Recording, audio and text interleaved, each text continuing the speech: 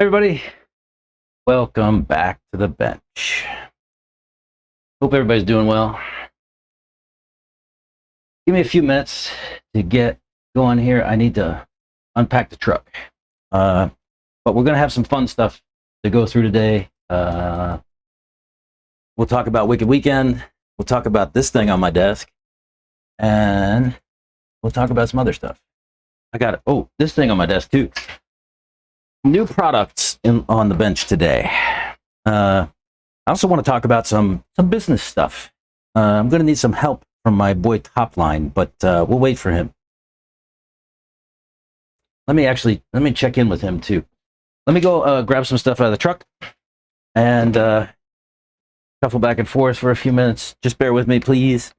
I will be back momentarily, right? I might talk to you throughout. You won't see me. Yeah. Let's just find a home for some stuff.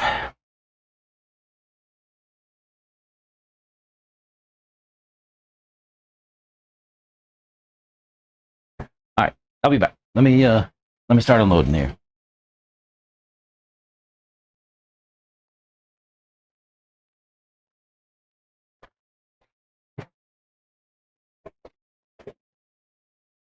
Got cars and trucks. All the kids' stuff, my stuff. Unload.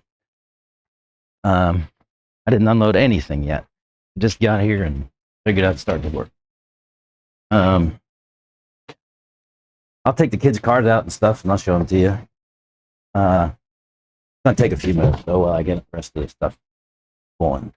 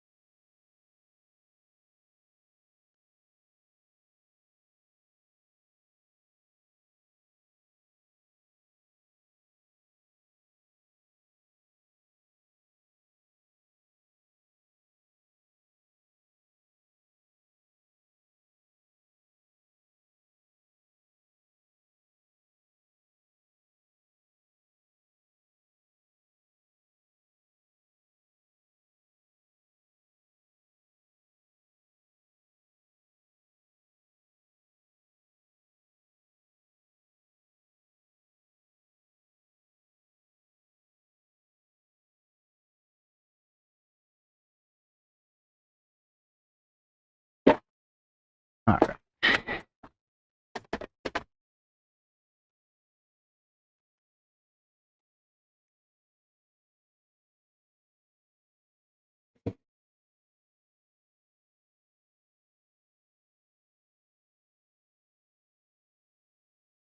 So much stuff.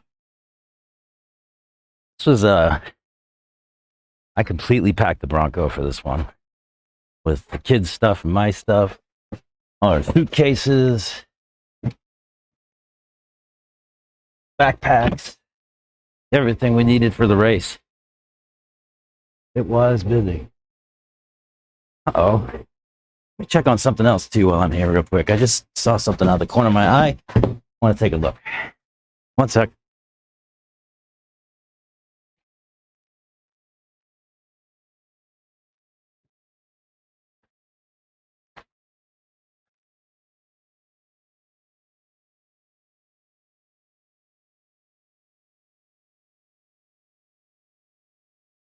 Interesting. We'll get into that in a little bit.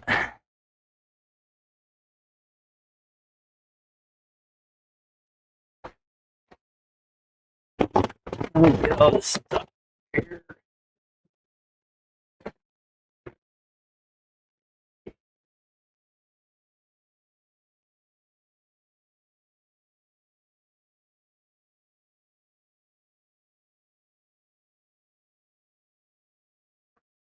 Here's another new product for the bench we'll talk about today.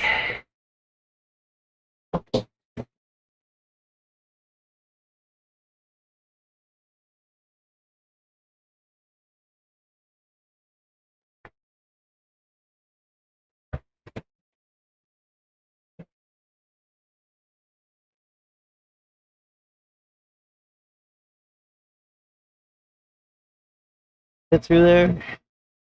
Oh, all right. Let me go to the other side.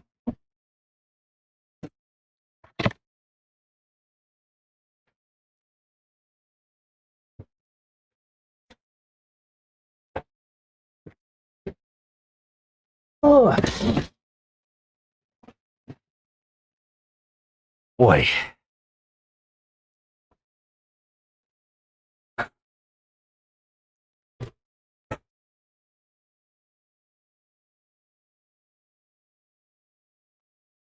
We got a busy day on the bench today.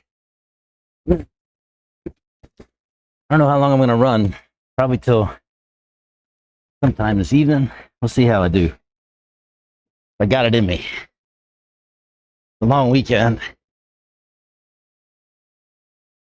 I'm pretty tired.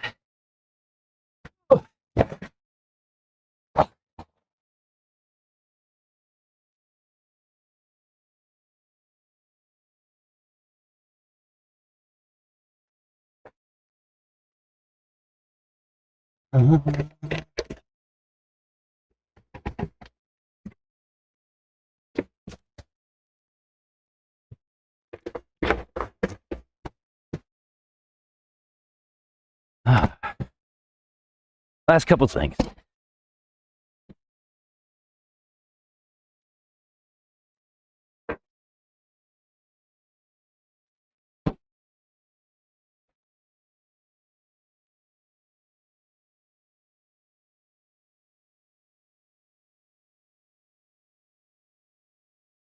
All right.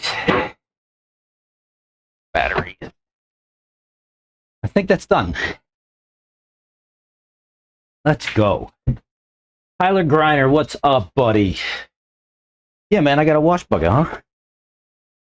I'm not somebody who generally washes tires, but I am somebody who likes to support quality humans. I saw it. I thought it was cool. I've never really run a tire washer before, so I thought I'd give it a go. Rhino Racing was out at Wicked Weekend, and he had these available on sale, so I just bought one. I thought we'd see how it kind of works. I have my drill here. I don't know if I'll get into this today, but I'll definitely talk about it, and we'll go. Let me do some unpacking. We can talk a little bit while I'm doing that. If you have questions, happy to answer. Yeah. Should be interesting. We got a lot of stuff to go through. Gonna be a busy day. So, where's my other new product to put on the bench for today? Let me find it. Aha! It's this. I won't tell you yet what it is. I'll tell you when we get into it what it is. It's interesting. You've seen it before here on the bench. This is a new and improved model.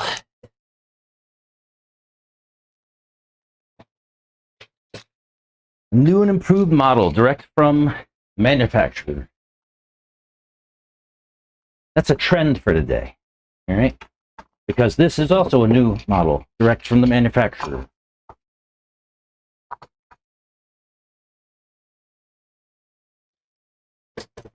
I just need to get some stuff unpacked so we can actually get to work.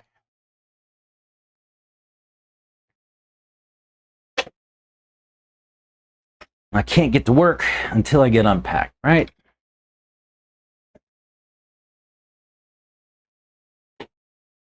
And boy, is it hot today.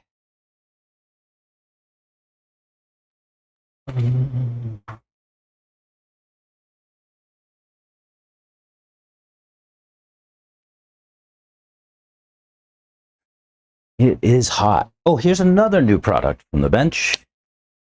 We'll talk about that too. And I learned some stuff. Jared Tebow is the man, by the way. If you didn't already know that. Good guy. We'll talk more about that too. That'll be some stories to tell.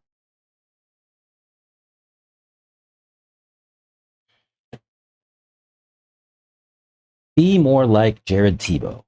The moral. Oh, some other new product for the bench. I've been talking about these for a while. I finally got some. Steel link ends, ball links, whatever you call them. I've been talking about it and talking about it. I finally got me some. And I picked them up off of Mr. Tebow. Oh, here's another one. We won't get into that today, probably. We have so much to do that I think that's going to be too challenging. But, you know, we'll get there. All in due time. Yeah, I like Tebow's storing products. Did you get the missing parts for the Mako? No, but I did talk to Tony this morning, and he sent me tracking information, so that is on its way as of today. I should have all the stuff that I need today. I mean, well, whenever it arrives, but it's on its way, winging its way to us.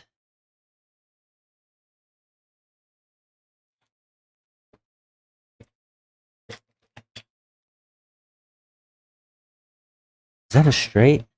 No, that's a ball. The 2.5, 2.5, 2.0, 7.0. Right. I'm just putting my tools away here. And I need to get my battery charger out because we really need to charge a pack. Because I really want to run this thing, but we're going to have to run the existing one first and see what's different.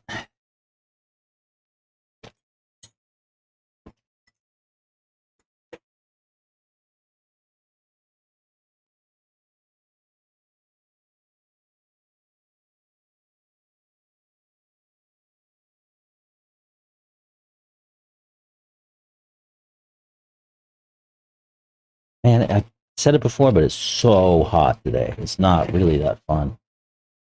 Sweaty, sweaty. Oh, here comes trouble. Welcome back. What's up, buddy? How you doing? I'm unloading all my new products for the bench. Look at that. You got the Rhino Tire cleaner. I've never been somebody who cleans tires, but I fucking love Ryan. Like that, Yeah. He's an awesome dude. So I was like, I saw it and I was like, yeah, let's do that. That's the one you put the electric seal on it? Yep. You put your drill on it. Yeah, electric. Yeah.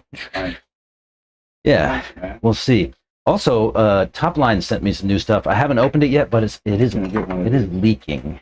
Oh, I have to figure that out. So I think there's some tire sauce in there. I think there's some other stuff. I'm not sure. I'll get to that. But yeah, I got one of those too. And I was just saying how awesome Tebow is. Yeah, man. How much time you got? Chris has me with Aaron. We're finishing up the whole right side, so he's bringing in more gravel, shift the road over so we can move these bleachers over there. And Yeah. world's prep. Yeah. It is. Yeah, man. It's a hot one for it today, though, bro. Oh, it is. It's brutal. This, thank you. Where'd you get this? No, that's stock Mayako. Fuck my knuckle. Yeah, it's flimsy. Yeah, it's flimsy. We'll see. Cool. Yeah. Yeah, I'm just unloading everything and unpacking and getting settled in. Yeah. The ultimate question I need you to answer: is it worth $330? Yes, we'll see about that. We'll get to that for sure. What do I need to do next here? Charger. I did say I need to get a charger out. Let me find a charger. I got stuff in boxes. In a big box.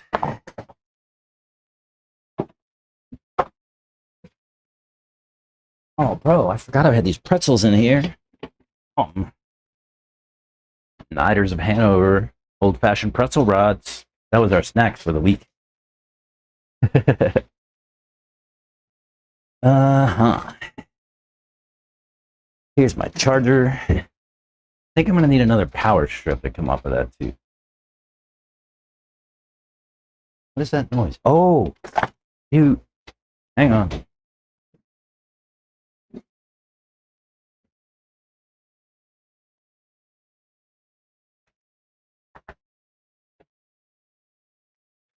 All right.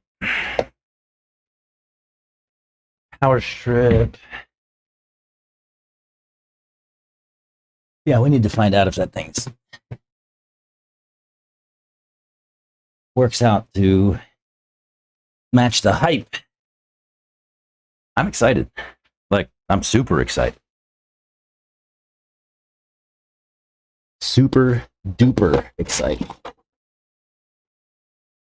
We'll talk about this too. This is a topic of conversation for the day. I'm going to wait for Mr. Topline to show up on that one, because there is a business discussion to be had around that. And we'll talk about it later. I'll explain.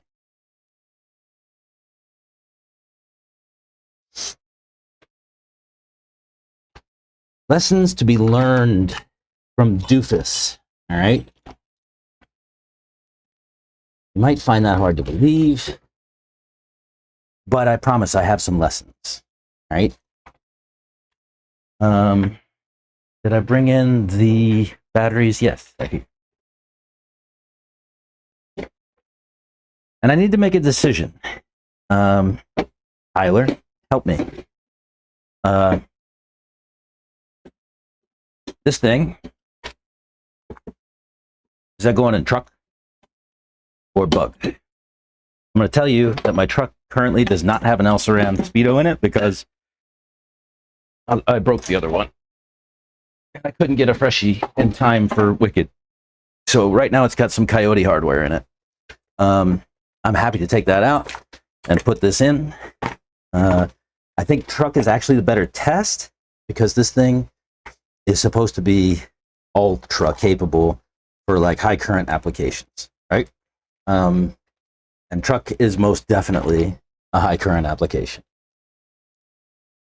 So I'm thinking that that needs to go on my truck. But, you know, we can decide. The other thing I want to do today is I'm not going to change these cars. I'm going to leave them from the setup that I had at Wicked and put them on the track. For better or for worse. And I don't think I'm going to have time today to make setup changes. So, you know, it'll be interesting.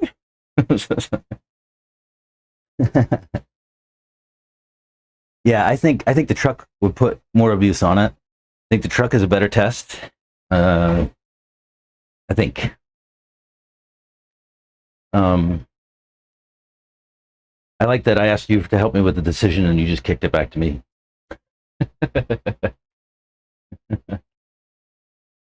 Way it goes. All right, let me finish getting through this. Settling back in here. Unloading this bin full of stuff. Let's see. Tires and foams that I did not glue yet.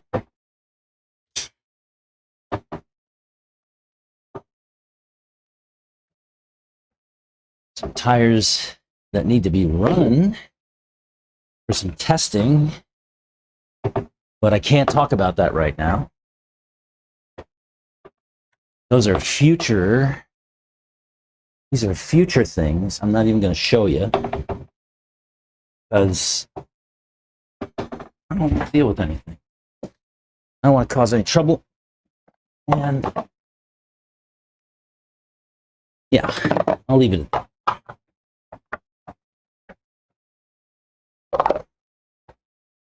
So stand by while I finish unloading this stuff, and we'll get about some more shit.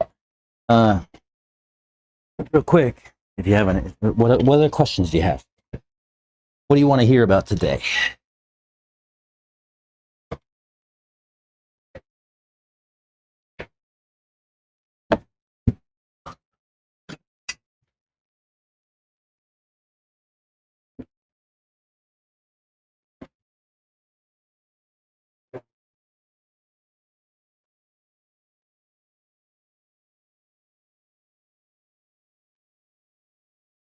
Oh, man. Getting old sucks.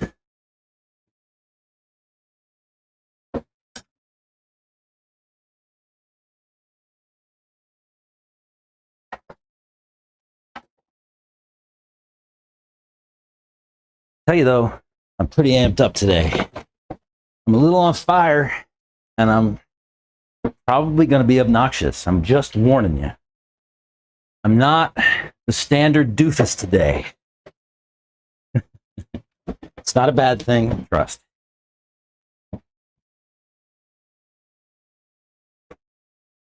I'm going to mix it up a little bit. Almost done. A couple more things to go.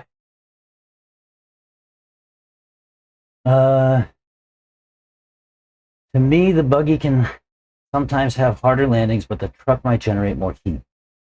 Yeah, maybe. We'll think about it. How is the pitting situation at Wicked race time events? Do they provide power, or when I need to bring it? So, I've been to now Wicked twice, and PNB once. I have not been to other race time events, so I won't comment on them, obviously. I'll tell you that at both PNB and Wicked Weekend, they were both at a horse arena, right? It's typically a spot that would be used for horse showings and equestrian and things of that nature. So what they have is a lot of stalls, horse stalls, and what each one of the stalls has a power outlet in between and a light above, and if you can bring your own tables, or Racetime generally has tables available to use. You can grab a table and bring it to your stall. They have chairs and things like that, and this is all for people who are traveling, right? Obviously. I'm one of those people, so we did that.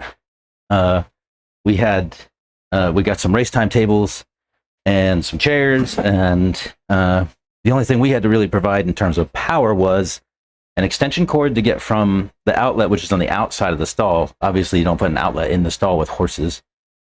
The outlet's on the outside of the stall. We run an extension cord in and then split off from there. So then I just put my splitters, my power, what do they call it, power strips, and I had to get a light and a fan for the stall, because there is a light above, but it's just not enough to do work. I actually got like a cheapy, here I'll show you, light from Walmart. I want to say it was like $15 or $20 at the most or something. Just a big strip light. They actually can be connected at the end and stuff like that. You can daisy chain them. Pretty cool. I seem to get one every year because I don't bring one with me. What happens is buy them, bring them home, and then my kids use them for things, and then I can't take them with me to the race again, right? So I got to buy a new one. But yeah, all the power that you need is there. I think the only thing they really ask is that you do not use air compressors due to that high amperage draw thing, right? It's a little bit too much for everyone to be running air compressors at the same time, kind of stuff, to just blow breakers all day. So yeah.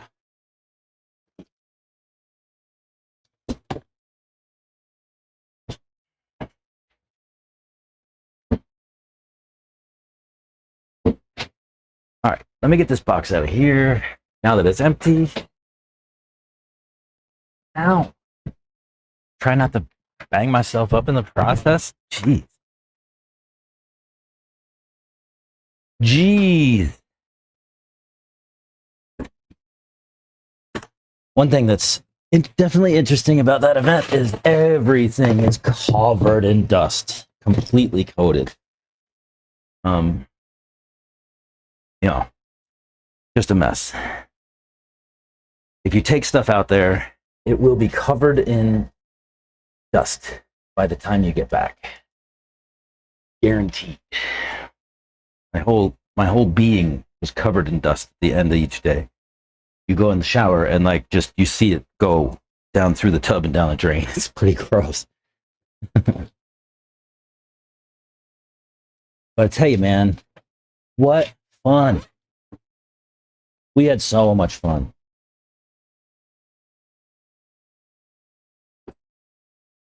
Truck. Yeah, so much fun. If you can make it to a race time event, go. Dave Lycum puts on such a great show. What a great race. I think it's got some problems just like every other race, with maybe like racer management, you could call it. Like courtesy issues and things like that, people bumping into other people and stuff like that. But I think that's every race. And I think that probably everyone is going to have some kind of complaint about those kind of things, regardless. You can't please everyone, That's just not reality.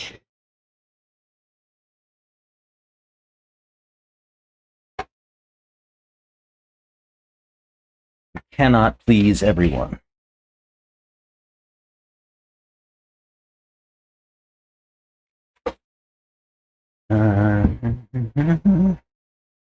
What did I do with that big? Okay, there it is.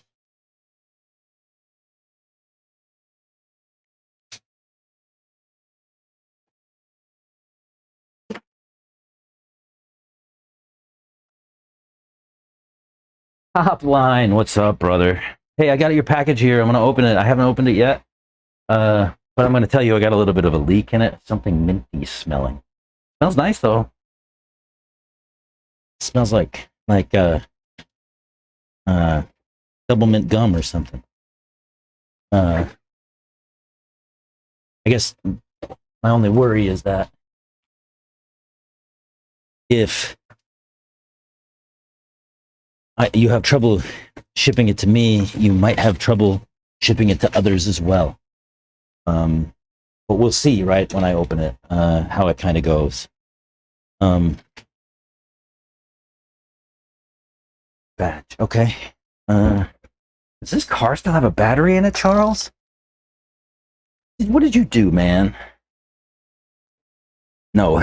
Oh, he put all kind of stuff in the car. I won't show you. It's not important. But there was a brush and a car brush and a wheel wrench and some other stuff in the bag with his car, like actually in the car body. That's one way to get it done.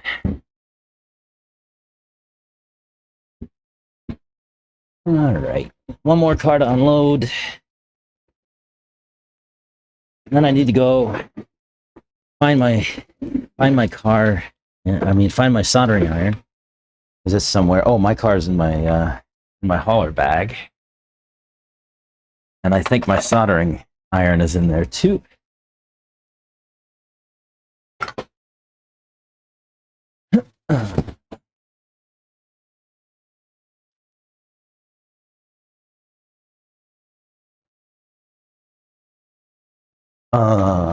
Yeah. Oh, top line. Now that you're here, when I'm unloading this stuff, I can talk while I'm doing it. So let's talk. I said I had a. Oh, well, here. Well, hang on. Let me get to chat, and then I'll come back. Hang on. Yeah, I think the time you will only get nice and have manners is club races if the track owner promotes that culture. I think that is just America in general. Yeah, I saw the message that was tire sauce. I'm going to be switching to boxes. Oh, that's a good idea. Okay.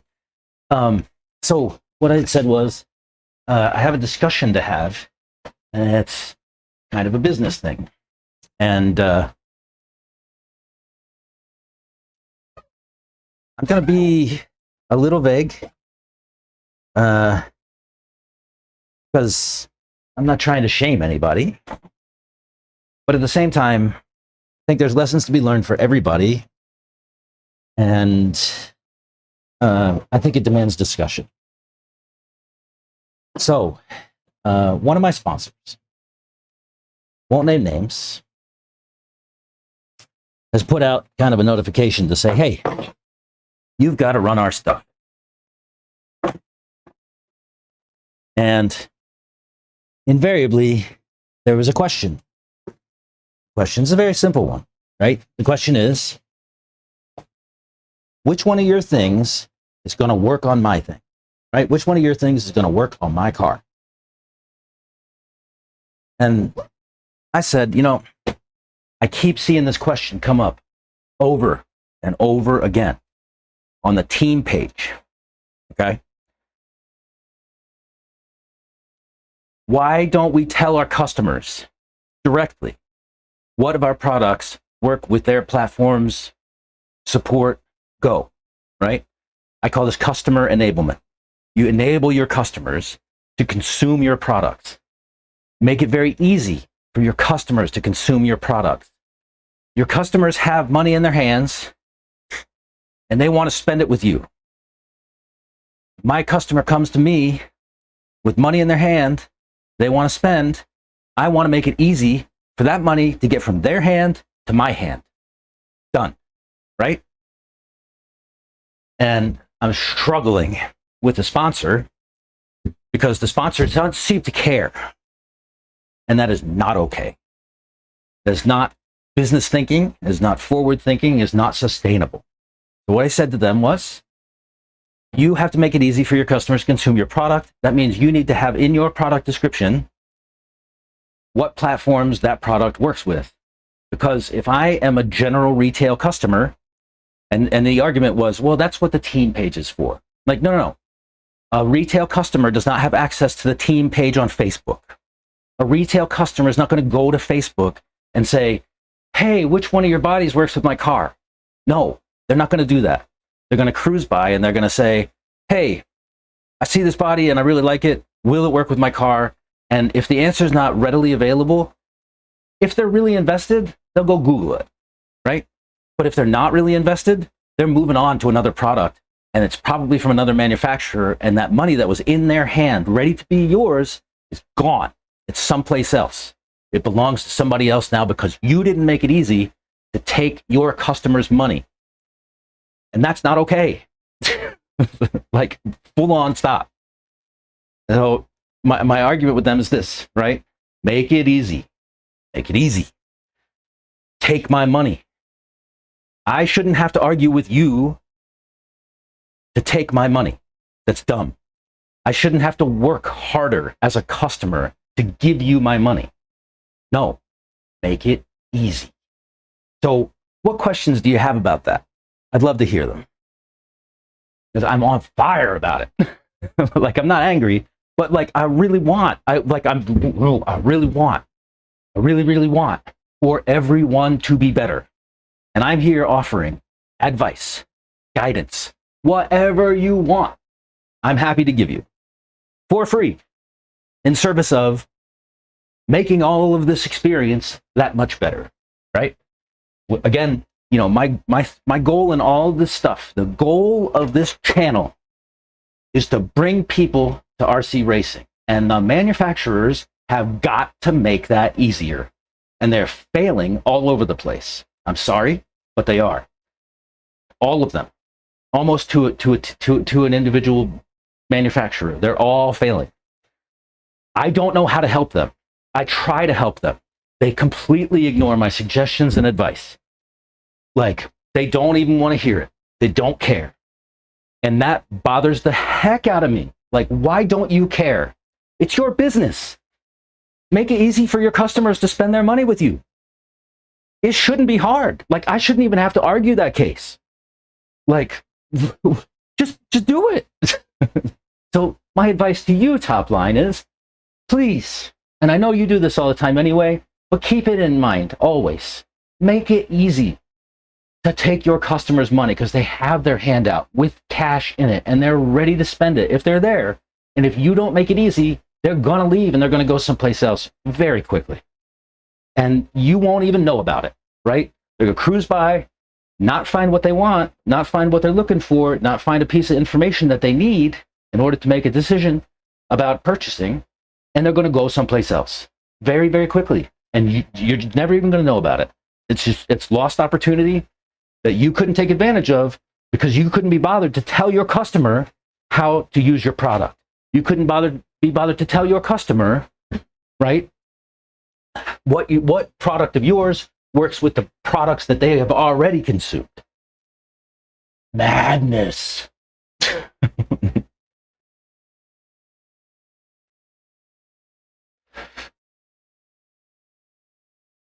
There is a fine line of that post. Dude, I tried to walk that line. But I'm going to tell you something. For real. Like, I got a conversation with these guys coming up at some point, and my message to them is going to be, like, I'm here to party with you.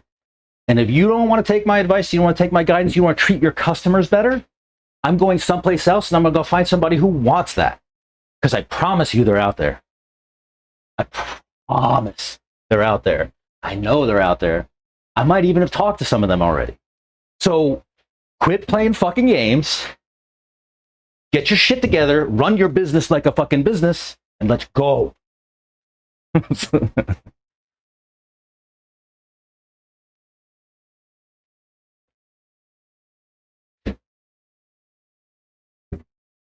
All these guys, I get what they're trying to do to some degree, right? Like, we want to help racers and all that kind of stuff. Great. But you got to help everybody and help racers, right? It's not like a zero-sum game here. It's not a slice of pie, right? Or a piece of pie that there's only finite amounts of slices. No. You want to grow a business? Grow a business. Nobody starts a company with the intention of losing money, right? That's dumb.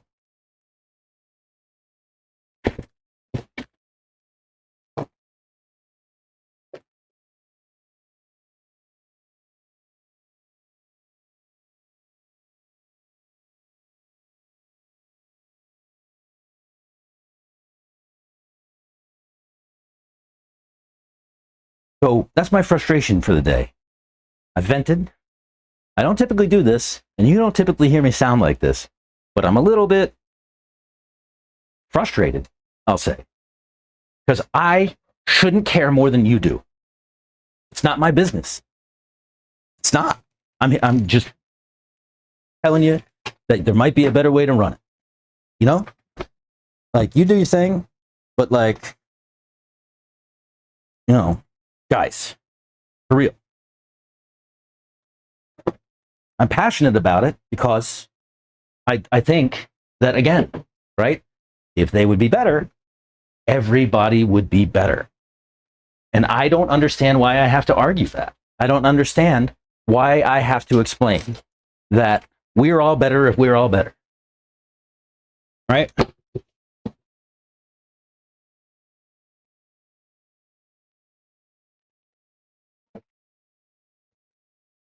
There's my soldering iron, finally. And the last thing that I checked. Jeez.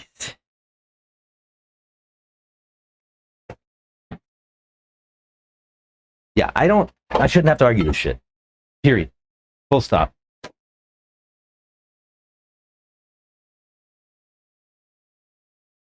Oh, no. Yeah, no. So yes, first off, that was team management making the post, not the business model. When they see a continued issue, they have to point it out and agree with what you see. Yeah? No, again, I do things, let me tell you. I've been down that road and it doesn't change realistically. I see that happening, man, and that's another reason I'm frustrated, right? I'm going to change. And I'm trying my goddamnedest to get it to change, but it probably ain't going to change, and I'm fine with that. I'll just take my stuff elsewhere, you know? I don't want to waste my time trying to help somebody who clearly needs my help, but they just ignore it, right? I'm full stop. I'm not doing it. It's a waste of my time. It's a waste of your time. And it's dumb.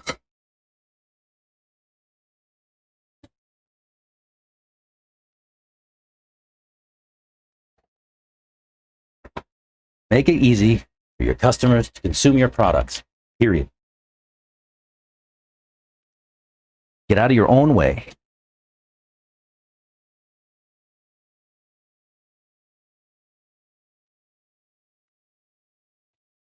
Doesn't change realistically. I know it. I don't have to be happy about it.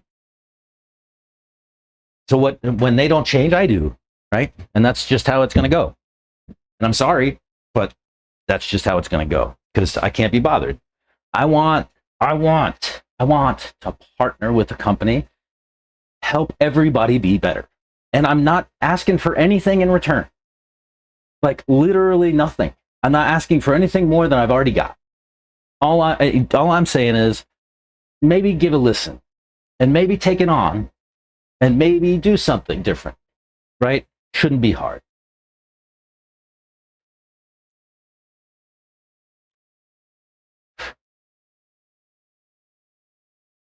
I know the feeling 100%. I had just learned 2 days ago that raw speed drivers are a shoo-in for Georgia. Where the fuck was that memo? Fuck's sake. I don't know what that means exactly, but yeah, like there no representation from my sponsor at a big national event. Are you serious right now? Like, yeah, there's some drivers, but like no representation from the factory at all. None. Not a tent, not a sign, nothing. What? Maybe that's not your market, but dude, this is a big national race. People flying in from all over the place. The video goes out on YouTube. Go look up Elite RC, right? Get it done. Like everybody's watching at home, wherever they live, what have you. You gotta be there. You gotta. You gotta. And not being there is, it's a fail. And what else I'll tell you is that there's no community stuff around that stuff, which frustrates the hell out of me too, right? Like if I go to a race, my sponsor's there, or some representation, like let's fire up like a community, a chat group, whatever. I did this for my local guys here, like, hey, who's all going from Thornhill out there? Okay, they tell me who's all going. Everybody's in a group chat. Now we're all talking about how we're going to set up, how we're going to do all that stuff. Right? Why isn't that there?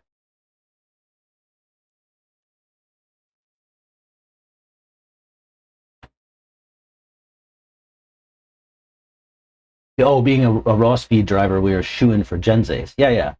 Okay. Well, so. Yeah, no, that memo did actually go out like in the beginning of the year, February, March timeframe or something like that. That was before I think you came onto raw speed. Yeah, let me calm down. Like I said, I'm not mad. I'm just frustrated. I just want you to be better, guys. Like, why do I have to fight with you to be better? Like you could be better, and I can help you, and you can do it for free. Just listen.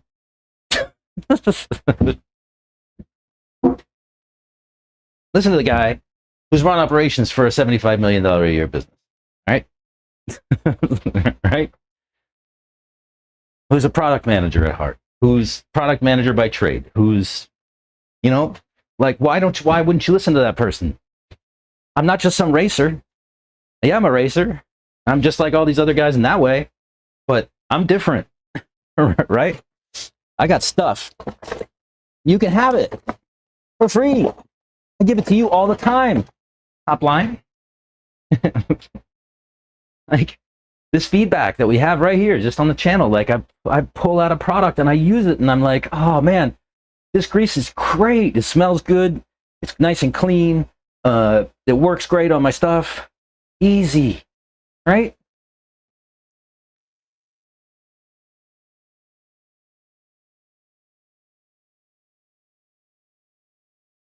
Look at what I did, can't be there, but look at the support. Explain what I did. Yeah. I think I get. Is that you're saying? Unpack that a little bit.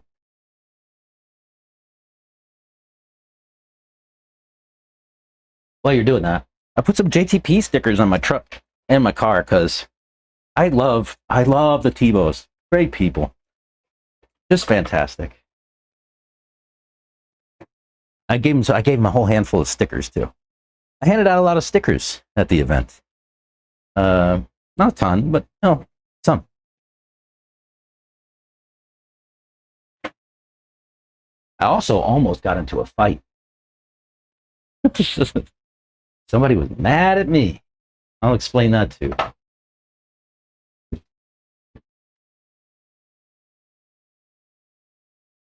No, I didn't know. I would never do anything like that.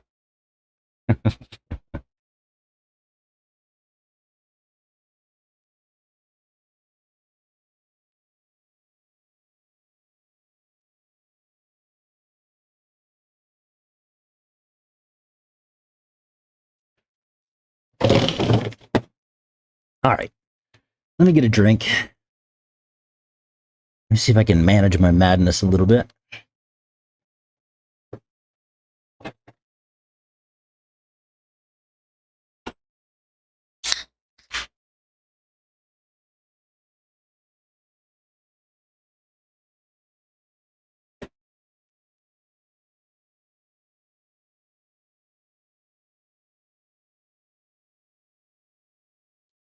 Um, when do you want me to get into this envelope here, buddy? Because I'm dying to see what's in it. But I don't want to. I don't want to interrupt you while we're in the process of having this discussion. This is important too.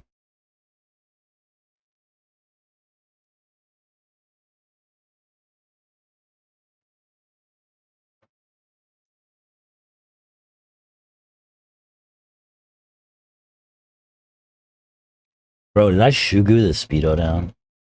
Might be in trouble. Mm.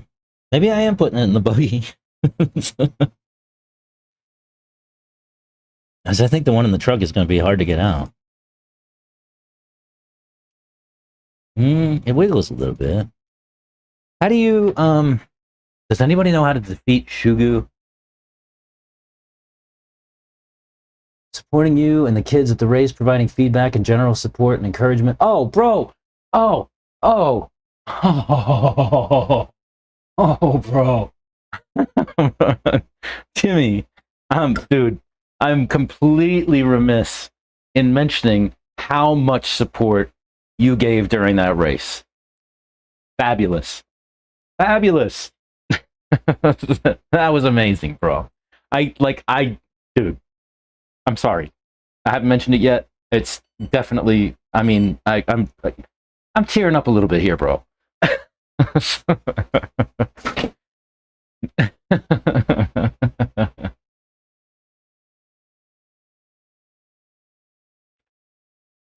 Yeah, man.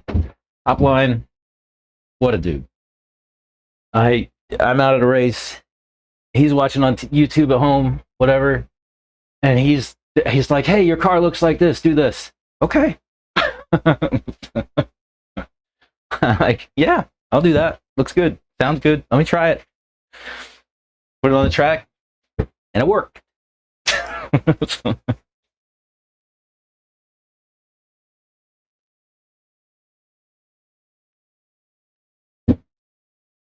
Yeah, I can't say enough good things about that. And the encouragement from my kids, oh, bro, way above and beyond.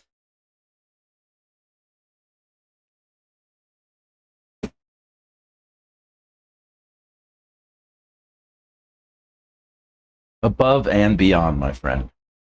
I don't know if you're still in the bathroom, but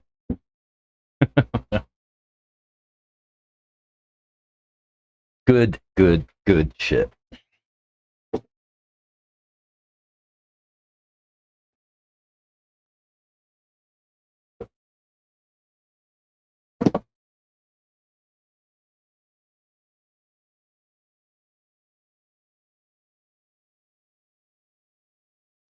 Excuse me.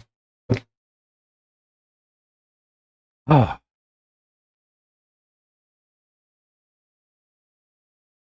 Metal. Is it Shugu metal to plastic ESC or metal to metal? It's a Coyote, so it's metal to metal.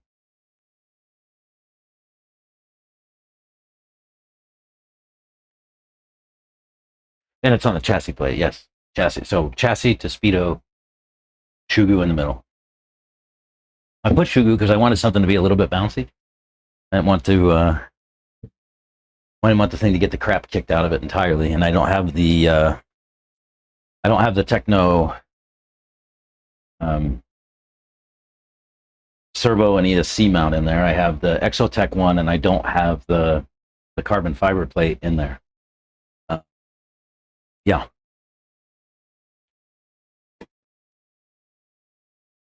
Yeah, top line. Yeah, I don't know if you caught any of that while you were in the bathroom, but that was just the best. All that support and encouragement for the kids, fantastic. So cool. That's what I'm looking for, bro. Looking for that kind of stuff from my sponsors, right?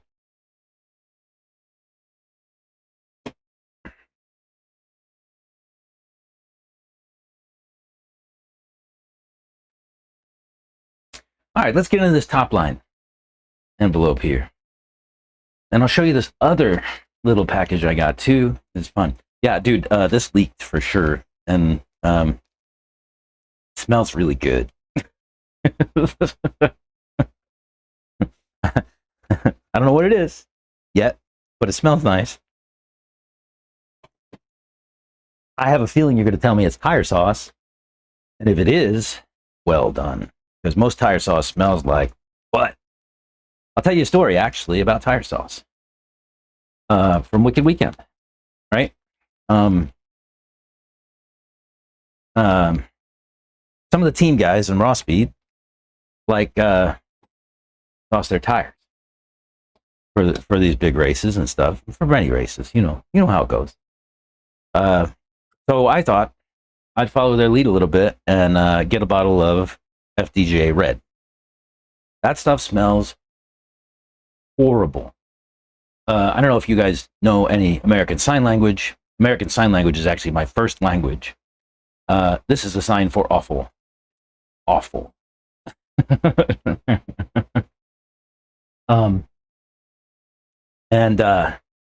I sauced my tires, right, for a truck race. And I sauced my son's tires for a buggy race. And fine, no problem. Everything worked great. We had decent races, It's sportsman, so shit happens. But that bottle of sauce was $17 from Mr. Tebow, right? Price has gone up for various reasons that we won't discuss here. $17 for a bottle of tire sauce that I used on 2 sets of tires. That's it. So I thought I'd put it back, I'd seal it up, put it back in the envelope, bring it home. Because I'm driving, I don't have to worry about getting on a plane and, bullshit. So that's what I did. I put it in the package. And my daughter grabbed it and put it in her truck bag with her truck. And all it's good and fine. I load up the car. So after our races, like almost immediately after all of our races were done on Sunday, I had the kids, we all packed up everything and then loaded it on the truck so that we could just go watch the rest of the races and not have to worry about anything any longer, right? Like we're already done. We just have to watch races. That's what we can do, and we don't have to think about anything else and go. So load up the truck. I'm going to say around, 1 o'clock in the afternoon, something like that. And then, we went and watched the races and saw everybody go and everything. And then my daughter was like, look, I'm really tired. Can we go back to the hotel? I say, yeah, sure, let's go. I left Charles with the Ribases, which I did every night out there because Lily was, she got tired out pretty easily. I don't think she was sleeping all that well. And, she would get pretty cranky towards the end of the day, as kids do. So she asked me to leave, and I said, yeah. So we go and get in the car, and I'm like, what's that smell? Oh, I know what that smell is. But I was like, all right, let's drive down the road and see, if that smell goes away. And so I rolled the window down and I'm driving. It's about 20 minutes from the track to the hotel that we stayed at in Brazelton, whatever you call that town. It's right by Road Atlanta, if you're familiar with Road Atlanta, the racetrack. By the time we got back to that hotel, even with my window down, I was like, my head hurts. My stomach don't feel good. I was like, I got to get this out of the car, right? The sauce has got to go. And so I just put my nose up to the back of the truck and I started sniffing around because I didn't know where the sauce was. I didn't pack it. Like Lily packed it in her truck bag. So I'm just sniffing around trying to find it. And I find it like with my nose in her truck bag. And the bottle had leaked into the Ziploc bag that it came in, and the Ziploc bag had leaked into her truck bag. So there's tire sauce in her truck bag, and the whole thing stinks. It's stinking up the car, making me sick. I tell you all this because this has got a leak, and it smells fantastic. I guess it's tire sauce. We'll see. It looks like it's red because it's kind of all over the thing here. And unfortunately, dude, it's ruined your stickers, my friend. It looks like, yeah, I can't use these stickers. They're covered with stuff, and the sticky stuff is gone out of them. But this is the stuff, huh? Top Line RC tire sauce. And yeah, it smells great. It smells a little bit like Pepto-Bismol or something like that, but like, yeah. It doesn't smell like solvent. It doesn't smell like it would give me a headache and make me sick. That's quality. I'm going to test that. We're going to find out for sure. Oh, the cap was a little bit loose. That's what happened. It was like just like maybe, 5 degrees off a completely tight. Oh, that sucks, man.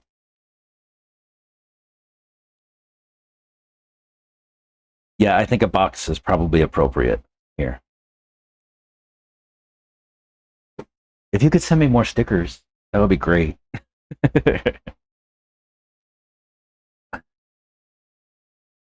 ChatGPT is saying heat and prying, maybe some rubber cement remover or mineral spirits. Oh yeah. Yeah, no, I'm sorry it leaked too. That really sucks. It is what it is. What else do we have in here, man? There's the backing for the stickers and a blue bottle. I think I know what this is.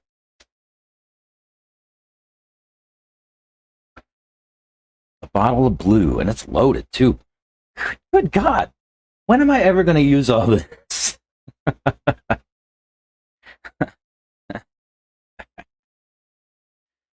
Really nice. This is your thread locker, right? Yeah, thread locker. Right on the label. Duh. Fabulous. How does it smell? Oh, it's like sealed tight, shut. Oh, that dude. If you can get that kind of lid for the sauce, that might be the solution right there. I don't know if that's a possibility, but that lid right there, definitely. It doesn't smell like anything. We're going to have to try that out too. So, super cool, man. We're going to use this stuff for sure. You know me, I use Loctite thread locker all the time, and what you tell me is that this one is not defeated by machine oil. So we're going to test that.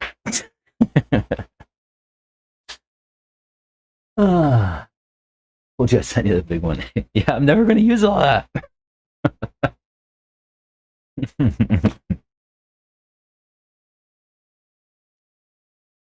Never going to use that.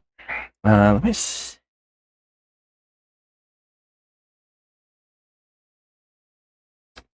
Yeah, let me toss this bag.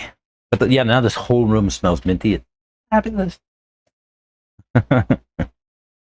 And I'm telling you, I really don't think it's going to make me sick. Yeah, so the thread lock is resistant. Great. All right. What else can we talk about with Top Line RC products, huh? If nothing else, until we use them, I'll talk about some of the other stuff here on the bench. But I'll leave the floor open to you, my friend. So minty. I'm like dancing. Yeah. I'm having fun today. Like I said, I was going to be obnoxious.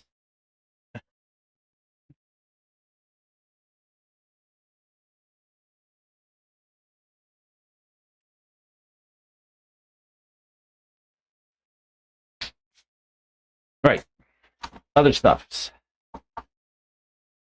I've been talking about getting these ball links for a long time.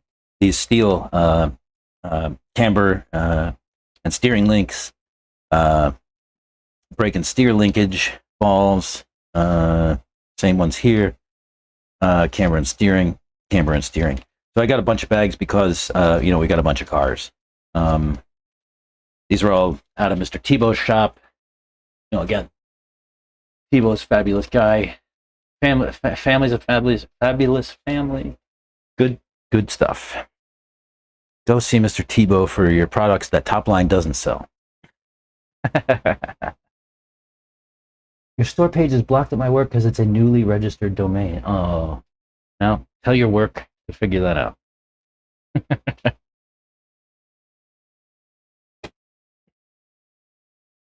So here's the next thing. Before I get, let me grab a link. I'm gonna put a link in the chat. Ooh, where's my laptop charger? I'm gonna need that. There we go. All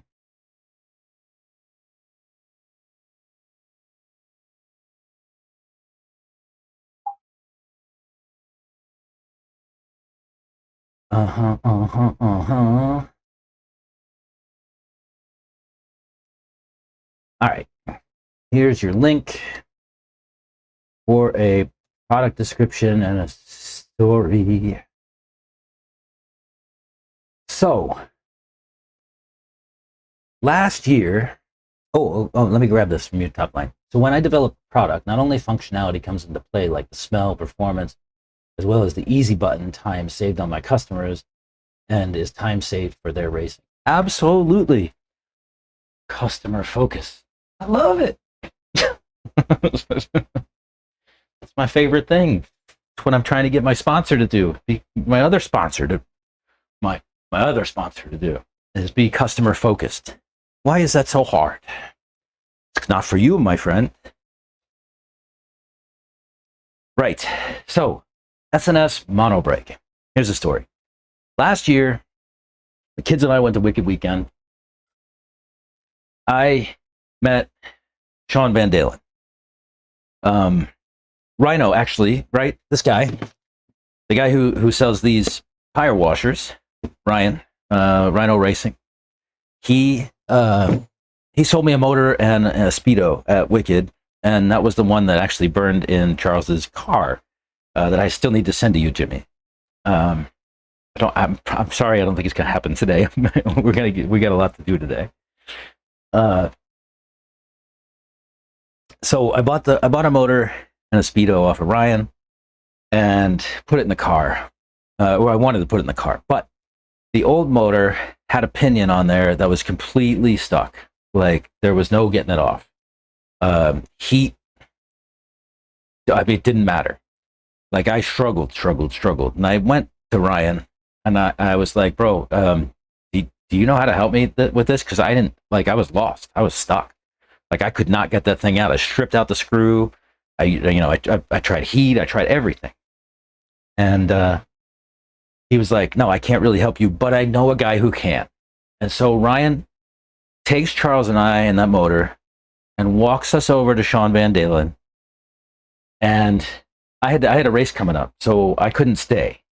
But Sean went way above and beyond and did as much as he possibly could to get the stupid pinion off the old motor, just so we could get the motor mount off, put it on the new motor, and then Charles could go run.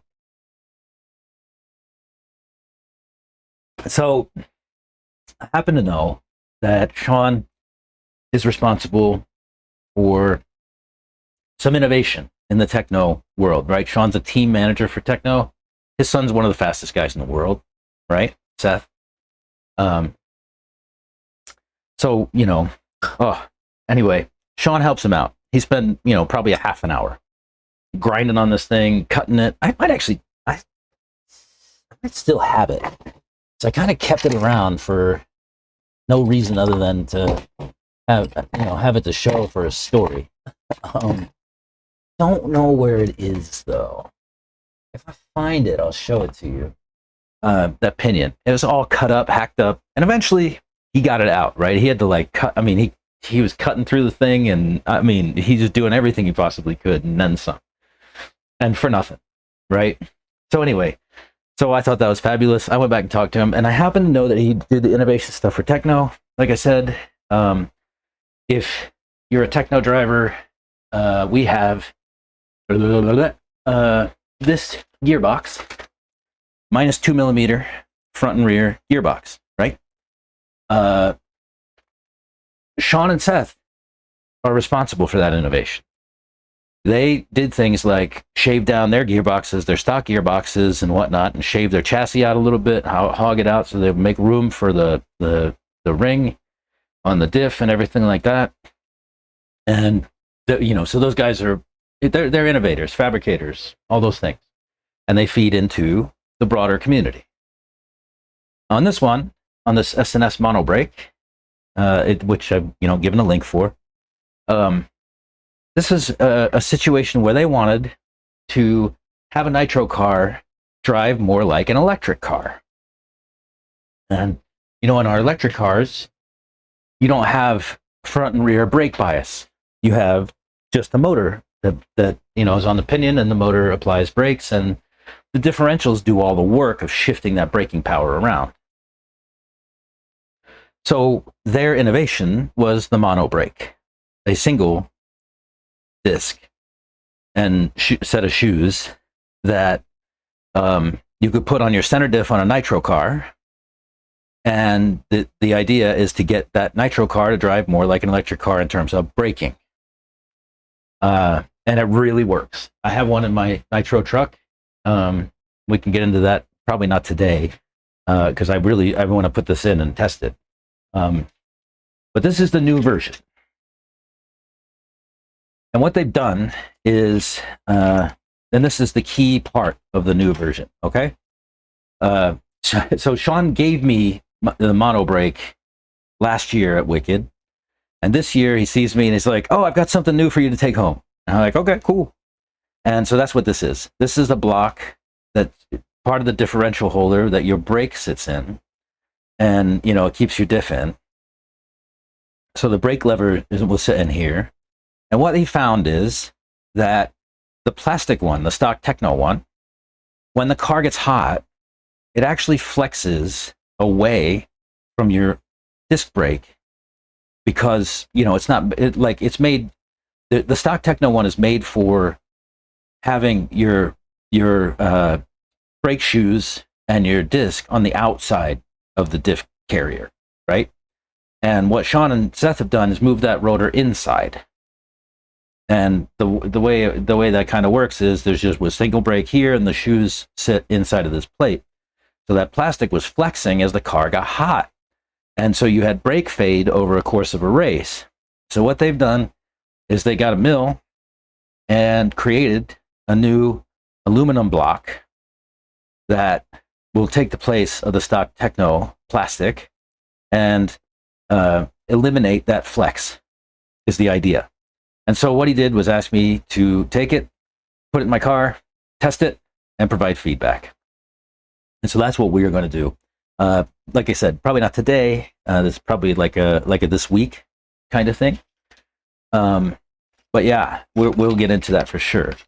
He also gave me some replacement parts. Part of the SNS mono brake is a fan that goes on your diff. This is amazing, and I don't know why people don't run this broadly. Like, this should be sold as its own thing, I think. In the nitro cars, if you have this fan on your center diff, like the idea is to cool the mono brake, obviously, but it also cools the center diff. And what they found and what I found is that after, you know, a 30-minute run, 40-minute run, my diff would come off the track at about 160 degrees, my center diff. With this fan, my diff come off the track at about 130 degrees. So what that does is changes, you know, temperature changes the viscosity of your diff oil, right? And so as the temps go up, the oil behaves more like thinner oil. And this eliminates some of that problem. So now the diff heats up, but it only heats up to a certain degree. It's not as high as 160 degrees, right? So he gave me a new fan, which is awesome. And he gave me a new rotor. And now these guys are, in the past, they were having these rotors manufactured out of country. But now they have the tooling to be able to create these in-house, like direct. So that's really cool. New rotor, new fan. He also gave me a new top plate, SNS. I don't know if this is entirely necessary. There's nothing really changed on the top plate. He just gave me it as a replacement. And he also gave me some new brake shoes. And what's interesting about these brake shoes are that they actually hog out some of the bottom of it to make room for the diff bearing. And so it's not truly a stock Techno brake shoe. It's a modified stock Techno brake shoe.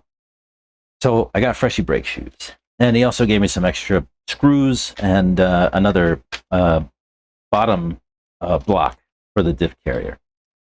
So keep an eye out for that one. We're definitely going to put that together and get it on the car and test it out. I haven't run my nitro truck in a while. It's been a little bit neglected. We need to fix it up, get it better, put that thing on there, and drive it. And then I'll be able to, this is the other thing. Here's the other thing, top line. We talk about this before with the product space. It's very difficult to get direct user feedback, right? In the product space, a lot of times you have to pay for that. When I worked at Kyndryl, you know, which is a big multinational corporation, right? You know, billions of dollars a year in revenue kind of thing. And I was a product manager. I would have to get, you know, $50 Amazon gift cards, and I would provide those to my customers to spend a half hour or an hour with me to talk about their product, their experience using my product, right? Like, you know, show me how you use your product, show me how you use my product, and tell me how you feel about it, right? Like user sentiment, all those kind of things, right? Like that's very, very difficult to get. And like I said, you have to pay for it in most cases. I offer that for entirely free. The cost to you is nothing. What I get out of it is I get to create content, right? That I can put on YouTube. And, you know, maybe someday it earns me some money by way of YouTube ads or something like that, right? I don't know yet. We'll figure that out. But my point is, like, I'm here providing this feedback to anybody who wants it. And what Sean has recognized is that I'm doing that, and he wants it, right? Like, he wants that feedback. And he'll take that feedback on, and he'll modify his products to match, you know, the needs of his customers, which is the right thing to do.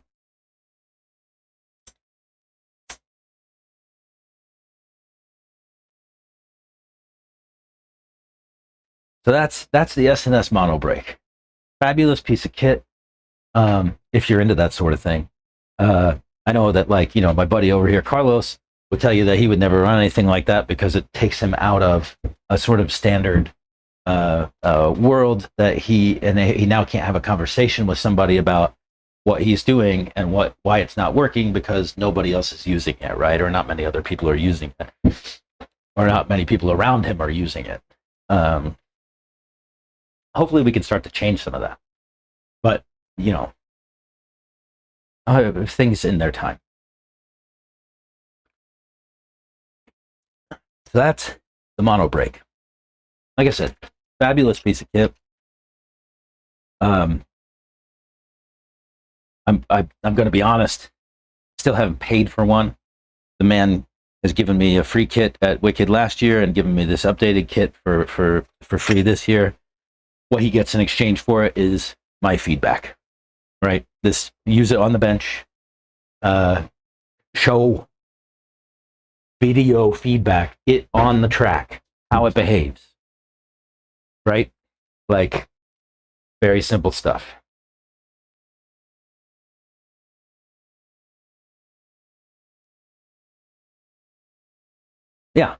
Yes, top line. So here's my business model. Keep it simple. It will be simple. If it's easy and simple for my customers, then in the end, I have simplified their end use. Absolutely. Make it easy. Make it easy. It shouldn't be hard.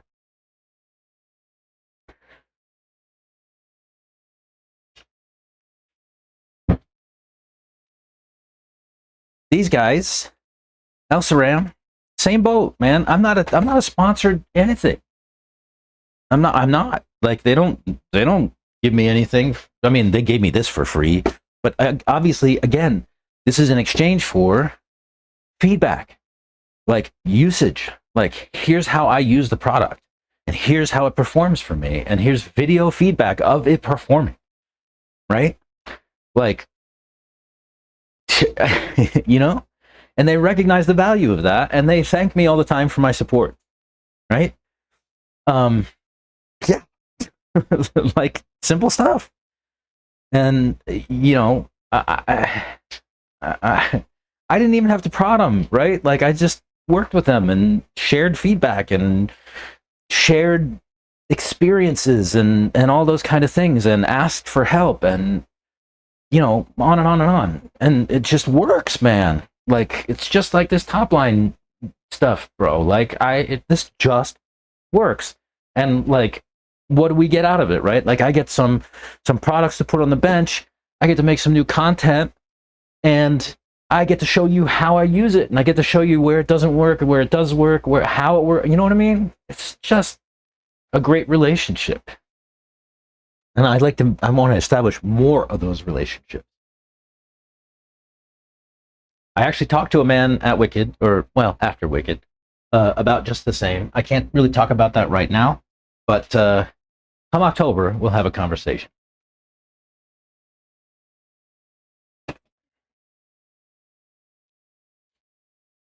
But that guy wants my help. He wants what I have on offer, which is this right here, the bench.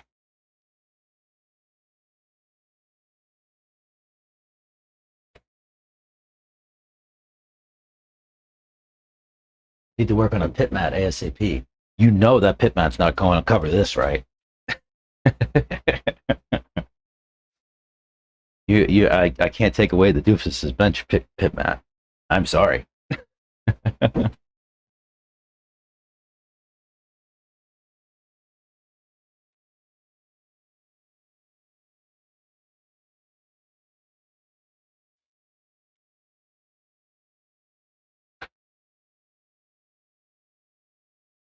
So, heat.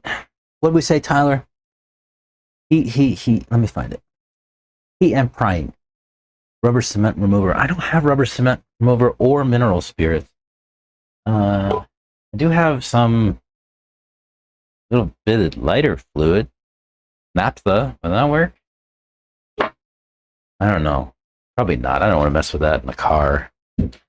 Heat, I'll try. Let me get my heat gun.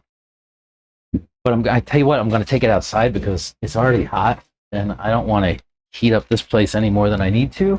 So let me go step outside for a few minutes and just apply some heat to this, and then I'll come back and try to work it off. Right? Give me a moment.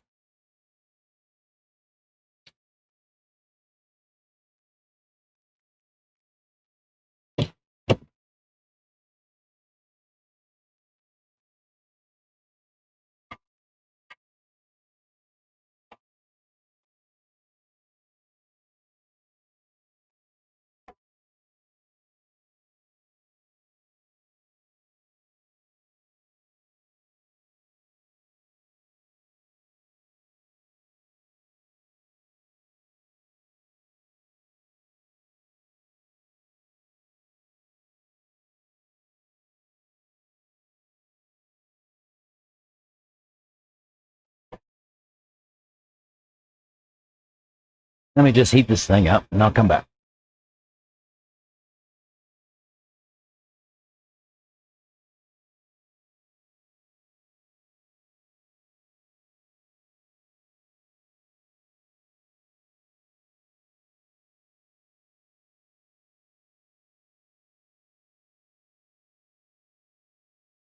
Ideally, I just heat it up and it falls off, but I don't see that happening.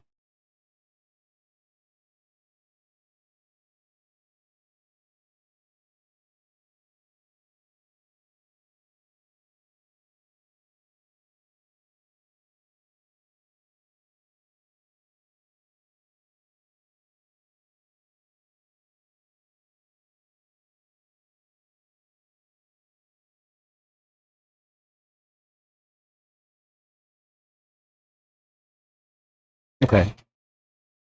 I think that's enough heat.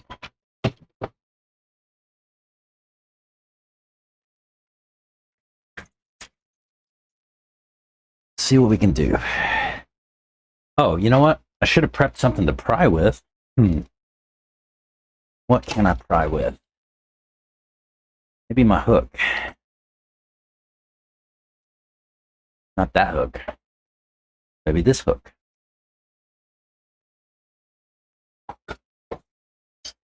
Top line RC. Top line RC.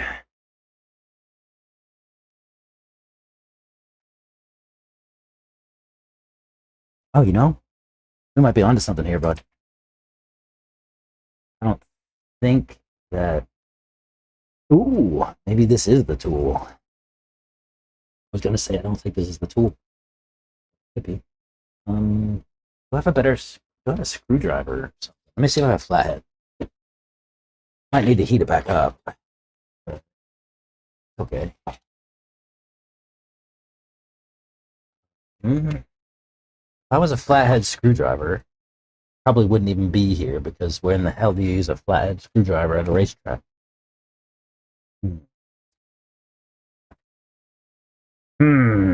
Oh, you know what? I've got a nice solid 3 mil driver here. Maybe I could get my hook under it enough that I can slide the 3 mil driver under there. Start to pry with it. Might need to go and heat it back up though. If I can't get it off, I'm not even gonna unsolder it.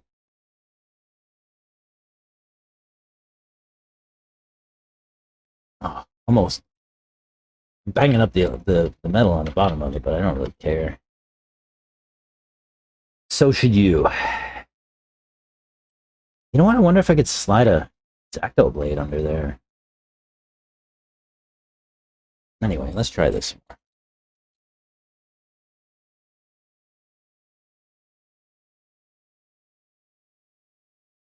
Yeah, tell you what, I'm gonna leave that screwdriver there, and I'm gonna go heat it up some more. See if it. Be right back.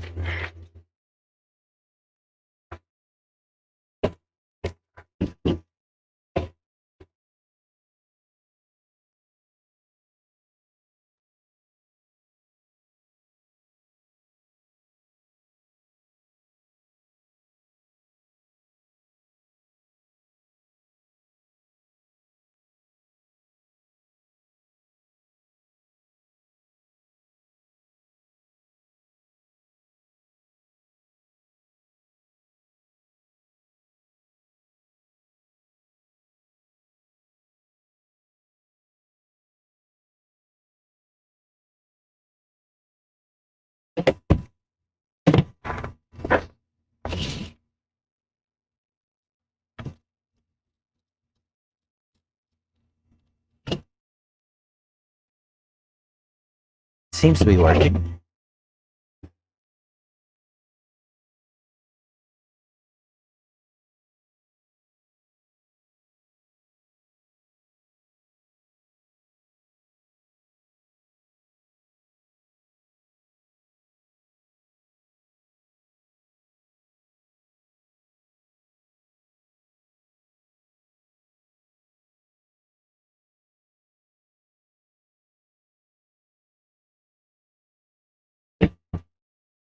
That's hot.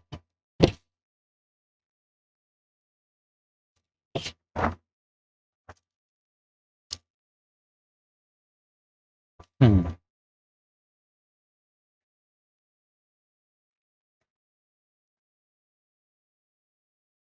I think I'm gonna need a knife.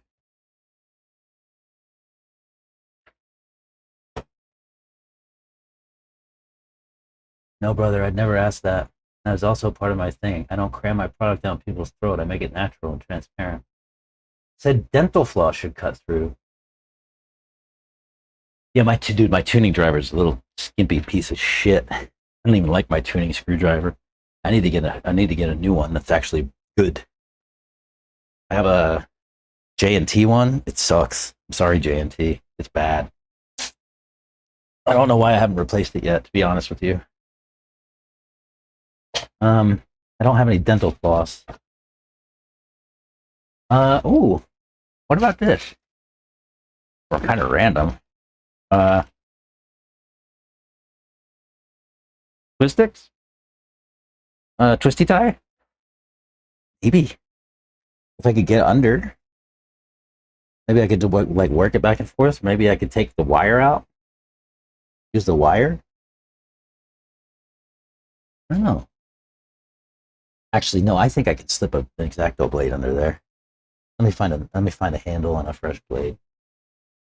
The handle.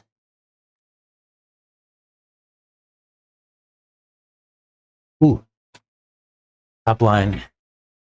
O-ring grease.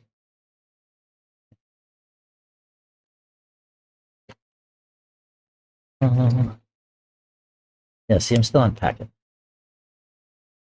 You know, I've got two options here. I don't know which one's going to be the best. I have regular X-Acto blades, and I have the flat, what do you call these? What do you call these? It's sharp across the end, like a shovel kind of thing. I think this might be the one. Let's try it. Let me find my handle again.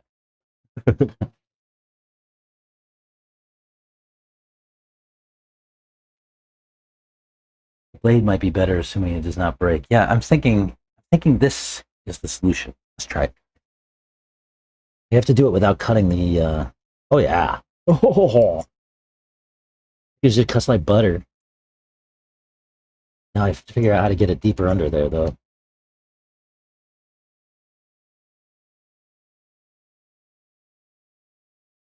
And again, do it without.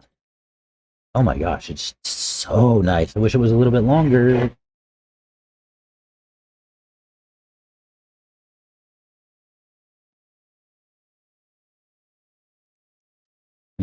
Wonder if there's a different way.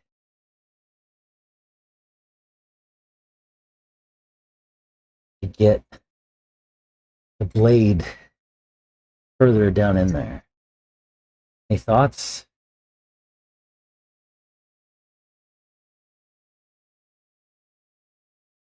I can't really go from the other side. I mean, I maybe if I took the center diff out, the dog bone out. Let me try that.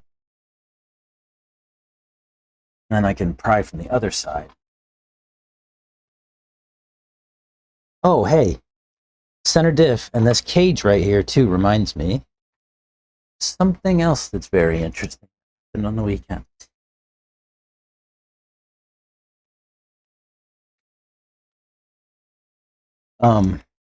Like I mentioned, Sean and Seth now have a CNC mill. Incidentally, they actually have one of the ones that I'm trying to hook up for the bench here. They got into the affiliate program with Makera. They make desktop CNC mills. And they have a new one that's just come out or is just coming out. And I'm working with them to try to get one here on the bench, so I can, better sell their product. As I do have an affiliate, I got accepted into their affiliate program. I just need the product now to pound on.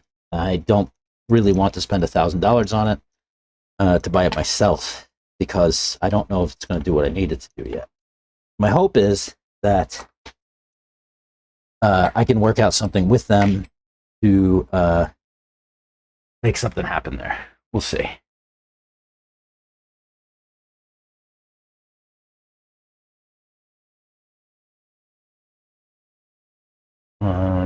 One sec. Nah. My daughter went to high school orientation today. My wife took her over there. Okay, so here's what's interesting. Sean and Seth got that CNC mill. You guys know that I've struggled with center diffs a little bit lately since going to this mod 0.8 gearing. It likes to be tighter than the mod 1 gearing, and I don't like my diff to float around in the diff carrier because it causes deflection in different directions. I asked Jared Tebow about this on the weekend, and he said, shim it, right? He's like, I put 5 or 6 diff shims to get it to go. And he even said that he had some really thick diff shims that he got from some other manufacturer who he couldn't recall. Something he picked up some years ago or something like that. That was basically like a diff shim that was like 4 Techno diff shims. So yeah, he told me shim it out and make sure that your bearings, like the diff should be firmly in between the 2 mount blocks and not allow deflection like this.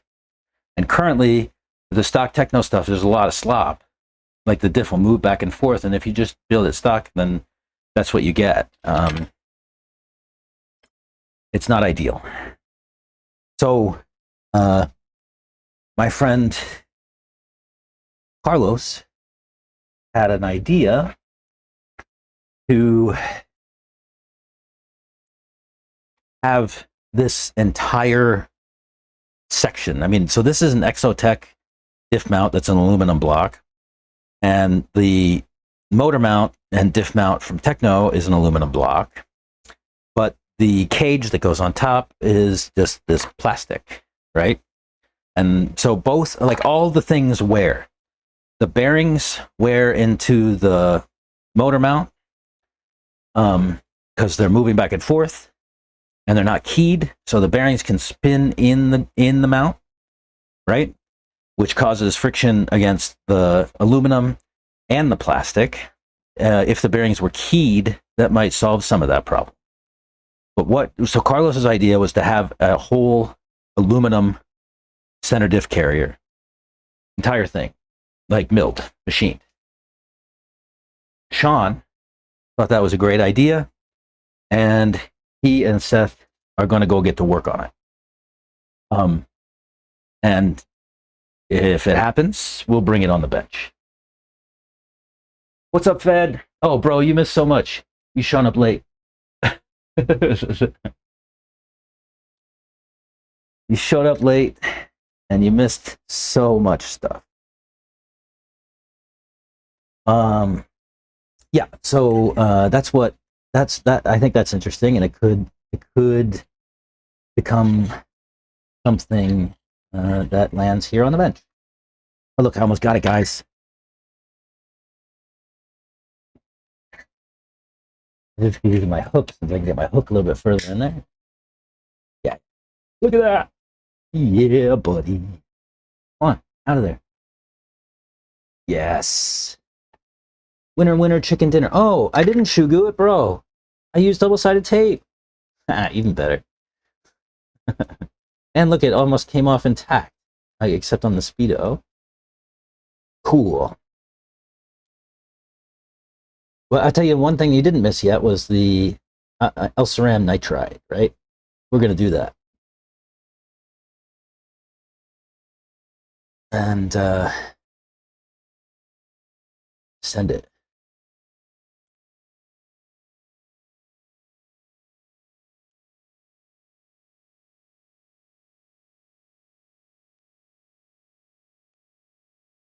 Excellent. All right, let me fire up my soldering. I think top and rear mount wearing keeps the other stuff from wearing. Maybe. There was no dancing girls. Not that I saw, anyway.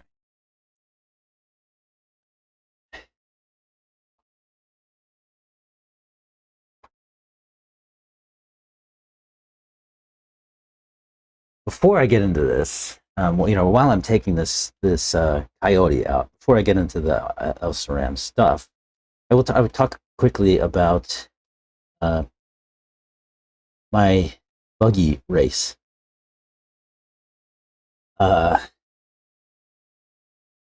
It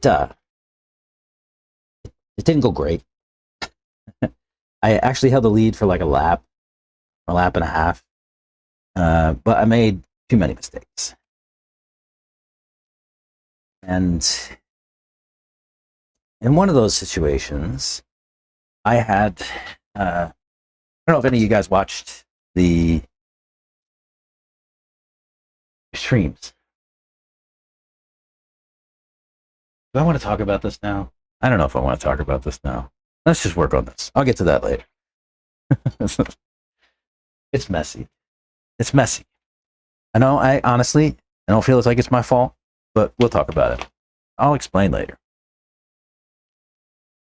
Just know that it's messy.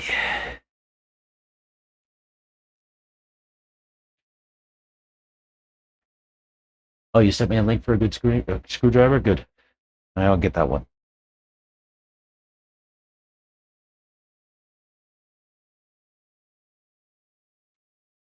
I'll show you the one I have. It's not it's small and flimsy. I've broken the tip at least once and trimmed it back down with a Dremel to make it work. But it's too small for, this is a carb, right? Look, it doesn't even fill the slot halfway. Like, what? I mean, it works, but like, it's so flimsy. Like, not a fan.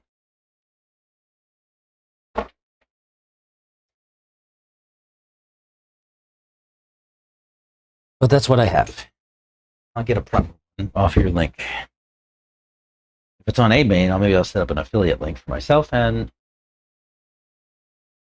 we can make some money.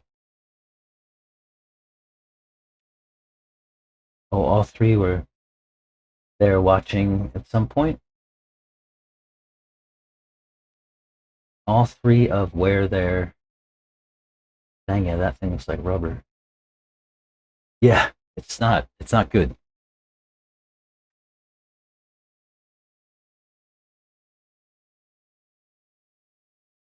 Not a good screwdriver. I would not encourage you to get one for yourself. Oh, I put water on the wrong side of the sponge. Typical Doofuss.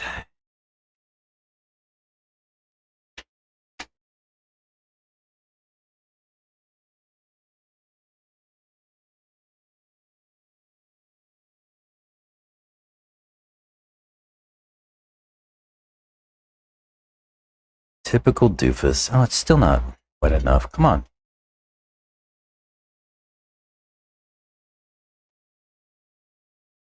There we go.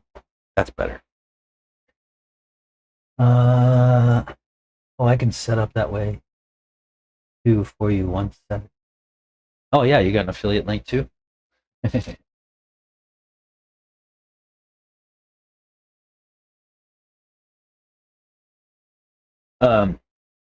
I am going to give this thing the best possible chance for success.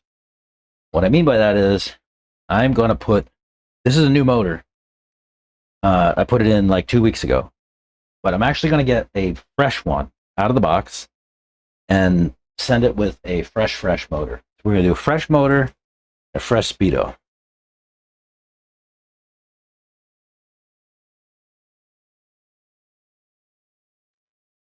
When your soldering iron hasn't been used for a little while, it might oxidize a little bit. A little bit of solder, a little bit of flux. We'll clean it right up. Just get some solder, some flux on there, and you can wipe it off. You can either just use your solder, or I have a great tip cleaner. It uses this, brass wool, and has some flux down in the bottom. You just tap it in the flux, it melts, and then you can use your brass wool to get it nice and clean.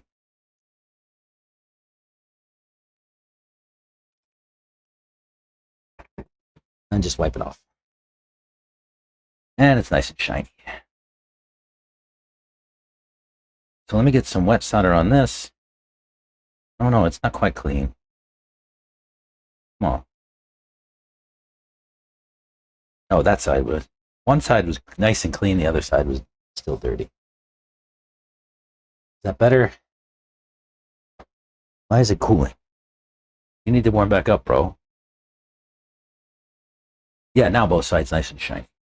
Ooh, I hear a nitro car out there. That must be Santos.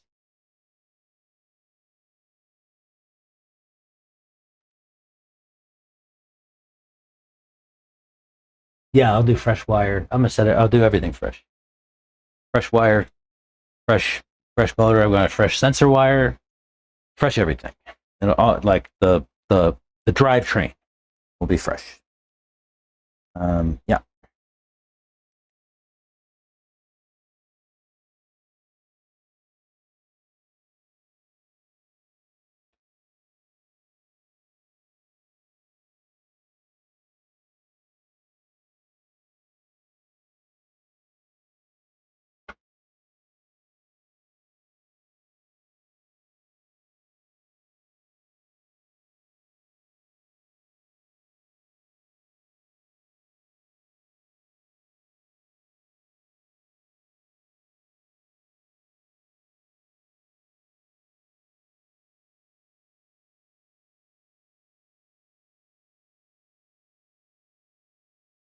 Just heat these up. Make sure they're nice and clean. Let the flux burn off the dirt. Good. All right. Let's take this can out. We'll have to find a zip tie for this, because I'm gonna move that fan over too. Oh, you guys, wait till you see the Speedo, man. Oh my gosh.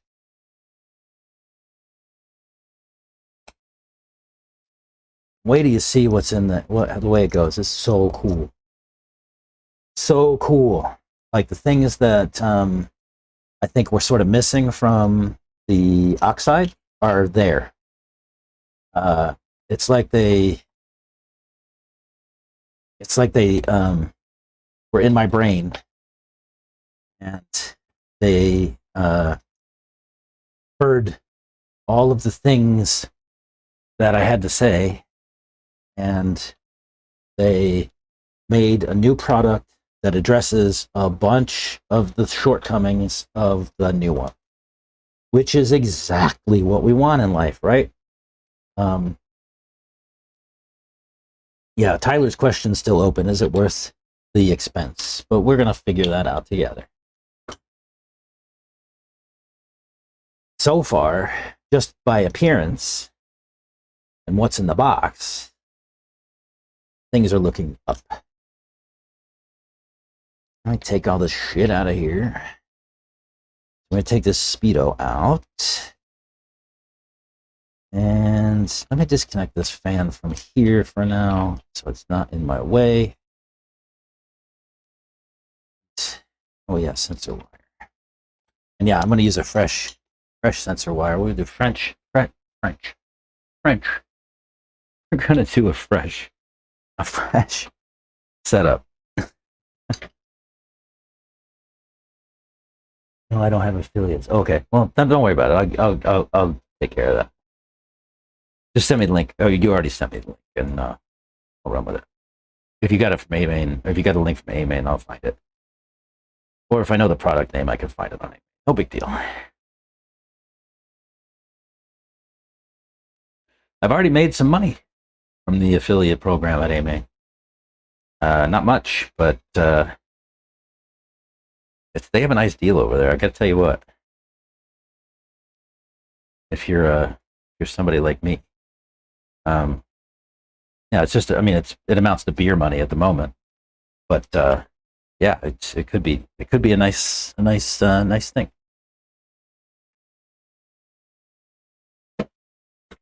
Aw.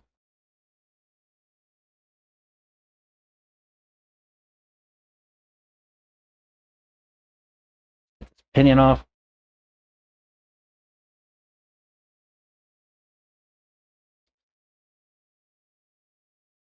A little worn. My spur's a little worn too, but I think it'll be all right.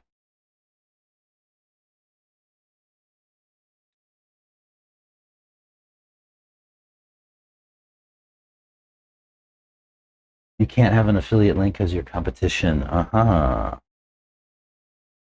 Guess so. Well, I'll do that. Don't worry about it. I got you.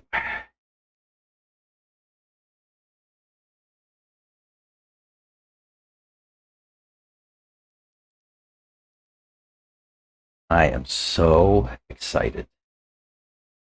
Let me wipe this down so it's still nice and shiny, and I know that this is a good one. The other ones are dirty and got markings and stuff on them. This one is clearly, basically brand new. Like I said, I still want to give this thing the best opportunity for success, so I'm gonna do whatever I can. In talking with the factory guys through my sort of struggles, they told me that it's actually very important to maintain your solder connections and wires periodically. And if you don't, you might run into these issues again, like where you have current spikes that are uncontrolled. I had never really considered that possibility, but it does make a lot of sense, because the thing is, bouncing around, getting slammed around, the wires are moving around. I could see things getting disconnected a little bit inside, right? Let's see. I've got one over here. This one is actually a spare. But now I'll just use that one as a spare.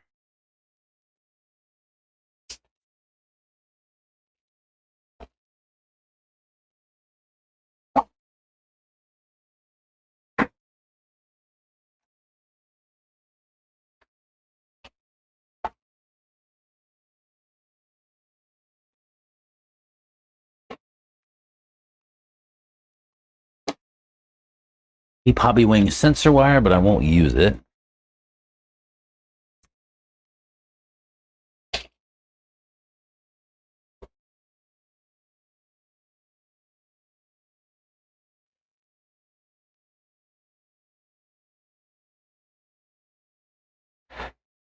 Hey, some more MP11 news.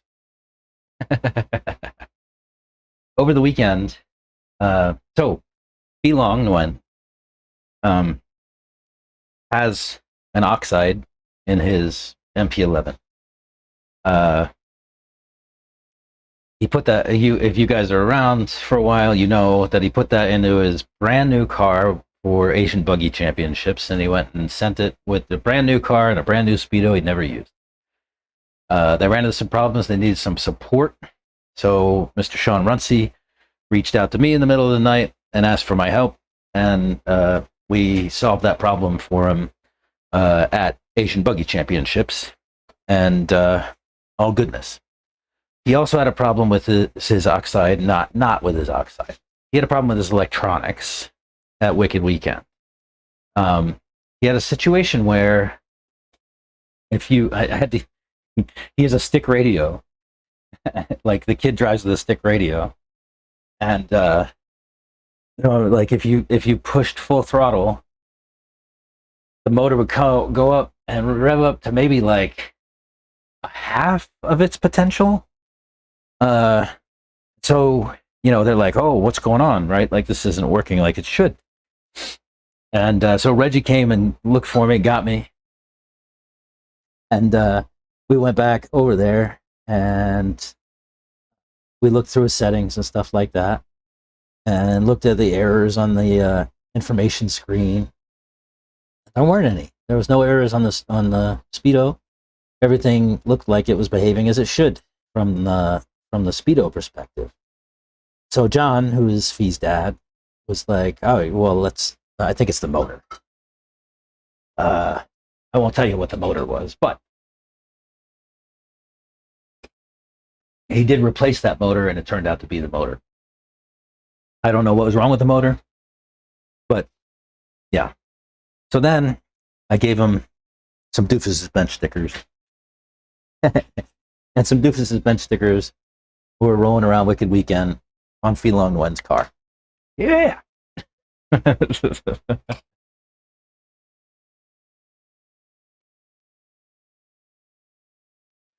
That I thought was really cool. All right, let's get this thing back together. Oh, hey. First time, Topline RC thread locker. Let's try it. Okay, you know what? Let's give it a real test. Let me get some fresh screws. I'll take them right out of the box. If I can get this screw doesn't want to come out. It's like all bound up in there with Loctite. How do I get that out? Press it. Yeah. Press it out. What's that? An M3 by 10 maybe? See what I got. Where's my screw bin?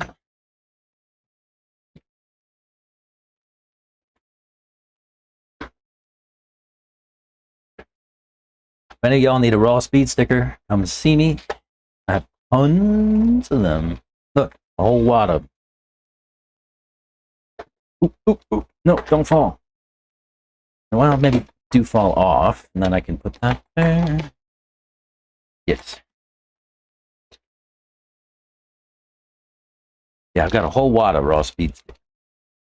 I'm gonna get one.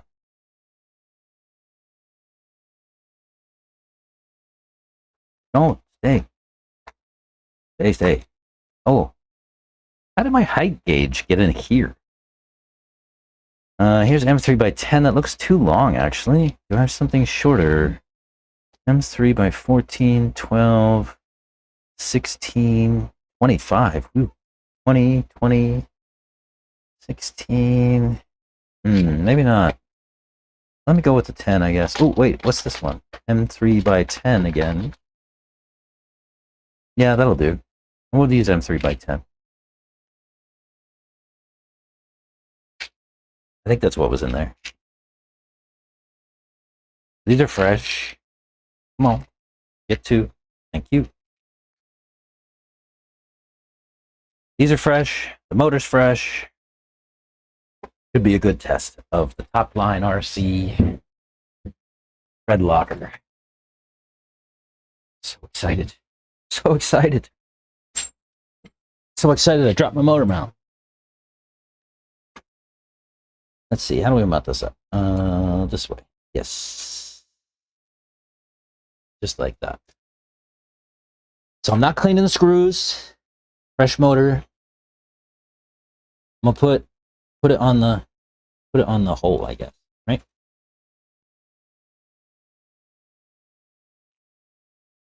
Maybe I should put a dab on the end of the screw too. Those two.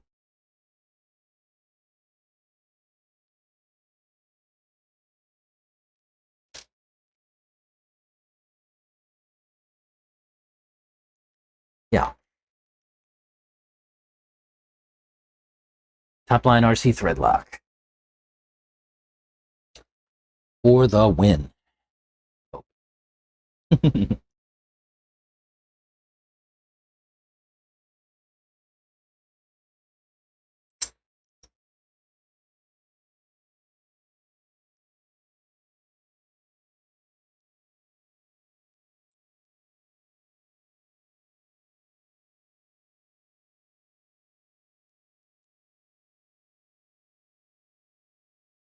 No. Yeah, whatever that is.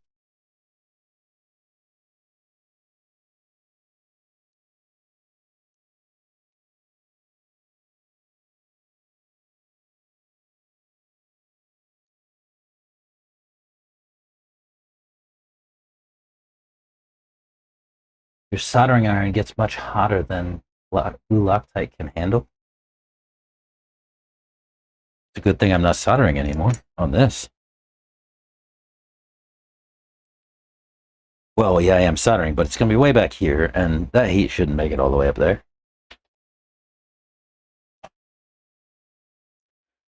Pull these out.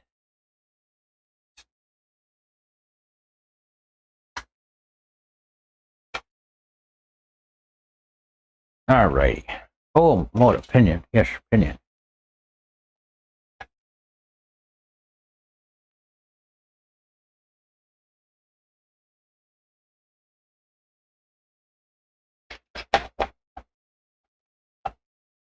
Say, yeah, like there.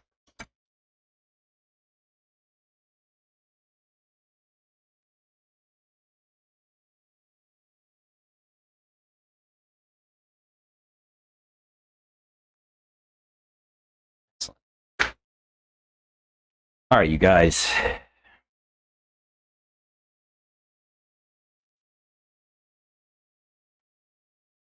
Think we're ready for the unveiling. I have two nice Bowtech sensor wires, shorty, a long one. We'll see which one we fit. I'll probably going to use the double-sided tape method again. I want to tell you, in talking with the Elceram factory and support, they told me that here's an oxide. Okay, it's the bottom of an oxide. See if that focuses in okay. Good. Yeah. Okay. So here's the bottom of the oxide. It comes with screws in these holes. These are M2.5 screws, and what I've done is taken those screws out, drilled holes in my chassis that you can see, and run my own M2.5 screw into these holes. What they had told me was that if you get into a situation where one of these screws might come loose or something like that, then it can actually cause problems inside of the Speedo, because the Speedo is expecting those screws to hold the bit together, to hold the whole thing together. And I full disclosure, right? Like, at a number of times, I have found those screws loose, and that might have contributed to my overall failure. I put it directly onto the deck because I thought, here's an opportunity to, use the chassis plate as a heat sink for the entire Speedo, and it works. It really works. It really works well. But if those screws come loose, you're in trouble, is my understanding. And I did not have that understanding until they came back to me and said, hey, you have to be really, really careful when disassembling those things and make sure that those screws always stay tight, because they're going to hold everything together for you. I'm like, oh, but this is news that I wasn't fully aware of. You know what I mean? I didn't understand that the screws that were going through this were actually holding the whole thing together and, keeping it functional. So that's on me. That's my failure, not Oxide's failure, not Elceram's failure. But I'll tell you that the new one has a solution to that problem, and I'll show you when I open it up. Are you getting excited?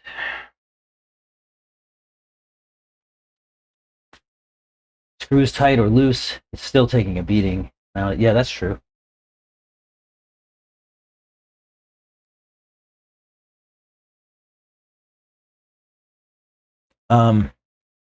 Another bit of, sort of full disclosure here. I cannot find yet, I haven't been able to find a manual for this.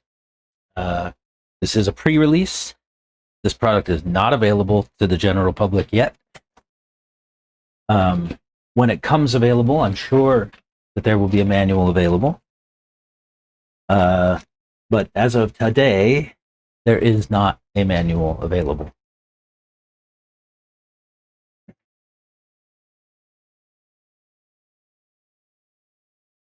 I need to find some bullets. If I was a bullet, where would I be? On my bench somewhere. Right there. Those are massive, huh? Okay. What else do we need for this project? Put my truck on the floor for now. We'll come back to that. Need this MSM shock tool. I love these kind of shock tools, these pliers, because they have these nice little holes in here that you can put bullets in and they'll hold them for you. It's fabulous. Love it. I don't care who makes it. That's a good solution to a problem.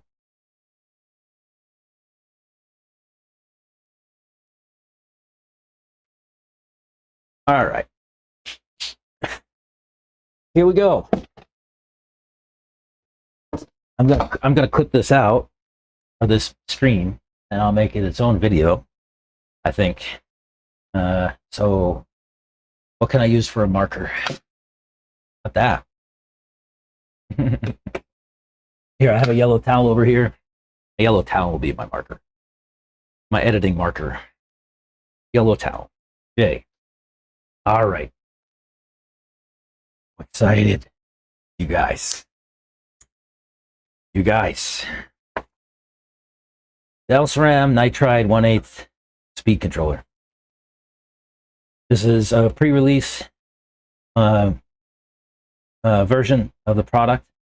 Elceram did send this to me free of charge.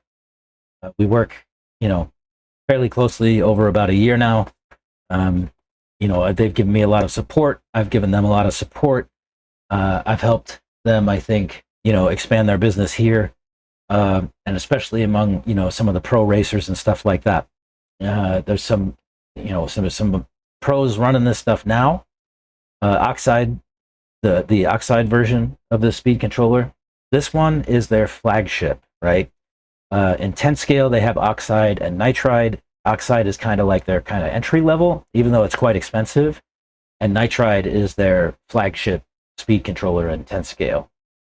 This product is new. I believe the expected release date is August 7th. I'm not sure about that, but according to AMain, it looks like August 7th is the release date. We'll see how that shakes out.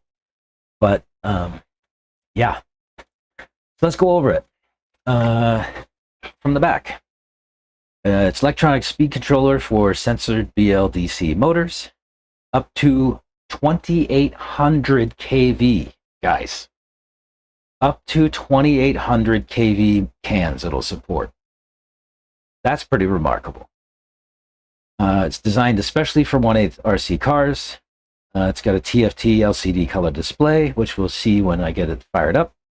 There's nice and easy programming and real-time monitoring directly on the display. If you spent some time on my channel, you will have seen that a number of times. I kind of show how these things work inside and whatnot. They have advanced cooling based on aluminum nitride. So, for comparison, this is the oxide and aluminum oxide. It's covered with some gray CPU thermal paste, which is this brand here, Corsair. This is what you would use, if you're building a computer. So it's got this gray stuff on it, but it's a white aluminum oxide block. This one has an aluminum nitride block, and the cooling should be better, is my understanding. So, yeah. Power supply, it'll take up to a 2 to 4S LiPo, which is right where we want to be, 4S. The current stats, right? Continuous and pulsed, it'll 220 amps continuous. That's a pretty big number. 1500 amps pulsed. That's a really big number. Like, yeah, remarkable. Revolutionary battery current and discharge monitoring. So it does have a bunch of monitoring built in, and it'll alerts, all those kind of things. It has a BEC that is adjustable from 6 to 8.4 volts, and that is adjustable in 0.05 of a volt increments. So 0.05 of a volt increments, you can adjust between 6 and 8.4 volts. On my cars, I typically settled on about 7.85 volts BEC because that gave me the nice steering speed that I wanted. I didn't want to go all the way up to 8.4 and be very fast, because your servo speed is somewhat determined by how much power you give it, right? And then current for BEC is continuous at 6 amps and pulsed at 15 amps, so massive, right? You're never ever going to need that kind of power, I don't think. It tells you the size. The weight is 112 grams without the wires. They do give you 10 gauge wires. It does have reverse polarity protection. A story about that is, on the oxide, one day, my daughter got my truck ready for me for a race. And I had a buggy race before it. So she got it set up during my buggy race, put it out on the track. I did like at the start of my buggy race, put it out next to the track rather. And I raced my buggy race. I marshaled the next race. And then I went out and I went to fire up my truck. And it doesn't power on. I was like, wait, what's going on? It should power up. Like, it always powers up. And so I open up the body, and I see that my daughter had actually wired it backwards. So my truck was sitting on the side of the track, wired backwards, for about 12 to 13 minutes, right? All I did was put the plugs in the right holes, right? The bullets in the right holes on the battery, fired right up immediately. No problems at all. And every other speed controller I know of throws magic smoke if you wire it backwards. So that is absolutely remarkable, and I've tested it unintentionally. That's not something I would ever try, right? Like, I would never ever wire up a battery backwards just to see. But remarkably, it sat there on the bench on the side of the track for 12 to 13 minutes, wired backwards, and I wired it properly, and it just went. Awesome. It says it also has enhanced water and dust resistance, an integrated motor analyzer function. This is new. I have not seen this, played with it, none of that stuff. I have never seen a motor analyzer function in a speed controller before. There are motor analyzers. Hobbywing makes one. There's some others that you actually, connect to your motor and run with, alligator clips and stuff like that, whatever. But this one has the motor analyzer function baked in. So that maybe get to that price point better, right? It also has an intelligent fan connector that comes off of your BEC voltage with a constant current of 2 amps. I'm going to show you how that goes when we get into the box. This is another something that I wished that the Oxide had, but it's here. It's here now, so I can't complain. All right? Fabulousness. So, here's what it looks like. The Elceram Nitride. Let me get it out of the box. What we got?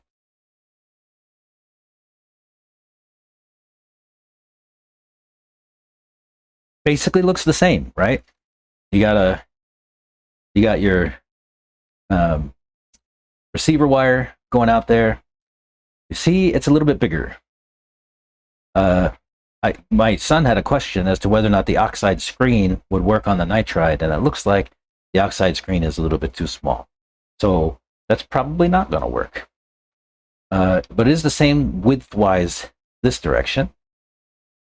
So that's good. It basically looks the same. However, on the bottom, this is the aluminum nitride cooling block versus the aluminum oxide cooling block. A little bit different color. It's kind of like a gray tan sort of feel to it. Pretty cool. And then you can see the screws there, which I won't take out for this one. I'm going to use double-sided tape and not be a psychopath. Because, again, I want to give this thing the best chance of success here. So yeah, that's kind of the direct comparison, oxide to nitride. Now, here's something that's really cool. It has these cooling fins on the front, right? And it also has these two little blind holes. What are they there for? We'll see. It also has that smart fan plug on the side. This is a problem that it's not a problem, right? Like, this is a thing that I wished that the oxide had, which is an option to provide a fan if necessary. I run here in Texas. It gets to be very, very warm. Today, it's supposed to be 100 and something, I think, and it's supposed to feel like 110, 100, above that, right?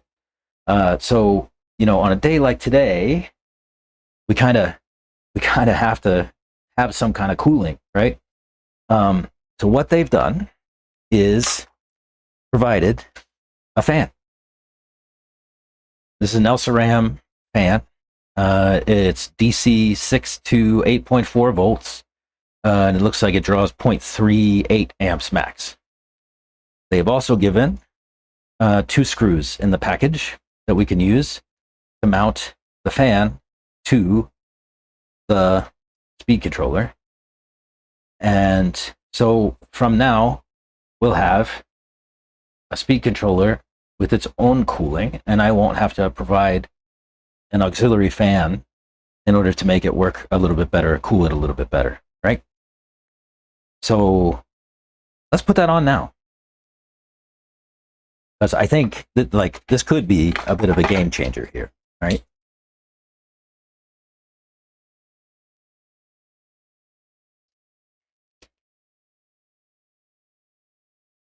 Where's my top line thread lock? Oh, they also give 2 cap packs in the package.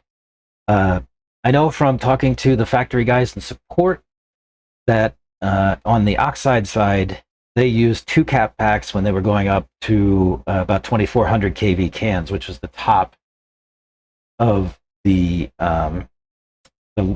boundary for the oxide, right? 2400 kV. This one will go up to 2800 kV, and it's just that much tougher, right? I'm going to take and put a little bit of shoe goo on the wires here, because sometimes these things, they get pounded around in the car and, sometimes come loose. I think a little bit of shoe goo might, firm it up, make it a little bit sturdier, and prevent some of that stuff. So I'll put a little bit of shoe goo on the ends here and hope that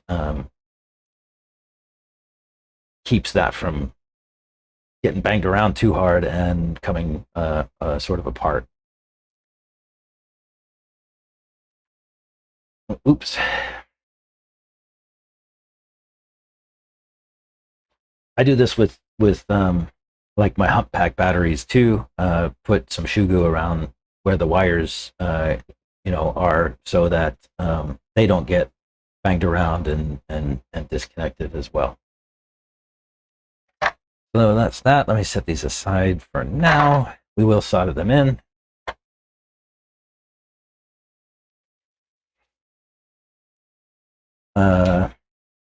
Fan mount screws are 2.0 or 1.5? 1.5.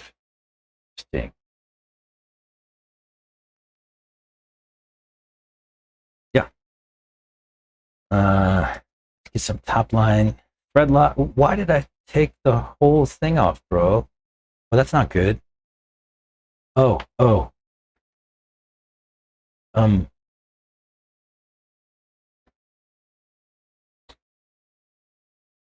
I'm gonna have to cut that out. Top line. We got a little bit of a problem.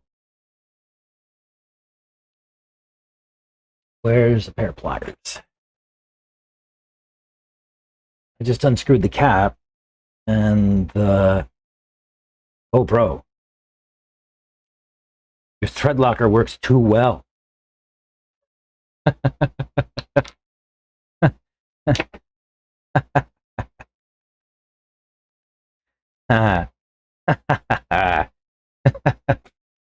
Well done. I mean, that might be a little bit of a problem. But your thread lock works well. I'm sorry. It's not funny, but it's kind of funny. Your thread locker works too well. Ah.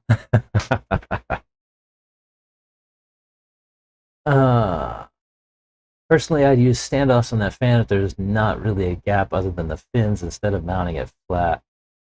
Should move more air. It pops out. They all tend to do it, unfortunately. Yeah, I had to pull pretty hard. That's awesome. Okay, back to business. Let's go. So put some thread lock on these. Maybe I should just leave the lid off. That's so funny. Let's see, which direction does this thing go in? Looks like this way. Yeah. And I'm gonna guess that the fan blows that away. Put it that way.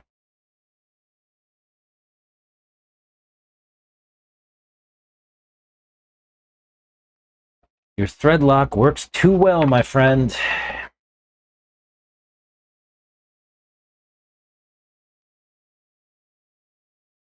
Oh, the ring came off. That's okay.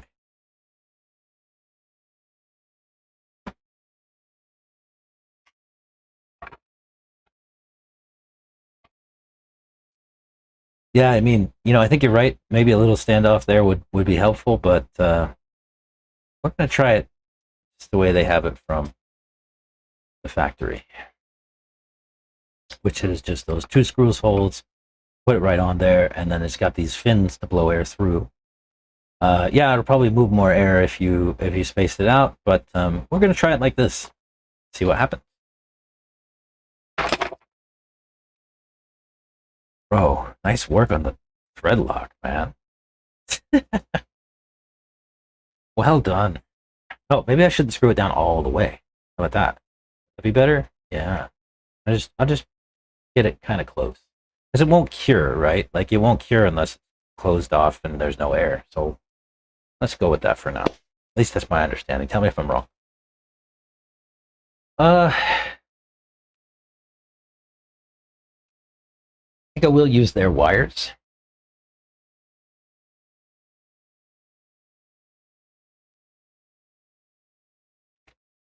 Let's see, where did my bullets go?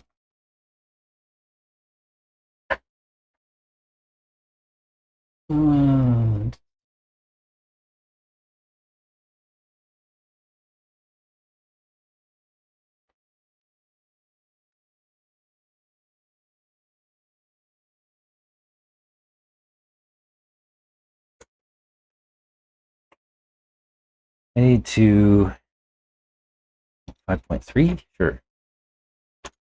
5 point 6.2. Oh, that's 5.0. Ah, all right. So let me tin these, tin the contacts, and then we'll start to get soldering. Today, you'll get a master class in soldering. How about that?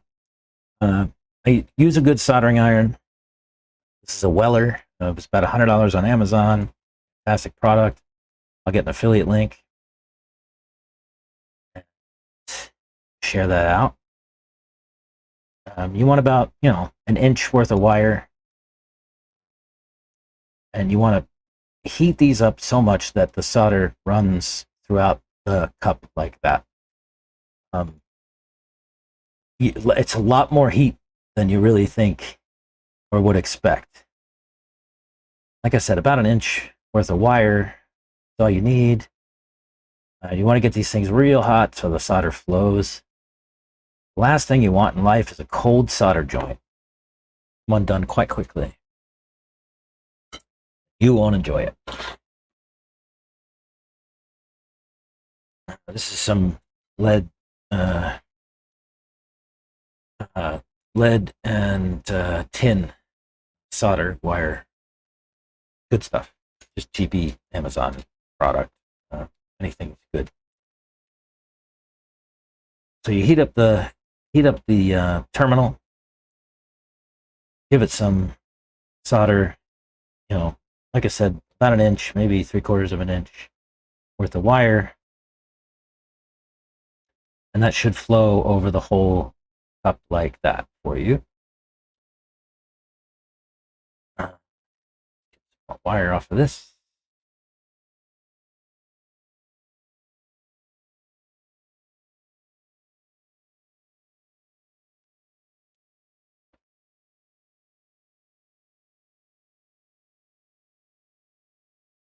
I run this iron real hot, 830 degrees is what I have it set at. You don't have to sweat heating up the board too much. This is temporary, right?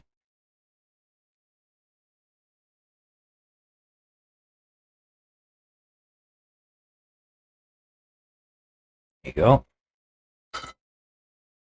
Um,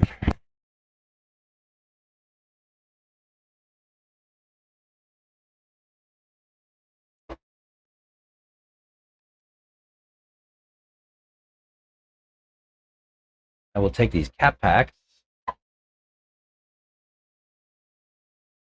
Should I use both?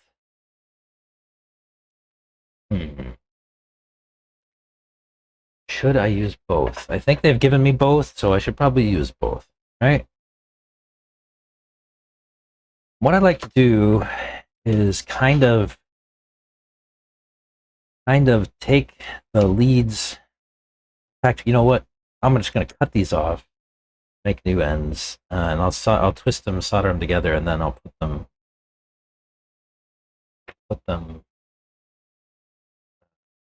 in the terminal, and then sandwich. What I like to do is kind of sandwich the. I like to sandwich the wires for the caps in between the battery lead and the terminal. So they're not they're not they're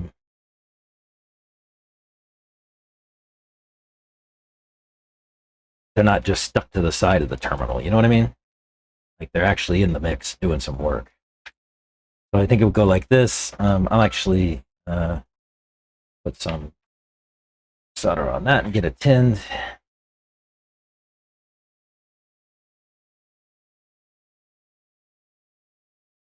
I like to put a bunch of solder, and the idea being that like you heat it up nice and it'll wick into the sheathing.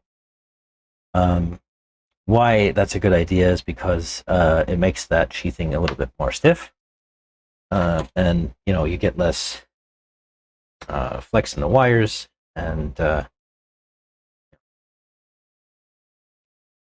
hopefully it won't break. You know.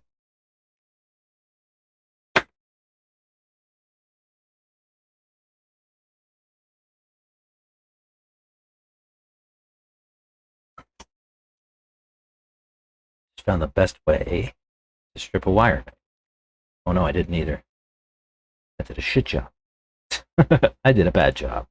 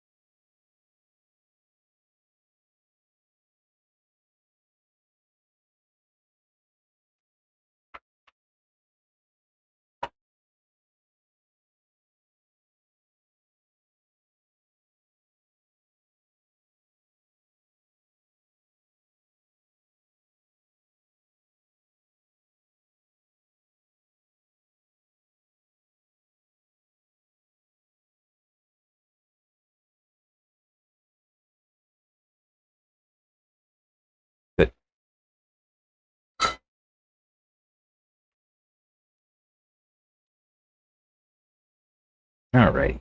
Positives. We're going to go here. And what I'll do is, where's my positive wire? I thought I just had. Ah, it's right here in front of me. So I'll take this wire. So I'll put the pigtail that I just made into the sort of cup there, and I'll press the wire down into it, and then hit both of them with the soldering iron. These wires are pre-tin. They do use silver solder, which is, it takes a lot of heat. But eventually it will go. Sometimes hot solder, liquid solder makes life easier. Like that.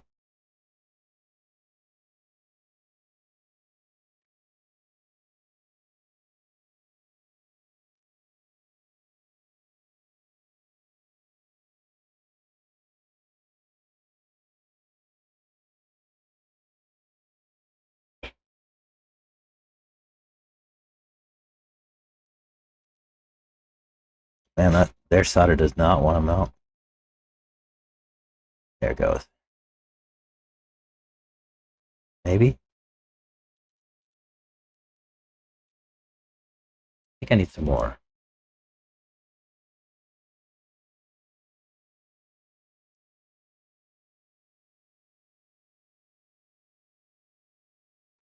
Yeah.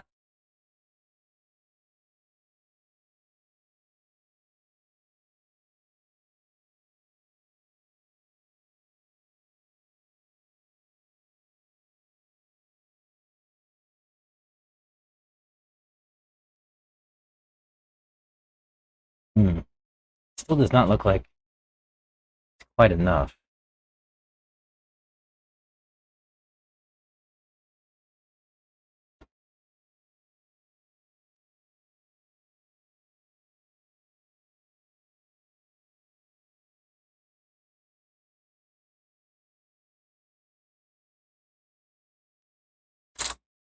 There it goes.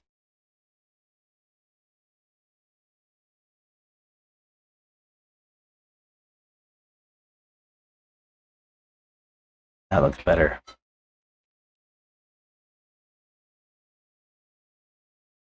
Very nice.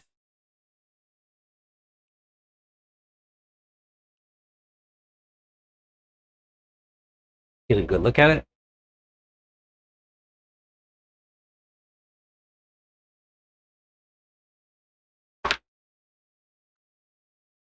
Let's tin the next one. I'll make it a little bit easier for myself. At least, mix in some of my lower melt solder here. Yeah.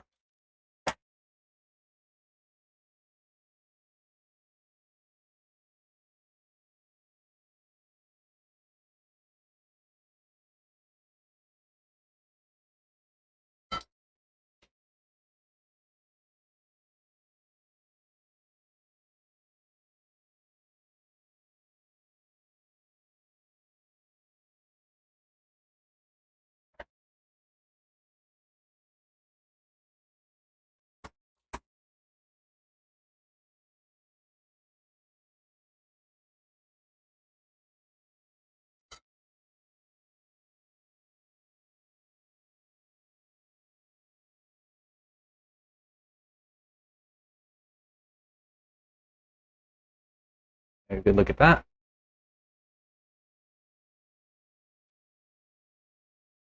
And maybe I should have put some shrink wrap around that. Not sure. I should bend that up, because otherwise these cat packs are going to be in my drive line. Hopefully nothing breaks.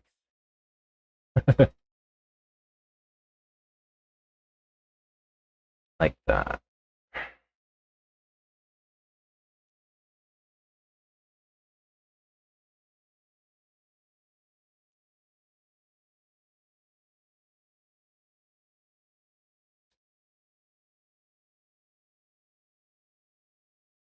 Yeah. Let me get a little bit more solder on there to make sure all's goodness. Hope that everything stays together. Yeah.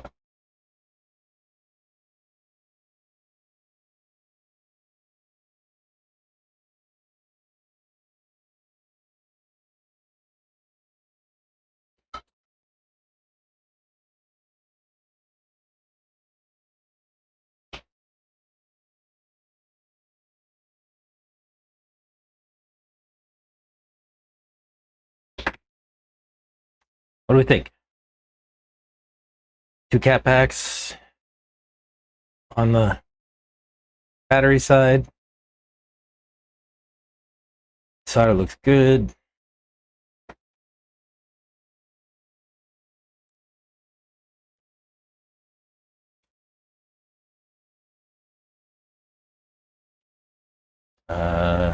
Make sure there's nothing in the middle.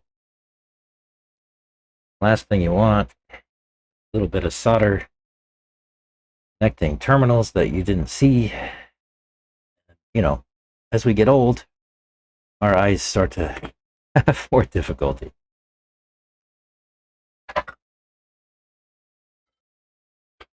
Catch up with chat here. Stupid question. Why not use larger caps instead of 2 sets of smaller caps? No reason. You could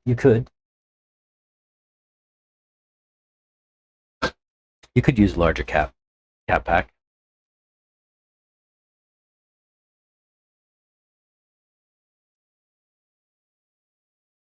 Certainly could. Let me apply my lower melt solder to these tips and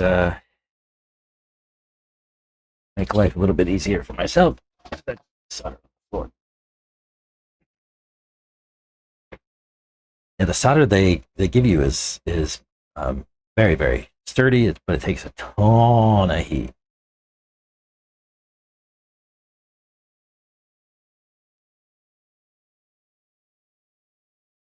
I just like to mix in a little bit of lower melt stuff. Also, it lets the solder wick up the wire, which I prefer.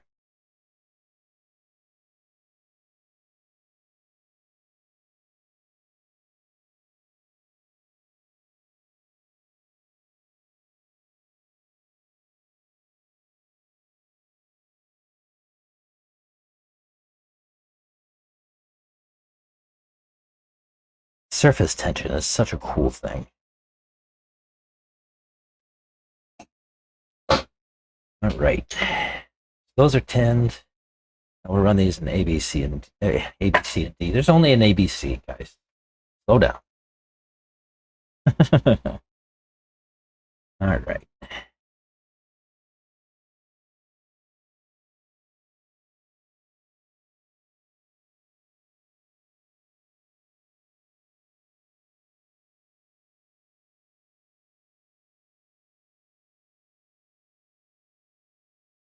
I think I will put a little bit of shrink tubing on these. On maybe 1 or 2 of them. We'll see.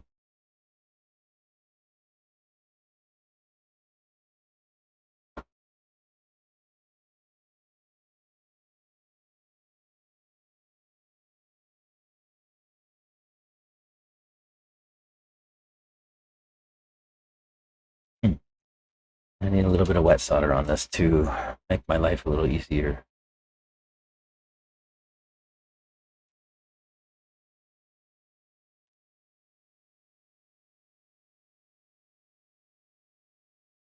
I have to say, this is really nice wire. It doesn't get so hot you can't handle it. Oh, that's like the sheathing or what? But it's nice. Get plenty of heat in there so that presses in.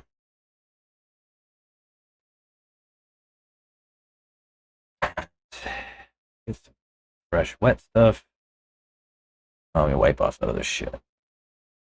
My friend.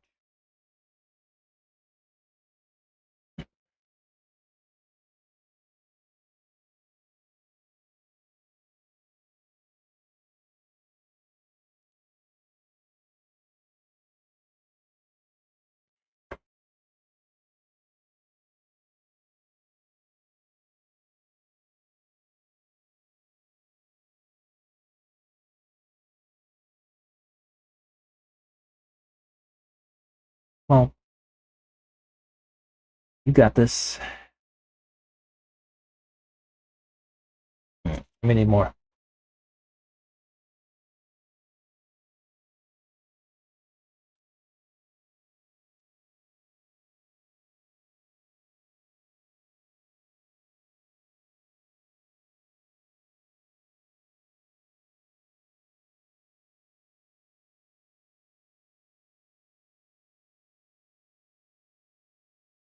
All right.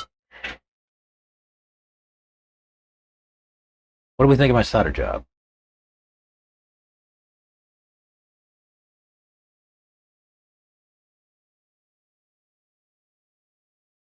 How's it looking? You see it up close? Little focus? Focus? Yeah. Pretty good. Yeah, I'll put some shrink tubing on these. I can't really push shrink tubing on these any longer, but I think that is going to be okay. We're going to learn the hard way if it's not.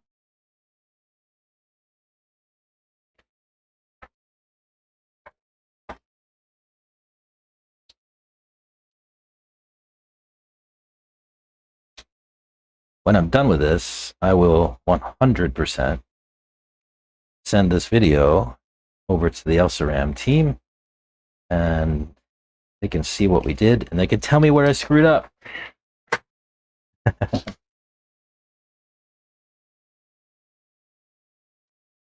When I edited up the video and stuff like that later.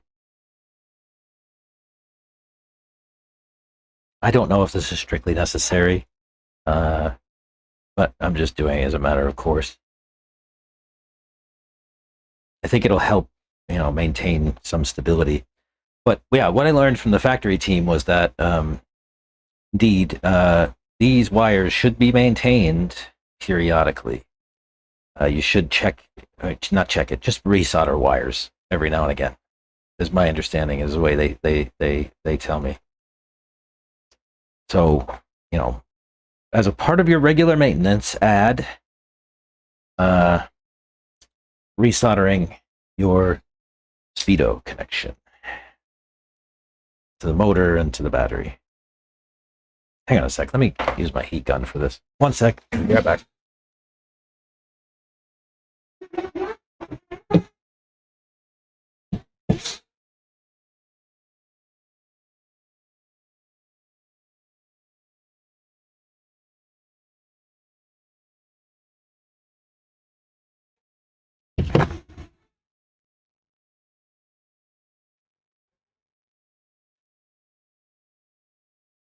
All right. It's pretty good.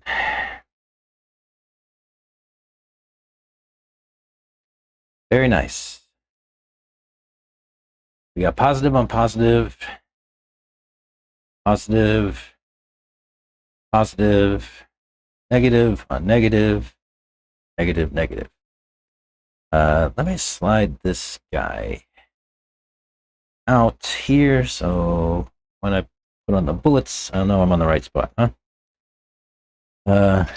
This flat X-Acto blade is actually really nice for stripping wire. I had no idea.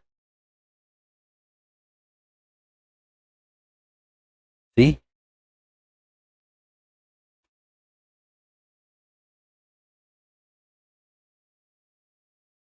Yeah, maybe I'll strip a little bit more.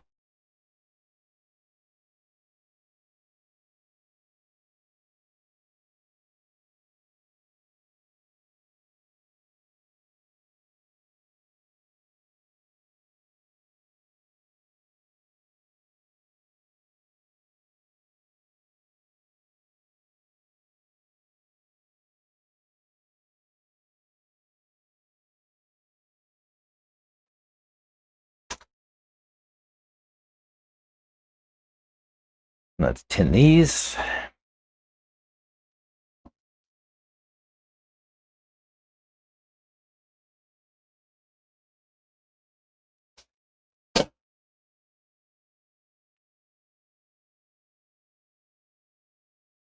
Oh, my soldering iron is going into standby mode. Great soldering iron. It goes into standby mode if you don't use it for too long. It's like, hey, where are you? Oh, why don't I wait for it to heat up?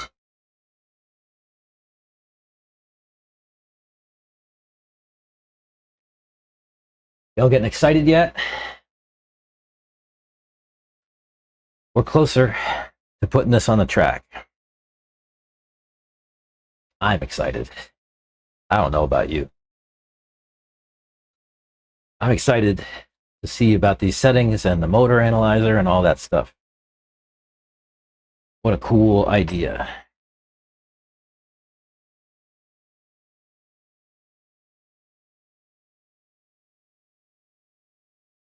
There's one thing about these is 10 gauge wire is heavy. It takes a lot of heat.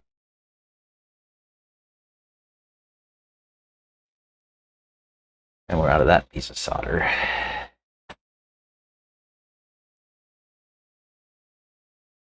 I like to let a lot of solder run down into the wire here, so I'll hold the soldering iron here for a while and let it sort of soak.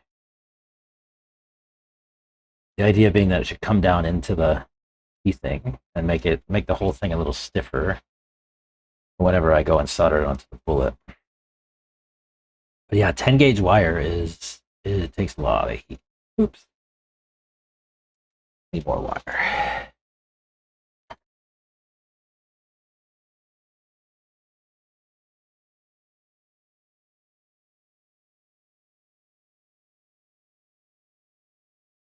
Takes a lot of solder too.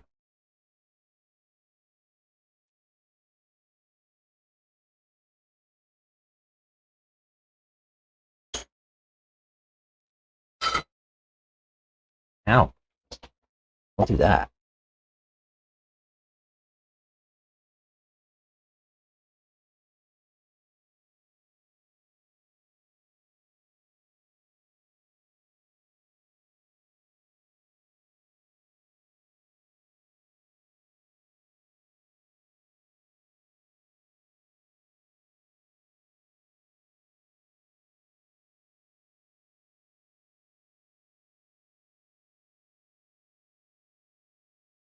All right.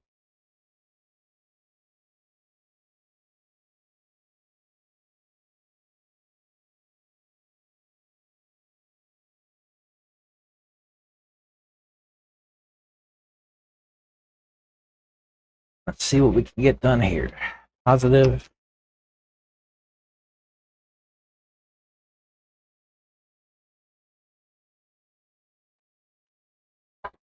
Yes, you can lay down. It's fine. You can rest. Let's talk to my speed controller. All right.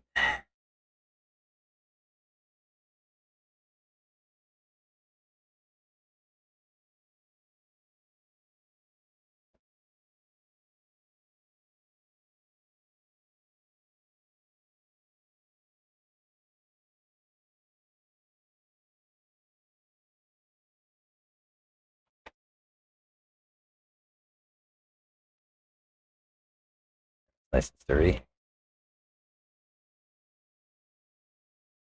Does anybody else like the smell of flux? So weird.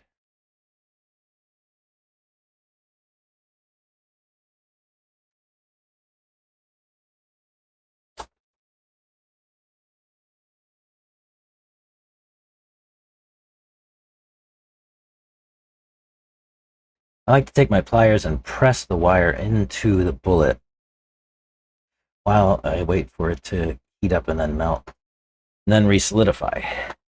So in the end, looks like that.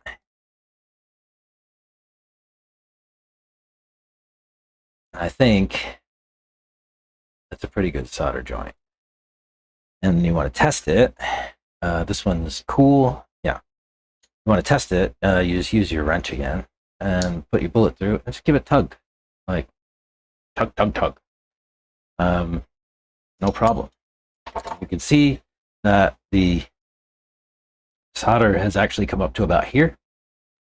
And so I get a nice stiff connection here for my battery. Makes it easier to pull the connectors out. But again, I think maybe every month or two, I'm just going to resolder new wires on. I think that's going to be the way, based on my conversations with support.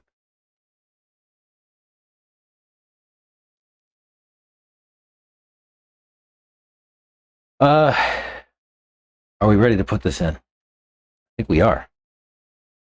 Let's see how we find it a home.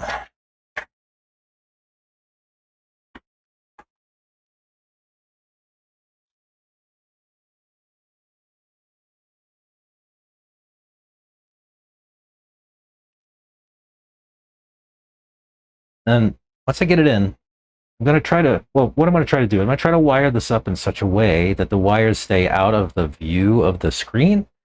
And hopefully we can get the camera to focus in nice on the screen, and I can run you through what we see on screen here. I'm going to try my damnedest because I think it's important. So, truck. I hope this fits. Oh, it fits. It fits. It fits. It fits. I don't want to put it too close to the speedo, and I don't want to put it too close to the can, because then if the chassis flexes, it'll actually bump the can into the speed controller, and I've actually had that cause a failure on the sensor on the motor before. So I'm gonna probably snug this up to the servo, and because that's not gonna beat on it too hard, I don't think. And if it does, it's only gonna beat on the fan wire, and we can take it out and replace the fan if we need to. Yeah, I think that's gonna be the way. What do I have? Clean this with.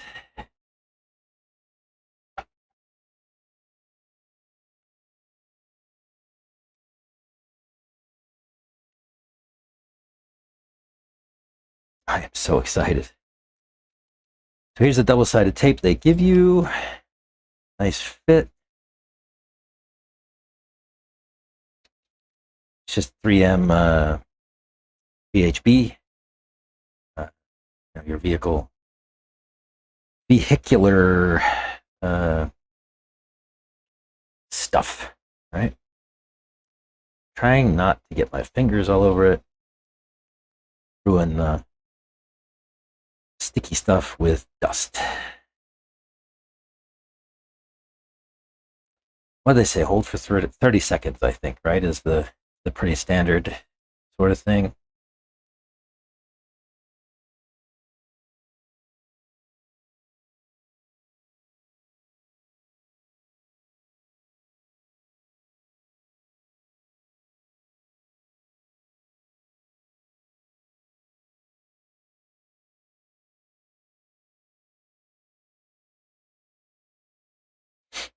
That should do. All right. She's going in.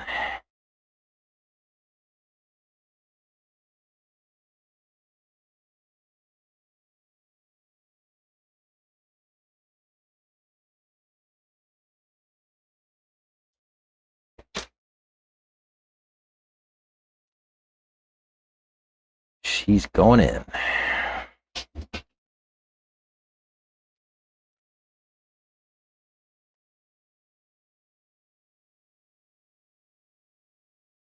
Their fan actually sits exactly where mine used to.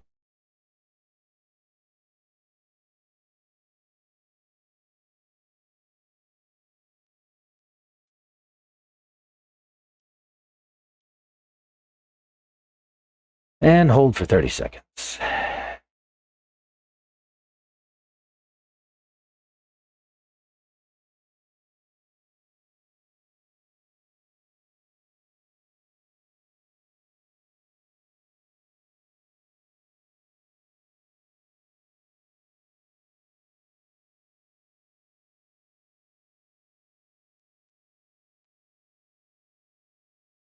All right. I have some zip ties. We'll work on that in a little bit. But first, I want to run the motor wires over.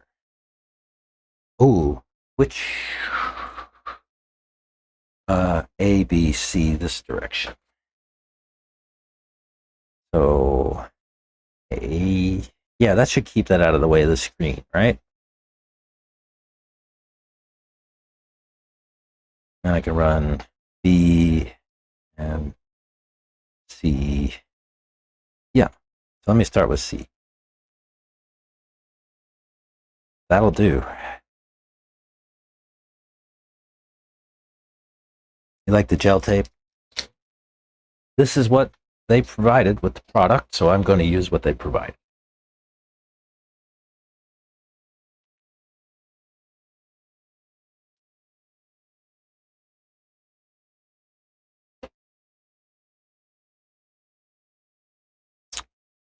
All right, C.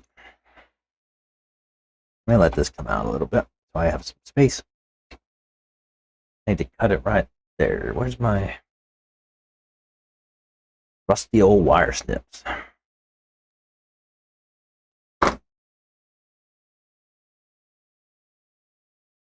Yeah.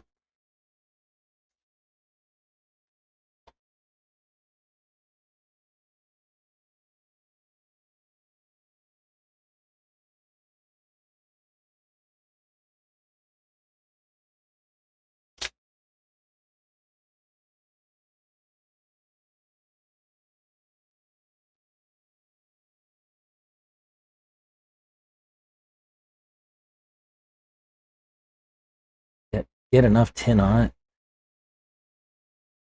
Get it wick down in the wire. You know it's doing it when you see bubbling coming up from the sheathing.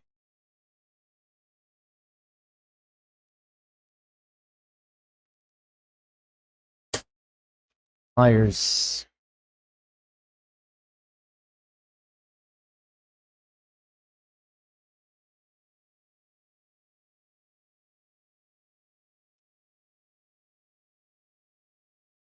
You have to kind of be careful here because if you apply too much heat, it'll actually soften the sheathing and cause you some trouble.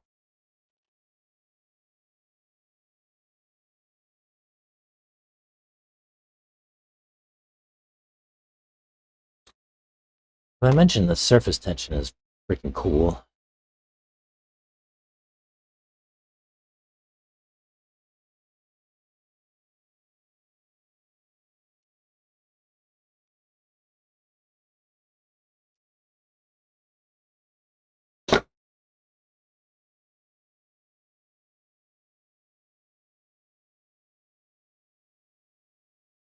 What?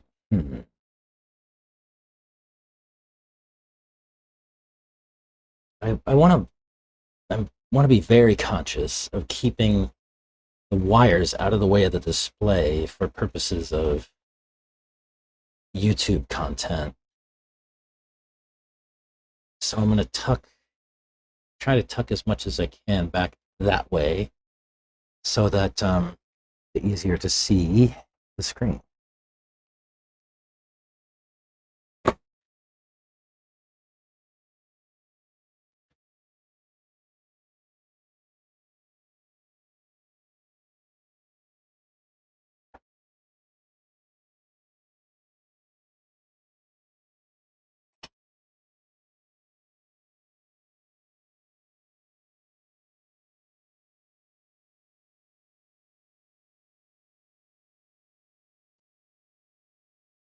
In this, stick down. Hopefully, Bob's your uncle.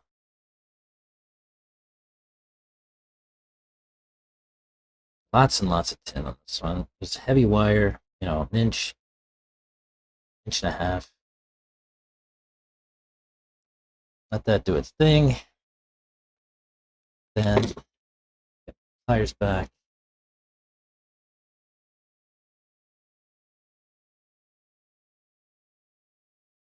I have this right? Let me double check. I mean, B is B, but C, yes. Just want to make sure C's in the right spot first.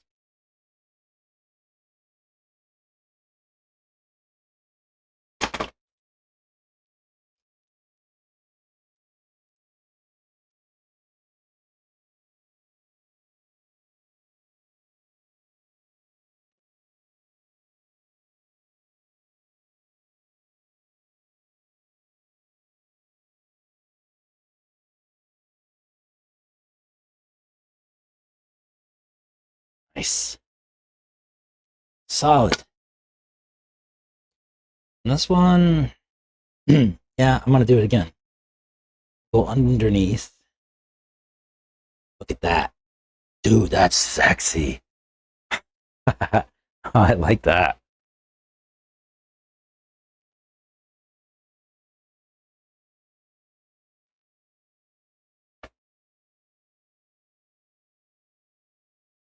I'll show it to you in a minute. I like it. That looks really nice. This might be my best wiring job ever, guys. Like, it looks really nice.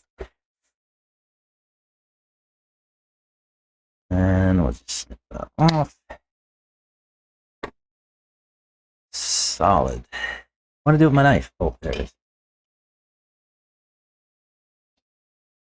Mm-mm-mm.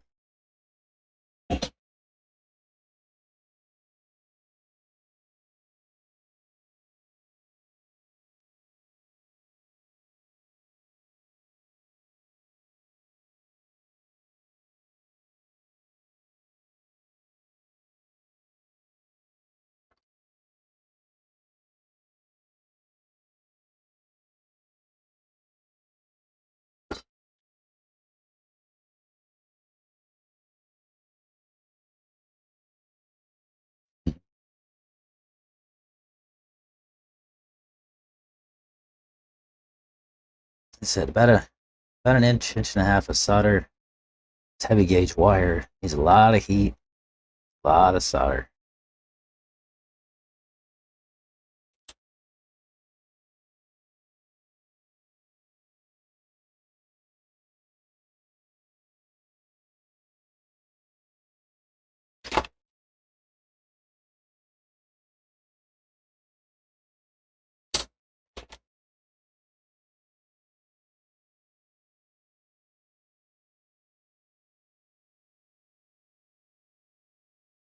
I don't know if that's good enough.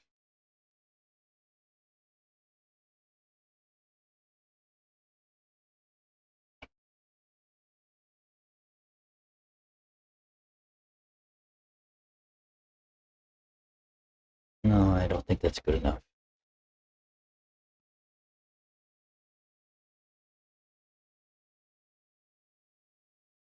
No, this is not good. Just making it worse. I cut it a hair too short.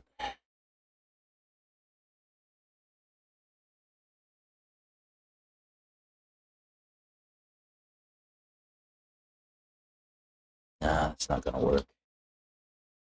Shit. I'm gonna give it a twist. That way.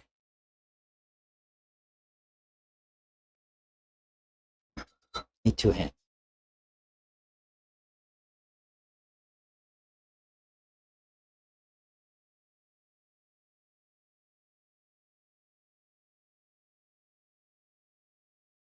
Yeah.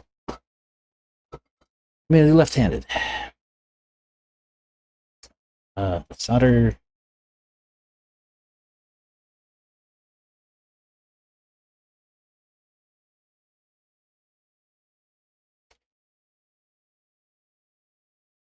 Oh.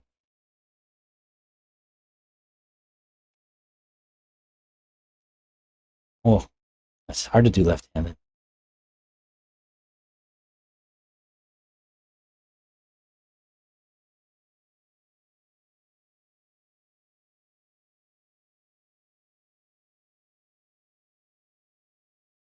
I need a third hand.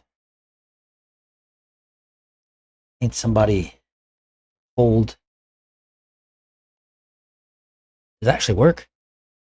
No. Cold solder joint. Chat. Don't do it.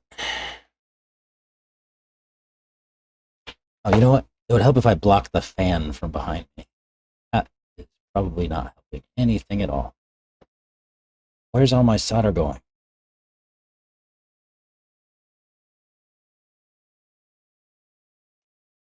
Ugh. Klutz. I need to put a fresh wire on here now. This is just mangled up mess. Maybe if I get enough heat on it. And press that there. Add solder.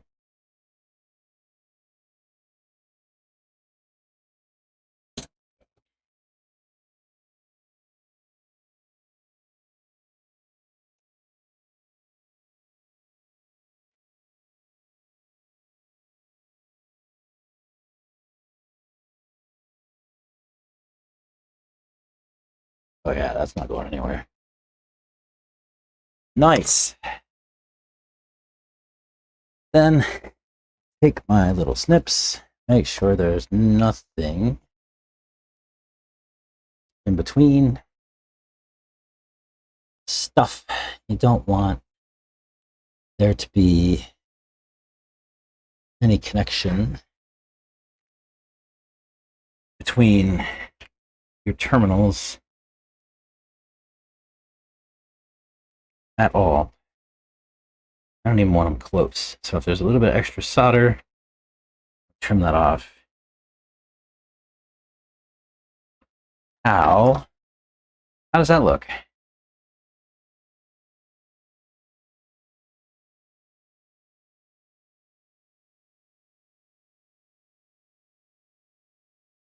Should be good, right?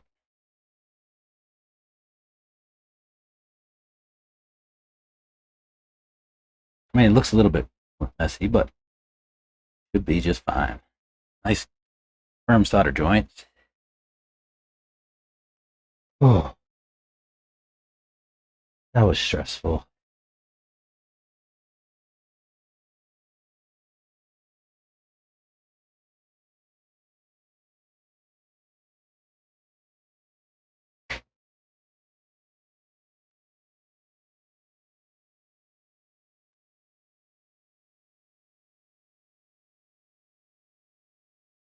Let's see. I have some little zip ties somewhere nearby. Here we are. Let's use these to button up these caps. I'm gonna take a quick bio break, and then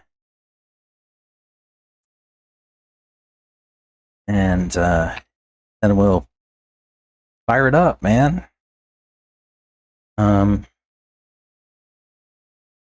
Maybe this is the way.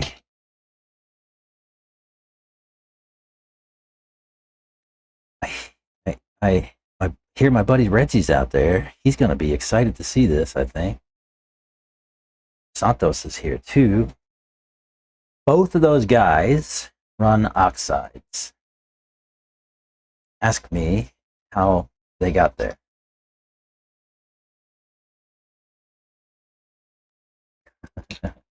I had something to do with it, maybe.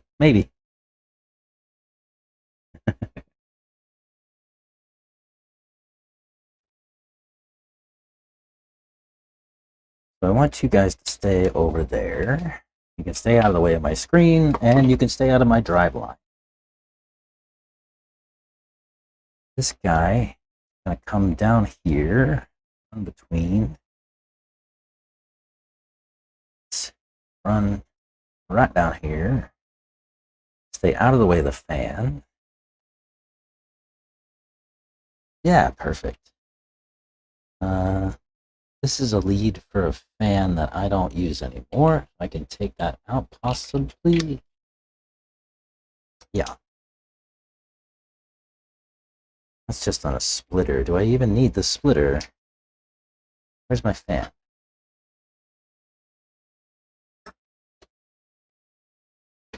Hey chat, what did I do with my fan? Oh, there it is. Oh yeah, I don't need all. Yep, I'll take that out. Splitter. Yeah. Make that go away.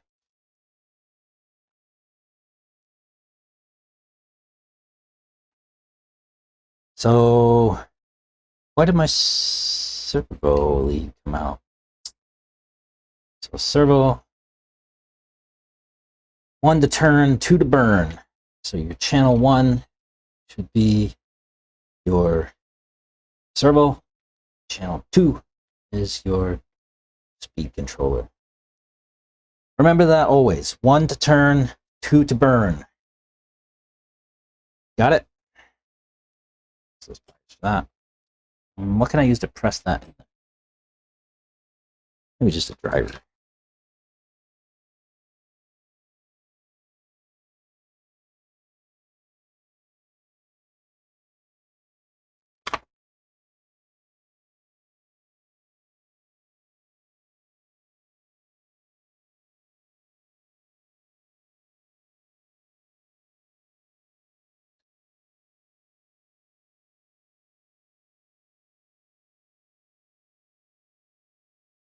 I just put 1 screw in this now just to hold it together.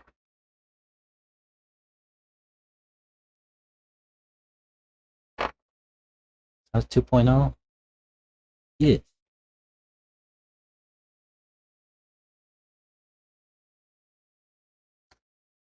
Then,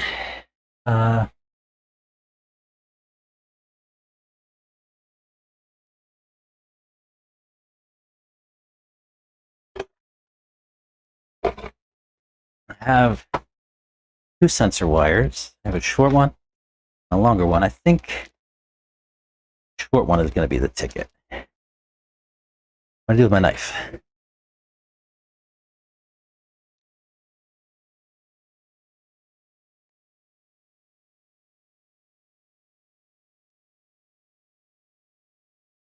And when you first fire these things up, you want to leave the sensor wire off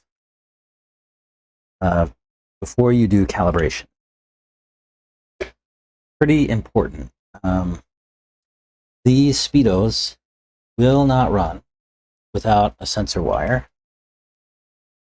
Sorry to block the camera, but I need to see very closely what I'm doing here. Okay. That sensor wire is just the right length to go there. All right. Let me take a quick break. I'll be right back. I use my wave and my owl for my marker, right? Be right back.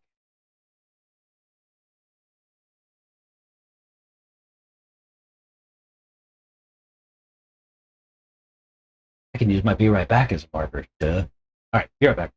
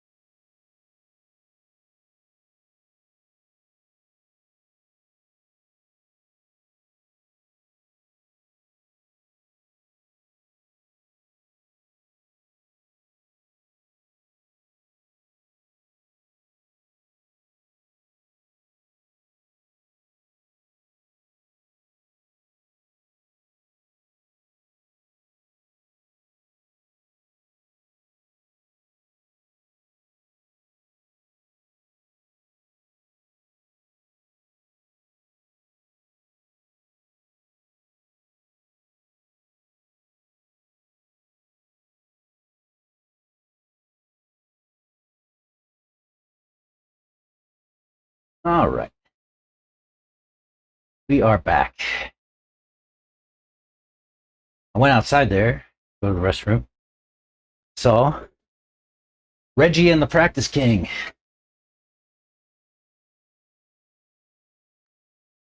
Whew. Nervy. Oh, I forgot something. I forgot an important step.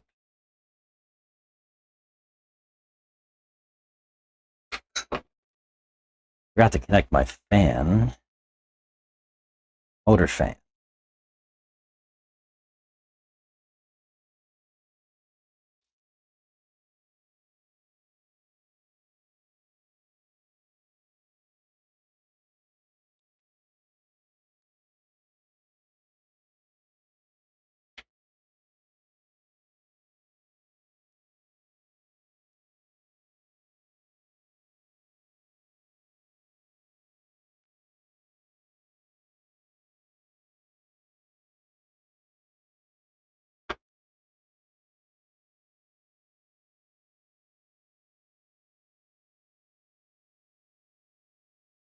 Moment of truth. So nervous. You know what? Wait, hang on a sec. I heat that up a minute longer.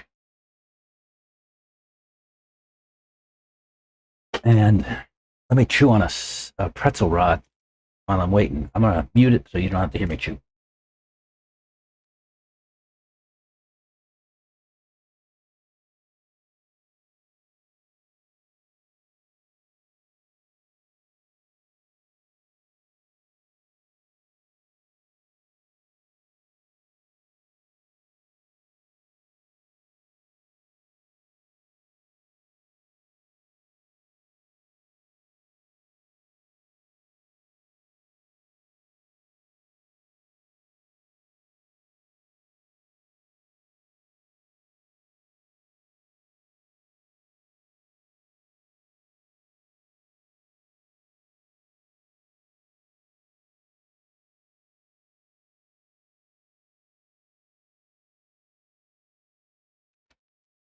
I'm gonna go blue. I'm gonna use or yeah, I'll use yellow. I use yellow clasp.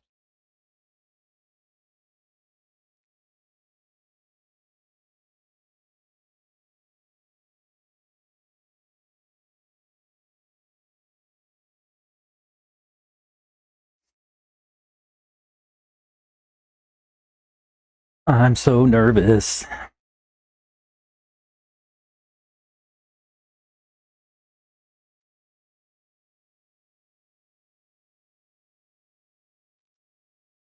I'm scared, y'all. I'm scared. Uh,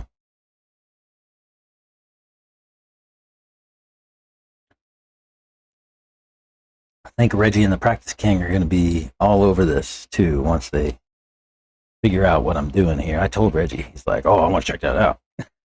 Yeah, you too.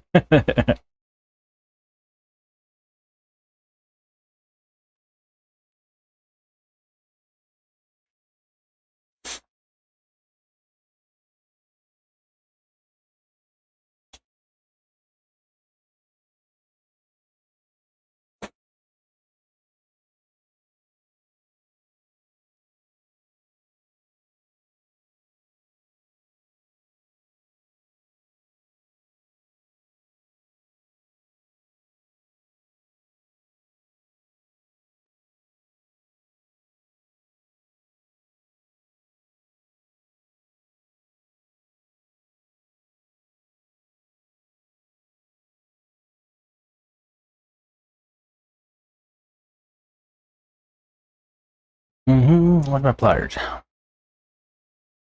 Pliers. Any pliers? Oh, there we are.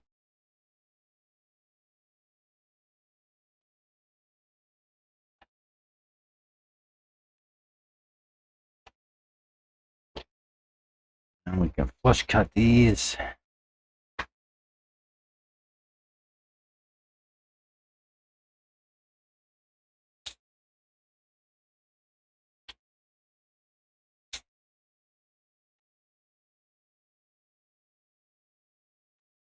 Ah.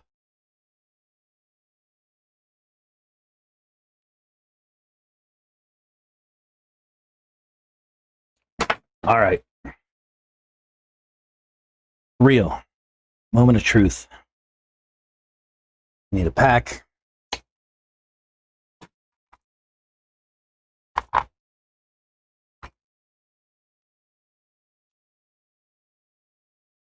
Oh, yeah, I'll put the center diff in the drive line in a moment. Let's do this first. See how we do.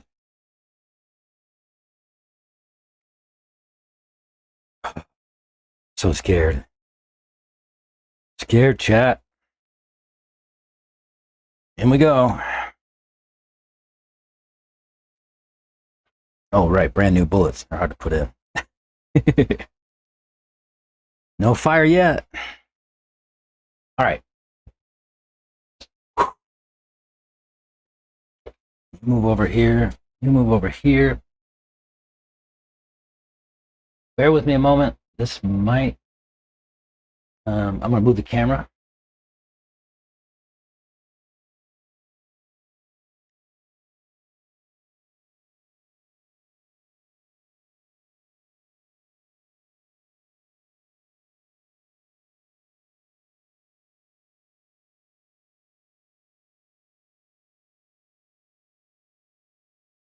Let me see if I can make it focus.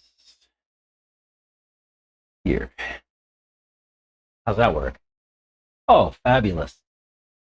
Let me wipe the screen so you don't get see my fingerprint on there. That's just going to get in the way. Fabulous. Oh, did it lose focus there? Fabulous. Who's ready? Who's excited?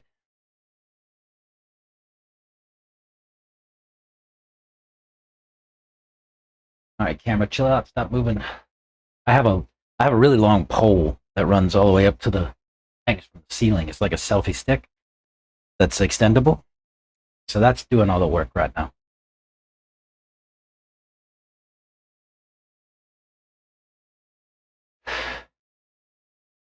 Wish us luck.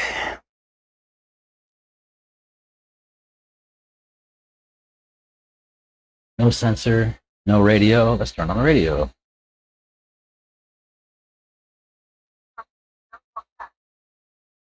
We have radio.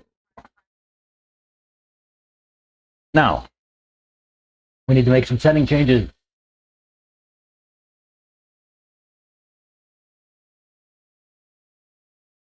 I'm not going to mess with the throttle. I am going to mess with the brake. Ooh. Type softer or boosted?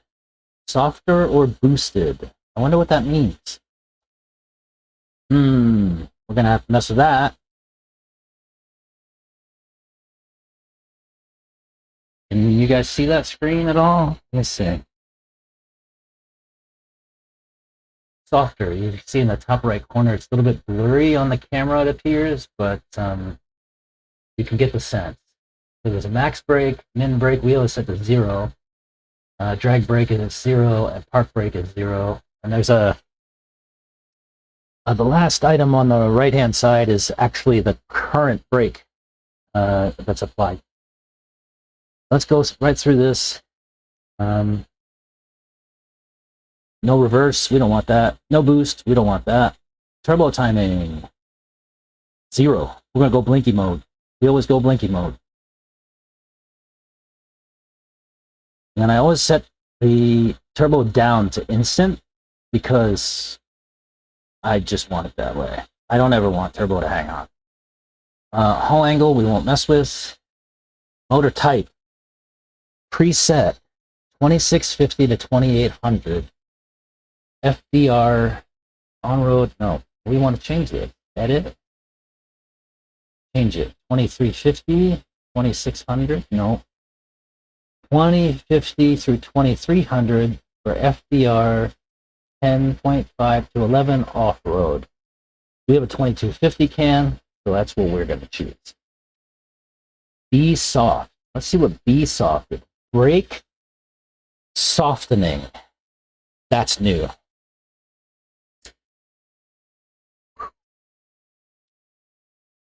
we're going to have to mess with that. Looks like there's a preset, S1, S2. Oh my goodness. So higher value is softer, brake at high speed. Oh, bro.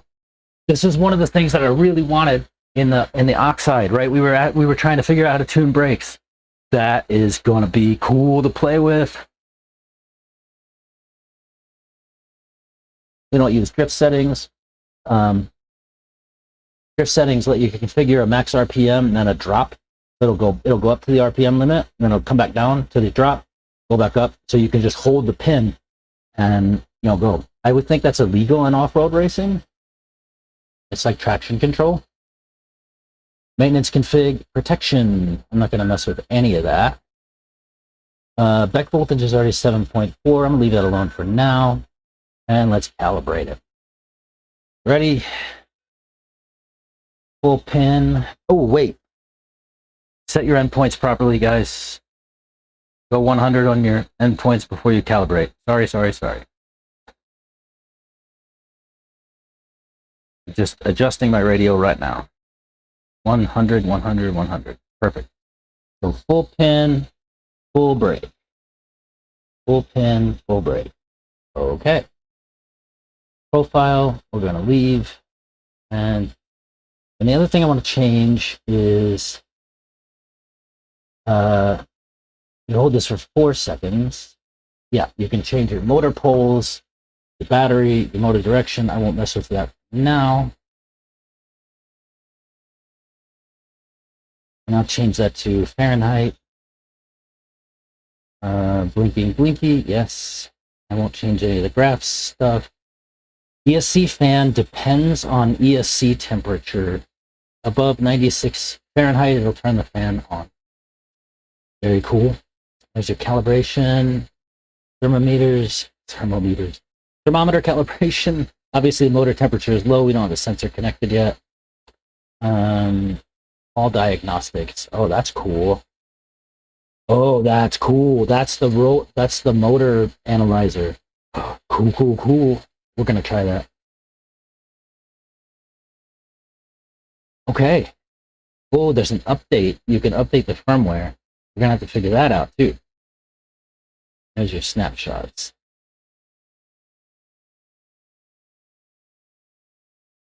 All right. Let's put this sensor wire in. Shut up, radio.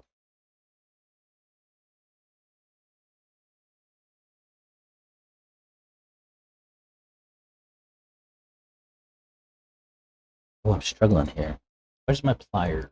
Where's my little ones?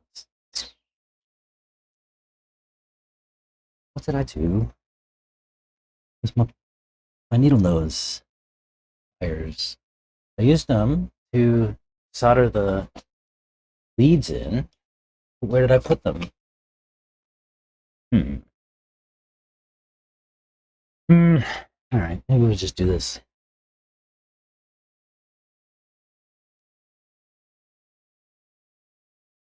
Ah, we got it. Where'd my 5?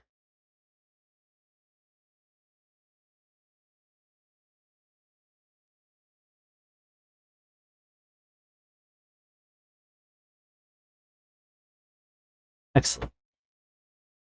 Let me zip tie that up out of the way.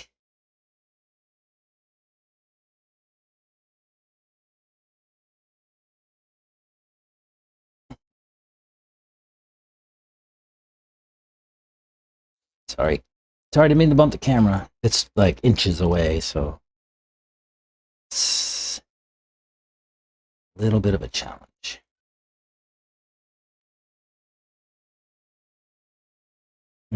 No, sorry. All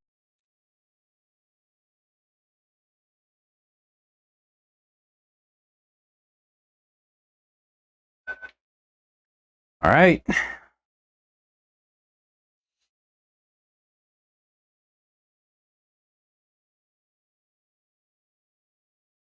All right. Got steering. Oh, we have throttle.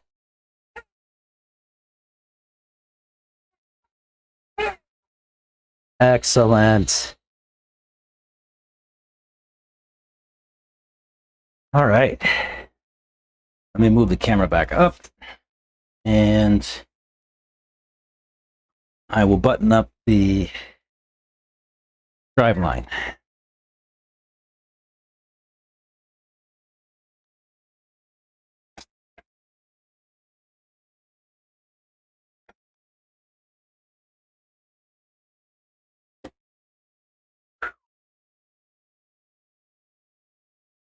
Diff. What did I do with my shims? Uh-oh.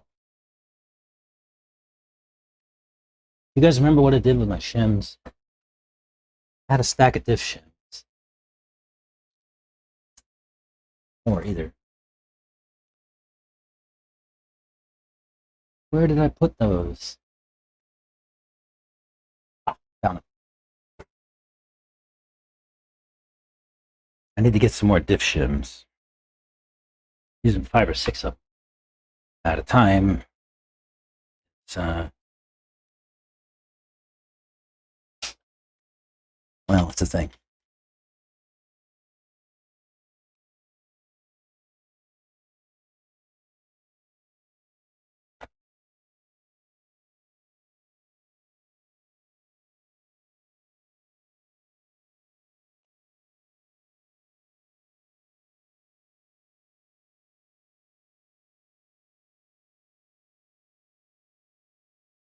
Excellent.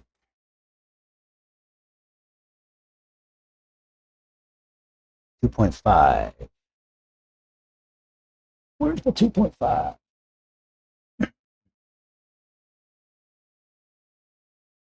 There. And then I like to use my little hook to press the shims into the bearing. Hang on a sec, let me get this screw. I like to use my little hook to press the shims into the bearing while I put the lid on. Let me find my little hook.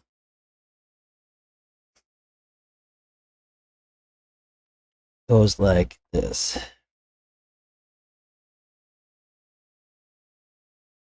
Yeah.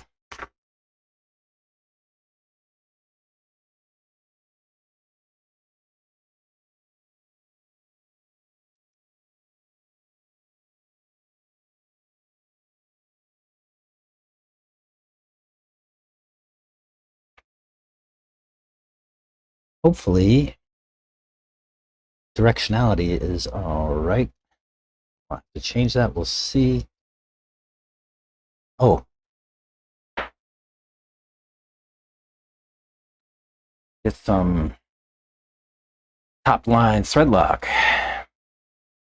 Go. Oh, don't snug the lid all the way or else it's going to seal.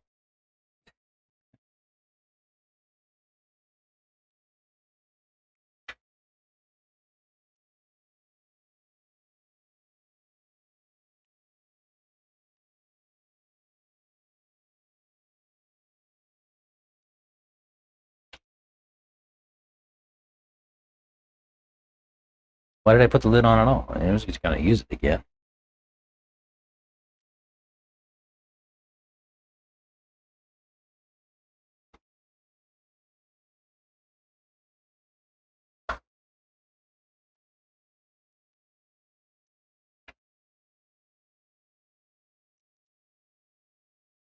Okay, let me make sure that cam has a charge while I should have been doing that right away.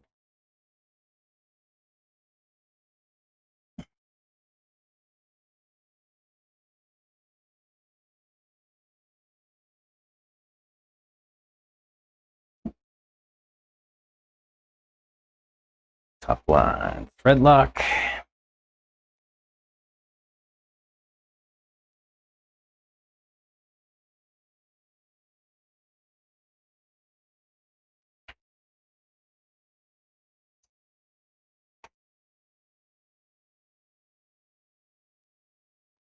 Make sure no driveline interference from wires.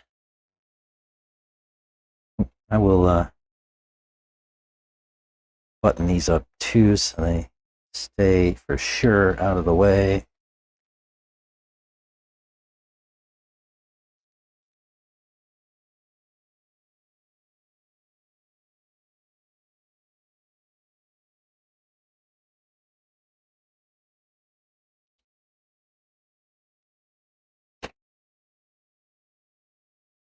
Yeah. We're close, guys. We're close.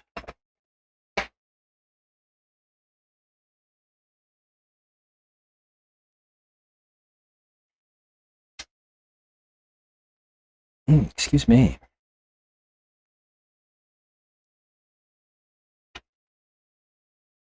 Those wires don't need to be that long, but I'll leave them.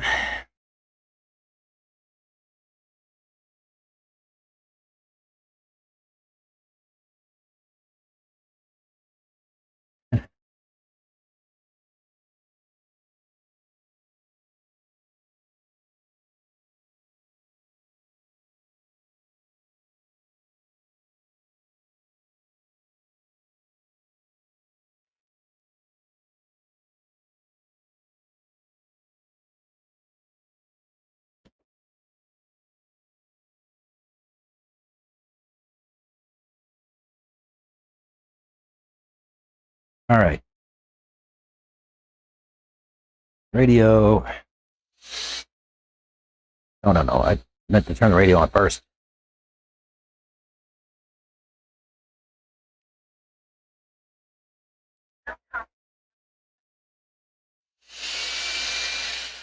See if we do the right direction. You ready? Oh, wait. I need to mesh it. We skipped a step, guys. Sorry. We skipped a step.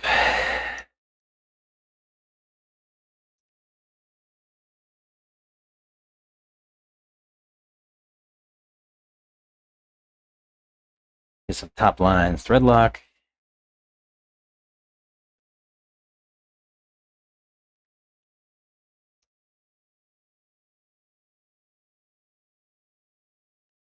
We gotta get the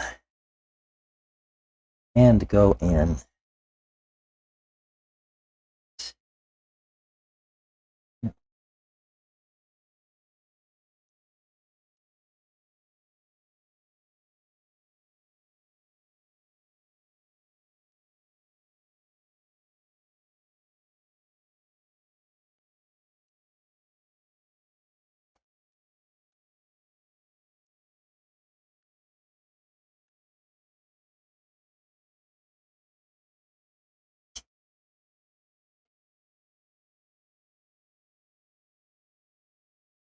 Why am I having a hard time pressing the can that way? What's blocking? Oh, teeth, maybe? Yes. Cool. Yeah.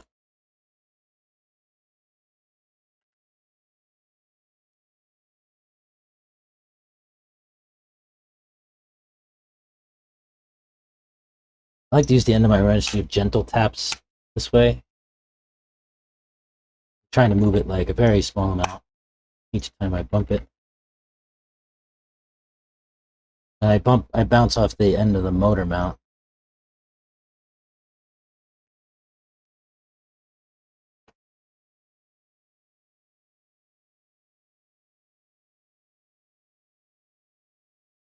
That's too tight as bound.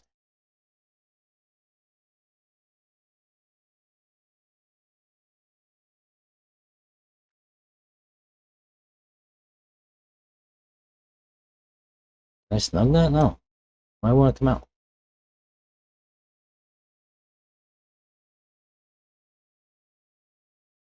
Too much.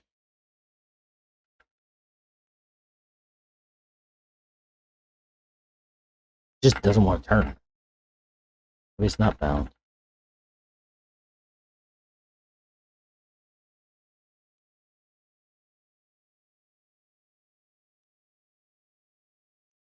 Try that.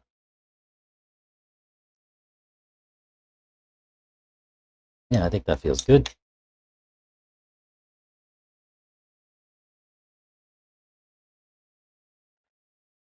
All right.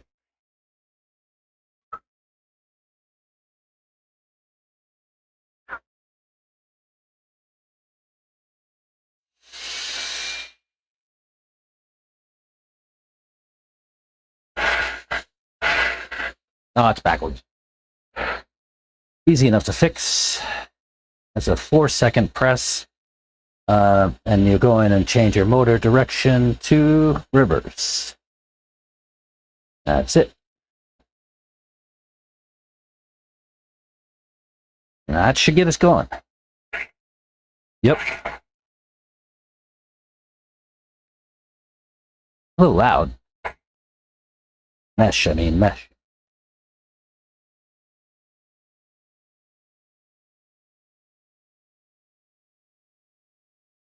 Maybe I need to shorten that a little bit. It's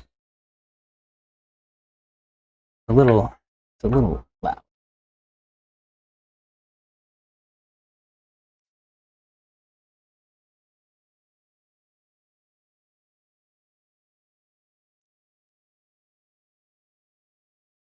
That feels better. And then rotate it around. Check in on a couple of different spots. You know.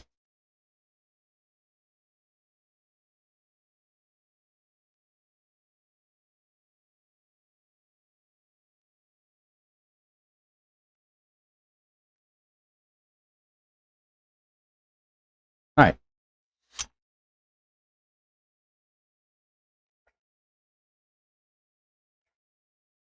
I mean, yeah. Steel spurs, so it's going to be loud.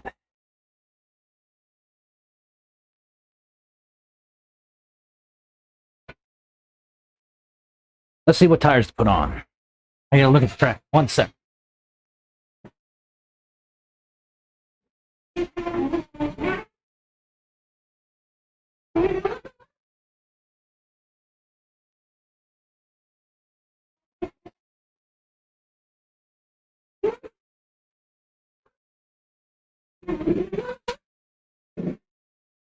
Hey, Sean, what tires you got on?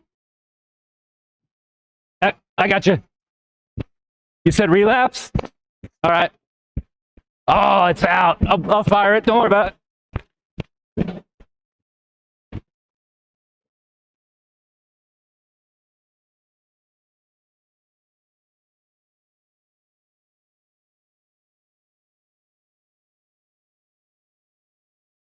Oh, you didn't have to come down. Uh-huh. Yeah, dude, that was Wicked was awesome. Especially the kids had a real blast. Yeah, the kids fucking loved it. Really? Yeah. So Charles hanging out with Connor and you know Talon Abbott? His dad runs Exalt. Oh, cool. So yeah, they're all the same age. There's a bunch of other kids running around. They had the Exalt guy brought a golf cart. So they're fucking having a golf cart all over the place, trying to jump it and stuff. Yeah, blast. That is so cool. Yeah. That's cool. That was pretty cool. Oh yeah, dude. The layout was a ton of fun. Not so much. But yeah.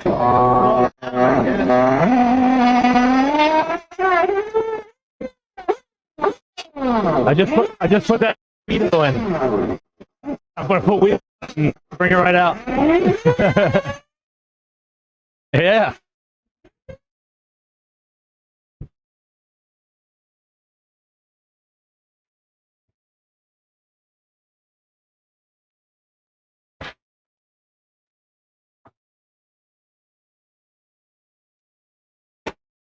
He said he's running relapses. So we're gonna put on Mach 1s. Raw speed Mach 1s for the win.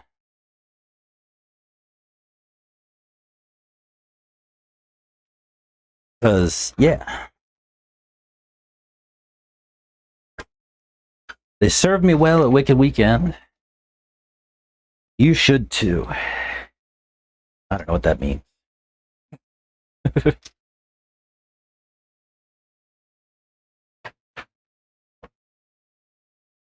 These are freshies. They are soft long wear.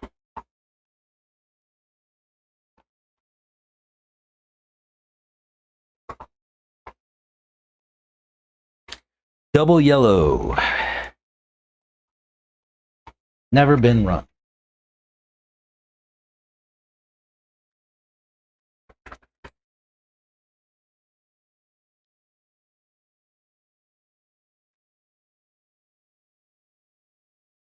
How often does that happen, chat? How often do I put fresh tires on for a practice?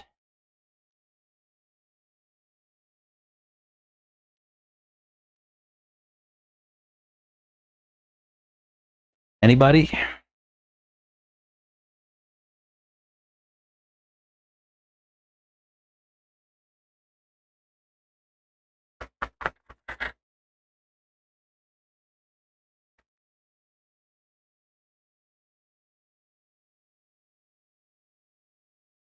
Oh, I gotta button up that fan wire too, huh?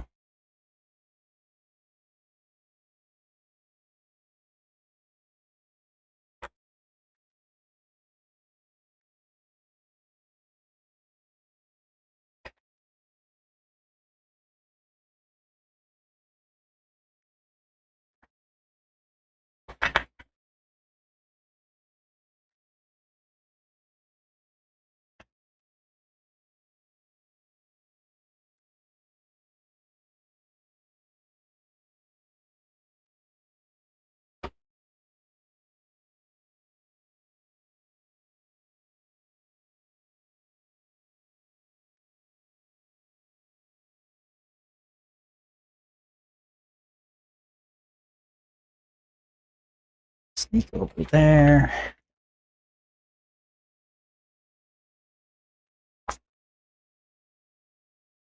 Maybe that's gonna be okay just like that. Maybe I'll wrap it around there again. Like that. And maybe I'll put the screw down too. Maybe.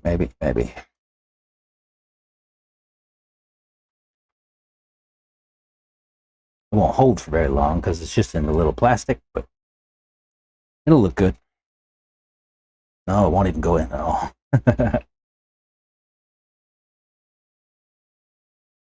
There you go. Now,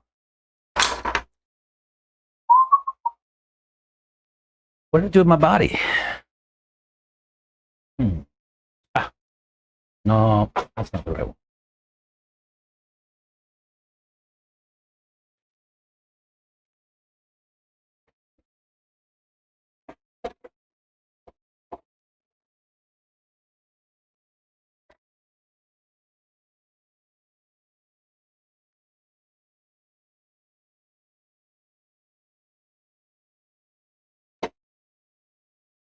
Do you believe I bought body clips at Wicked Weekend?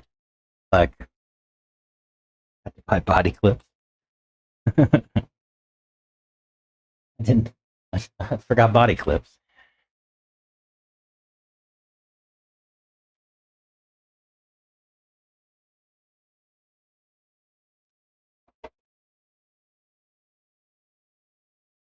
Oh man.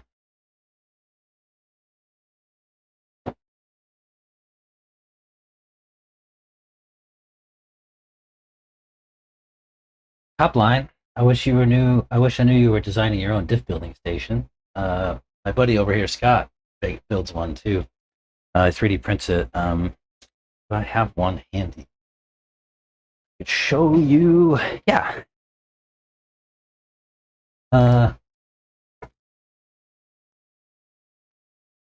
This is cool.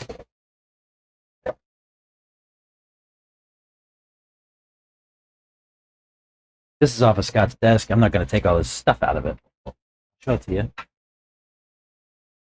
This is Scott's design. What he does, he's got spots for his box wrenches, right? Like that. And can you see that? Wait, oh, hang on. Give it a sec. Yeah, he's got spots for his box wrenches, like that, and it's got spots for his drivers, like that. Then he's got holders for each of the diffs, front, and they're labeled F, C, R, front, center, rear. And then he's got a little tray for all the parts. And then this section here is actually, there's a little drawer that should go in here and a screen that goes on top. And the idea is that you slide that drawer in, and it's just to hold oil, and the screen on top, you basically take your diff, put it upside down on top of the screen, and let it drain into the drawer. And then you can take the drawer out and clean out your oil. The other cool thing about this is it also doubles as a shock stand. So you just take this piece, put it right in your front and rear section of your stand, and you have a shock stand, as well as a diff stand. Pretty cool. The Source RC. I think it's a website. Can't give you that, but I can send you his Facebook maybe.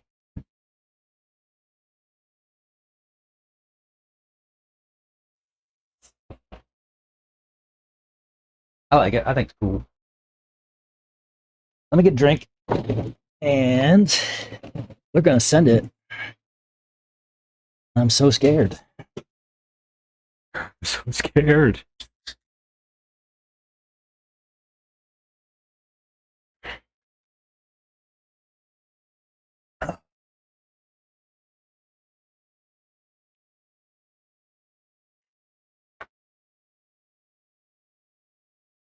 I'm so scared.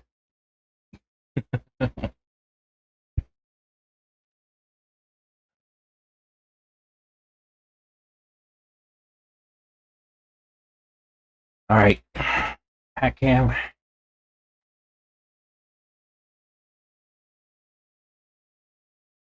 Let's see. Hat.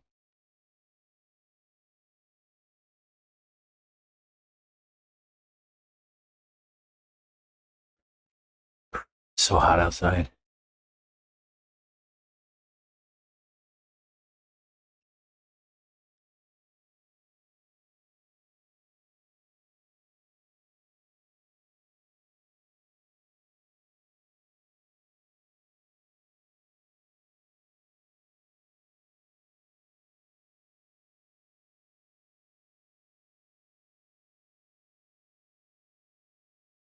Right.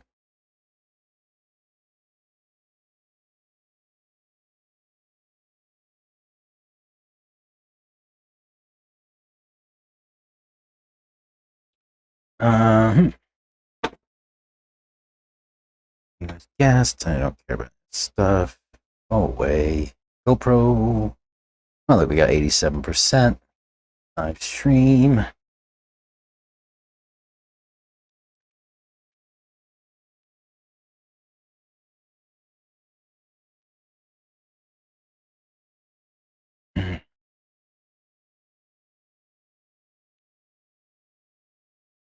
Let her eat, he says.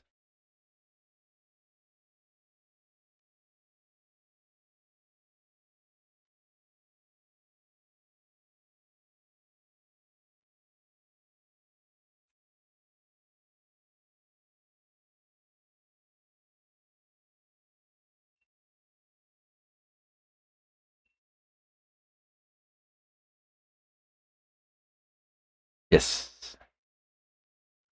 All right, y'all. Moment of truth. Let's go. Elceram Nitride, number 1. See you on that.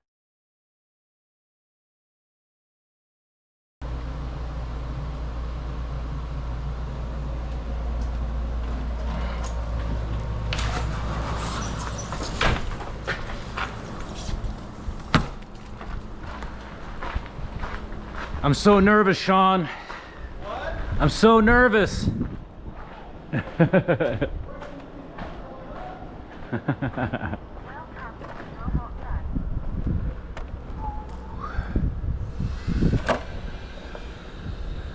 have action. Ooh, so smooth. All right.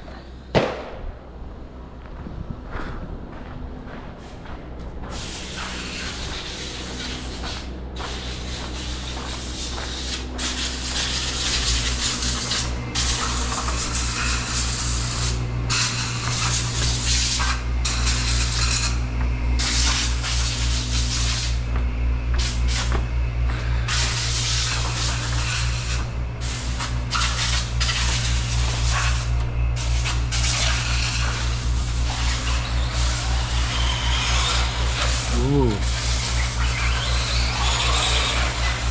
Oh, I need to turn on the brakes. EPA too high.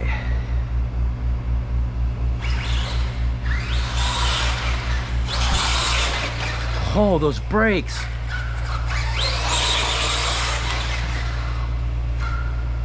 Oh.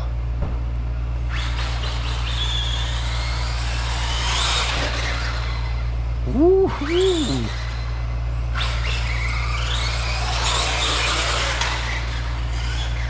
They hit a little bit too hard initially.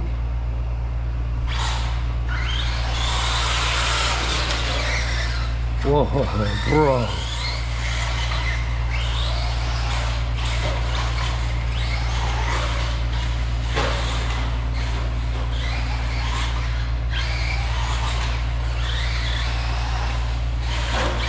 Ha ha ha ha ha ha.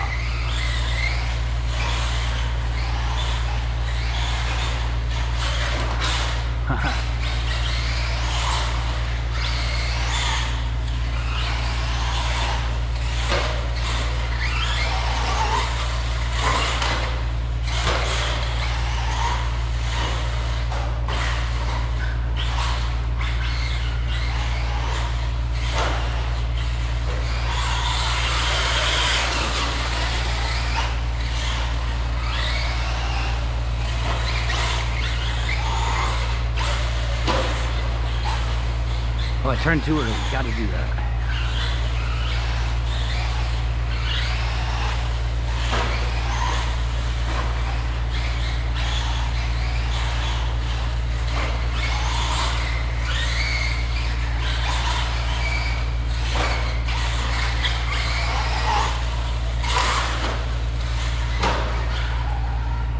Uh-oh. Uh-oh. Something's wrong. She don't run. She don't run.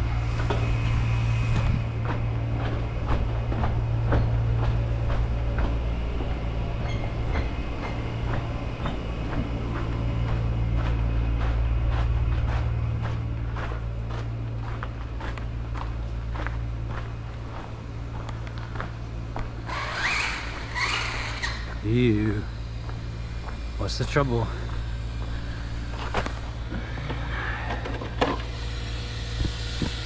Sensor cable. Ooh, okay.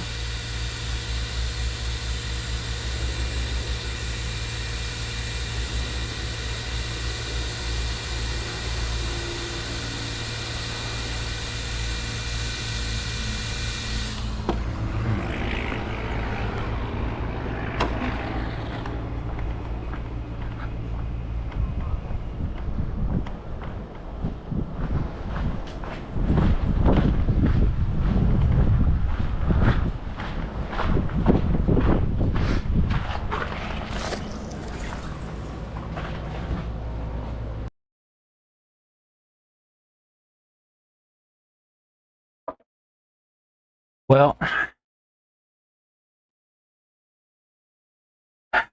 we gotta figure out what's going on there.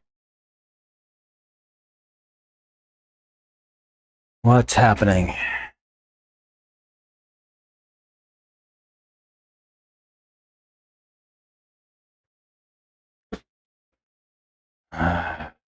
Do stand by.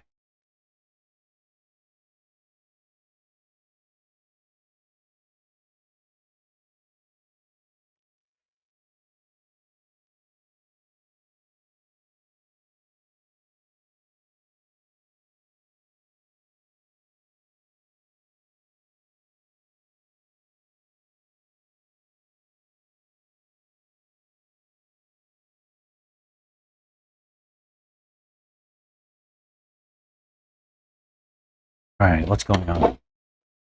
We complained about the sensor wire.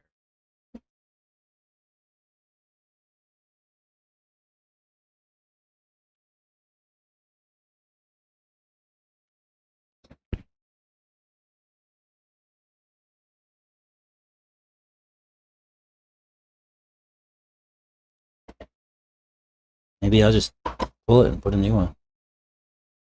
Even though this one was brand new. Or we thought.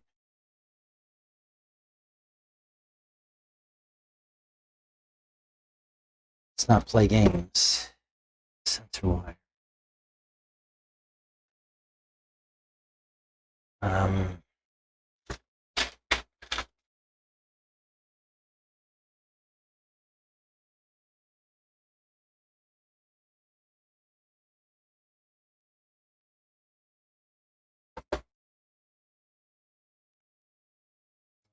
Battery, get out of here.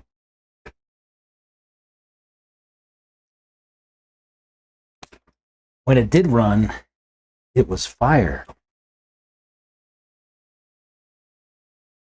I mean, this is a wicked weekend setup on Thornhill, so it'll be a little messy.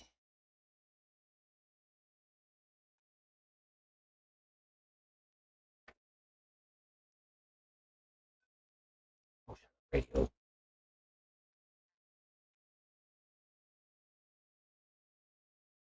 Could be that the sensor wire was a little bit out, wiggled loose or something. On the motor side. Gonna do a better job of putting this one in.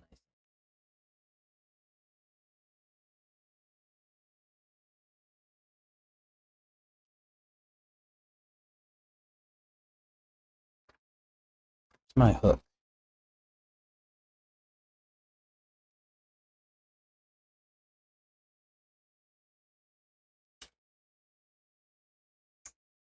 I know some guys like to put a dab of CA glue, sensor wire.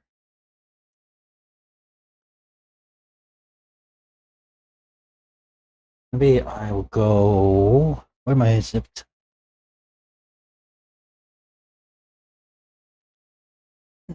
Keep this out of my steering and out of my drive line. Best I can. Do it like that.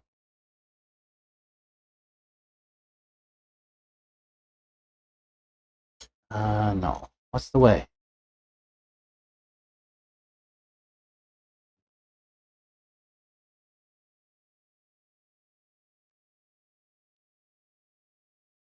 Maybe just like this.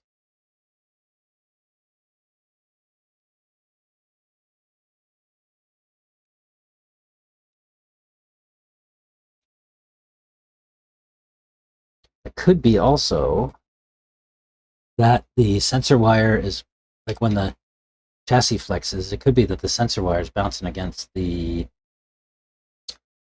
power input. Maybe that's janking it loose. I don't know.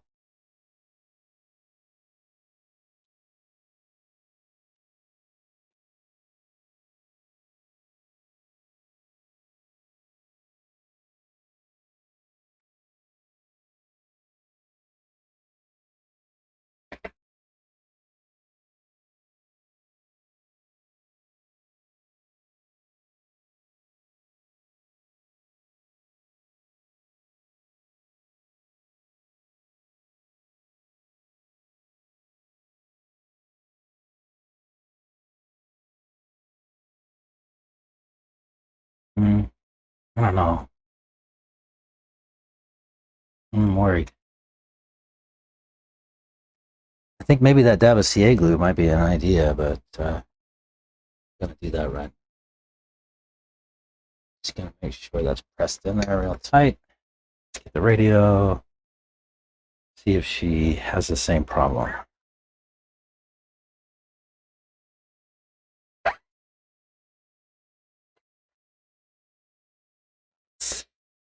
Okay, so the other thing I wanted to do was I want to mess with that battery setting. Or the brake setting, rather. How do I get there? There you go. Brake softening. Brake softening. Full brake at any speed is off, okay? And then S1 is higher value is softer brake at high speed. So I'm just going to soften the brake all the way up and see what happens. So go to the max. Save.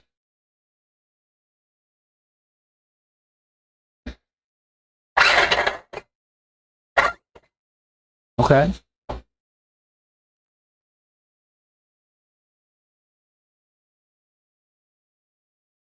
I took some of the pipe with me.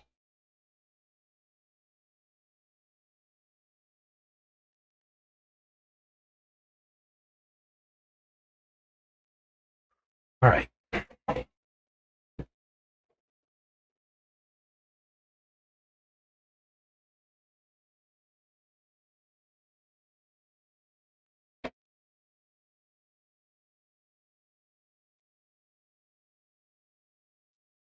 Sensor wire is a problem we can fix. Hey, that sounds like a Minus the Bear song. A swimming pool with no bodies is a problem that we can fix. Sensor wire is a problem we can fix. A swimming pool with no bodies is a problem we can fix.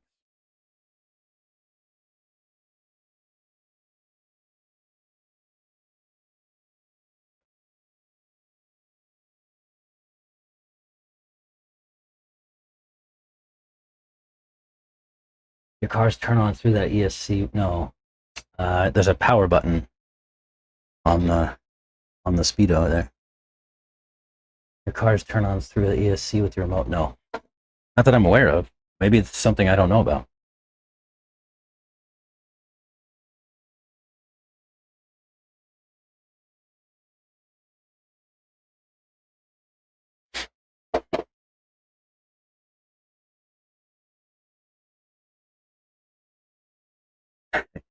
But right before I went out, I looked at my phone and I had a message from Lefty, and we have a chat going about Wicked Weekend. He and I were talking about something. I'll tell you about it after we get done here.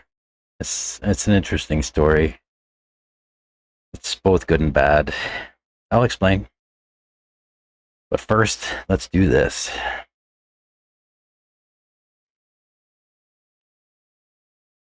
Stick with me this time. Sensor wire. Please, pretty please. Yeah, if you're powering on, yeah, I just reach in and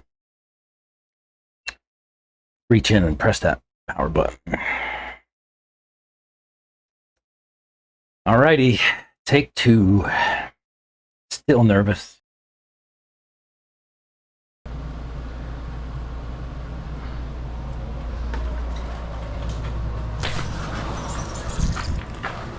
I broke it already.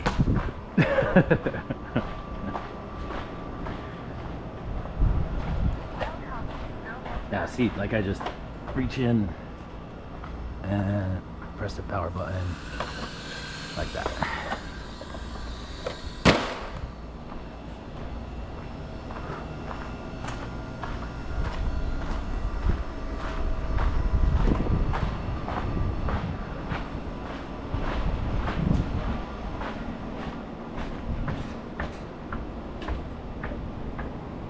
Oh, Santos left. He's missing the fun.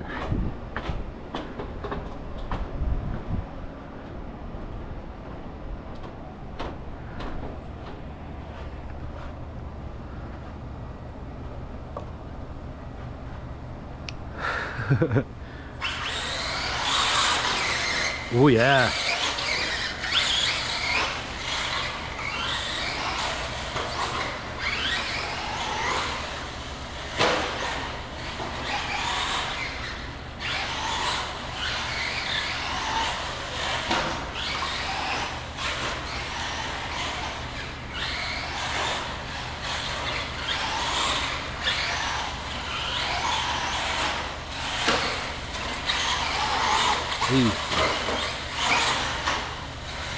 Real slick.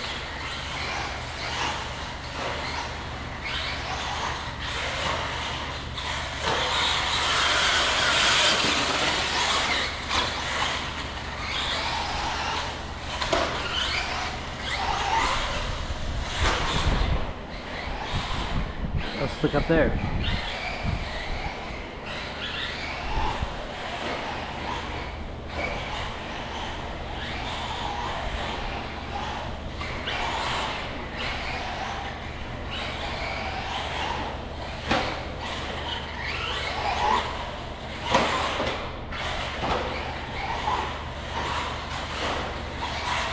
That was my fault.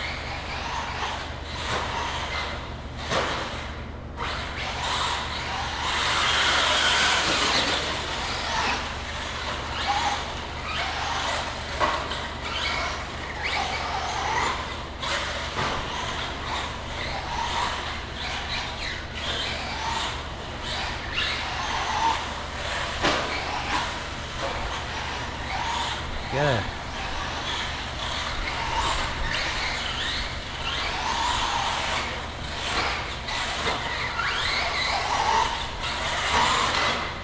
Oh, I hit the brakes too hard.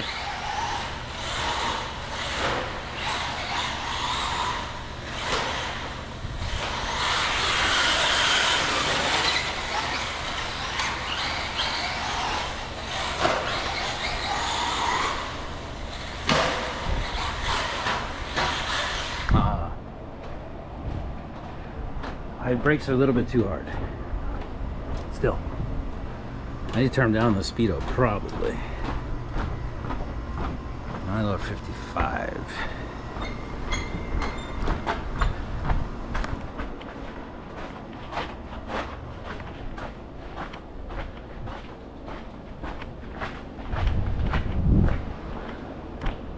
This is definitely not the right setup for this track on the truck. But we can make it work.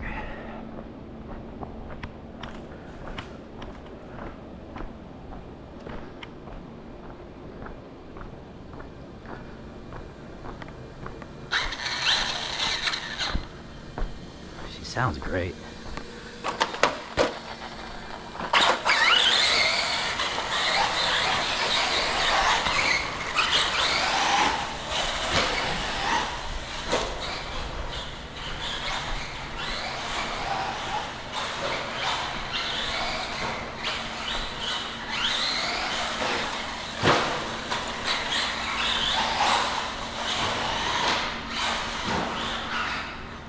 Couldn't see it.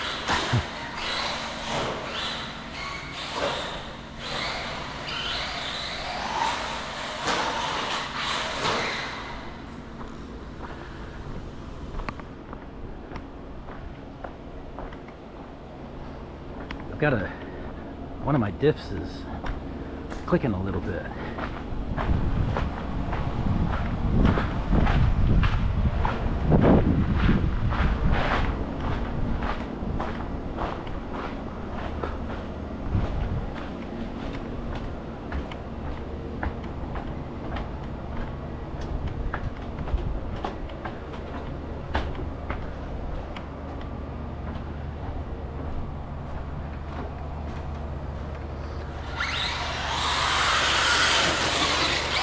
Oh yeah. Oh. I wasn't ready for it, but yes. Yes.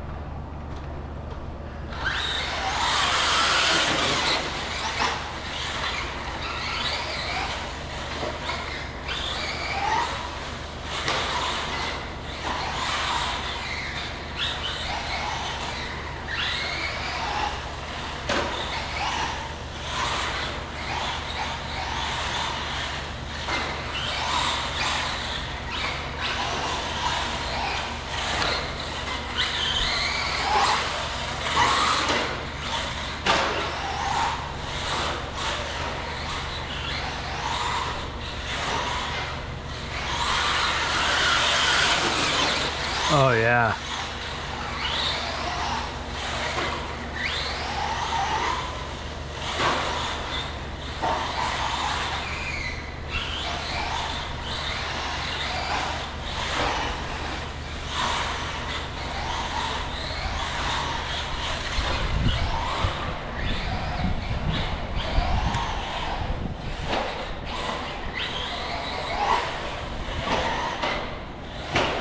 Not ready for that brake action. I need to learn it.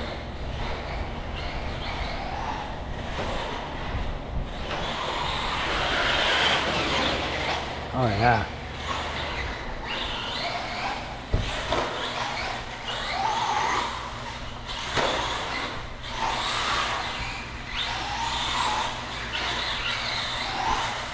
It looks smooth. It is. I still got the Wicked Weekend set up on it, so it's kind of messy here. Yeah, it's good.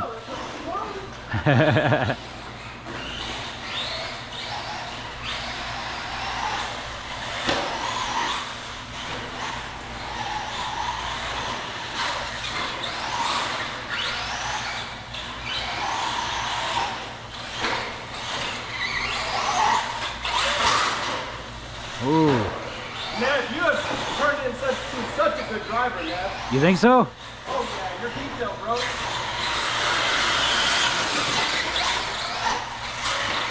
Ah. I tell you what, dude, this brake action is different. The what? The brake action is different. Really? In a good way, but I'm not ready for it. What do you mean? There's a brake softening setting in there. So Reggie and I were hunting for something like, so what we were seeing was that, like, if you're going fast and you hit the brakes hit hard. And if you're going slow and you hit the brakes, they hardly work, right? And so there was no sweet spot in the middle. Something more linear. Now they have softening on the brakes, and you can dial it, like, there's only 5 settings, but like you That's could, dope. yeah.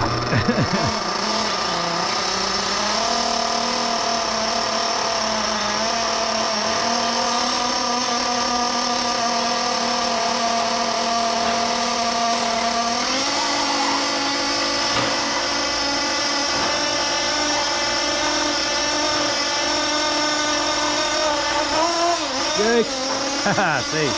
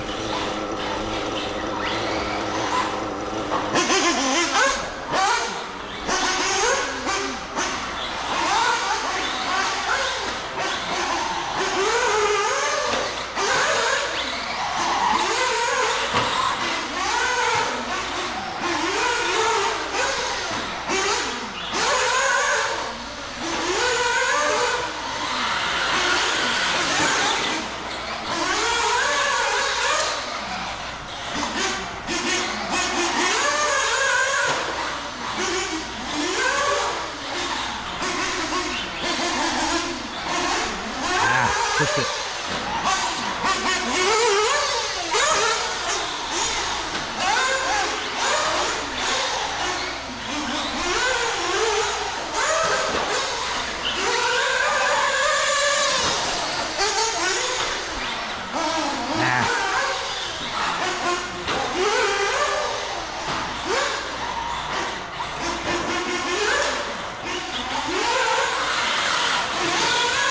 Oh yeah.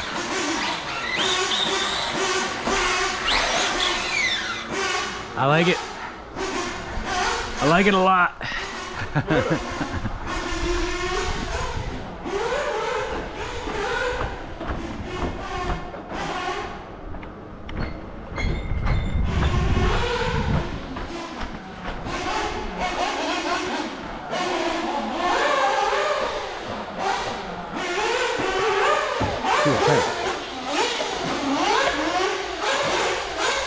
Nope.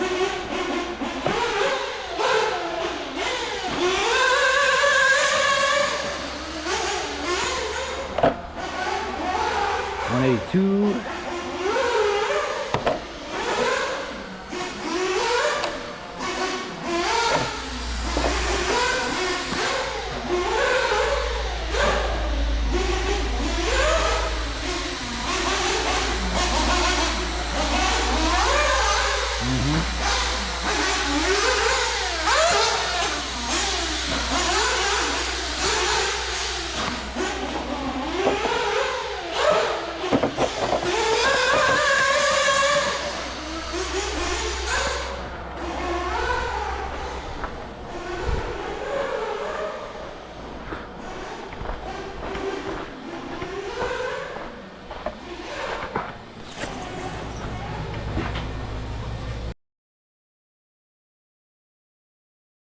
Yeah.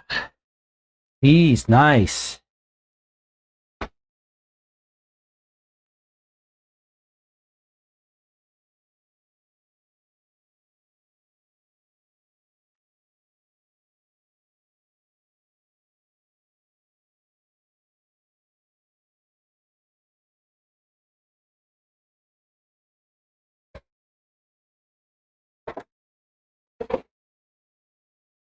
My motor got pretty warm. My motor doesn't usually get that hot.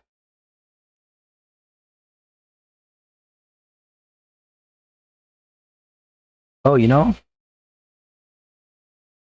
Let me turn up PWM a little bit. I like 16K when it's a little dusty. Run label negative expo and a little lower throttle response. Little 5. Brake. So it's softer and boosted. I'm gonna have to learn about that. Minimum, I'm gonna set the max lower. Maybe 65%. I was at 70. I'm certainly gonna set the PWM up. Maybe like 4.5.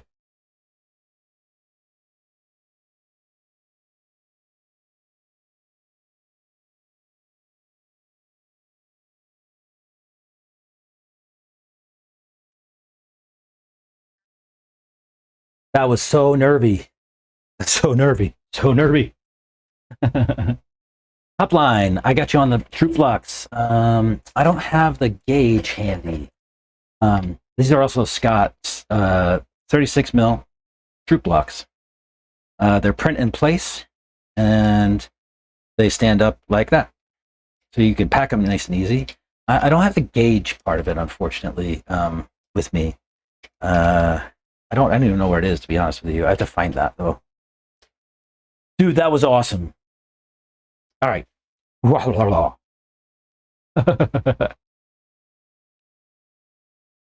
She's smooth. Buttery smooth. I mean, the other one was smooth. This one's smoother.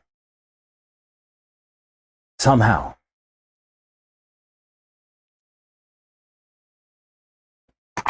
Oh, no. I thought I had the gauge. Let me see if I can find it. I'm going to charge it up. We'll run it again. I was thinking that the gauge was pink, and I see my pink tire spikes. I thought that was the gauge.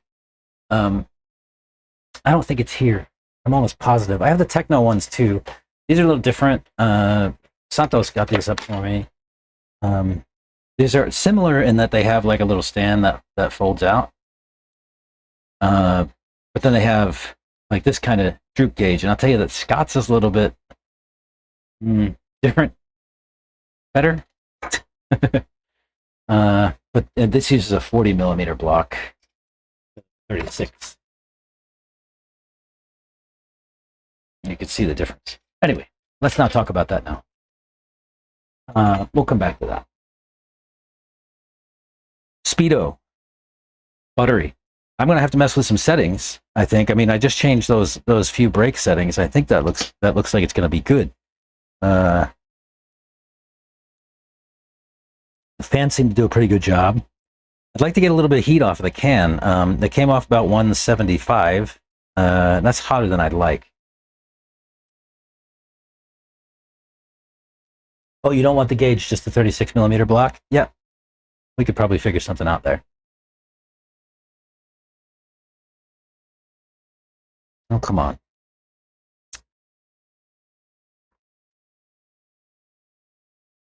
I'll talk to Scott and see what I can figure for you. So what did you see? What did you see on the hat cam?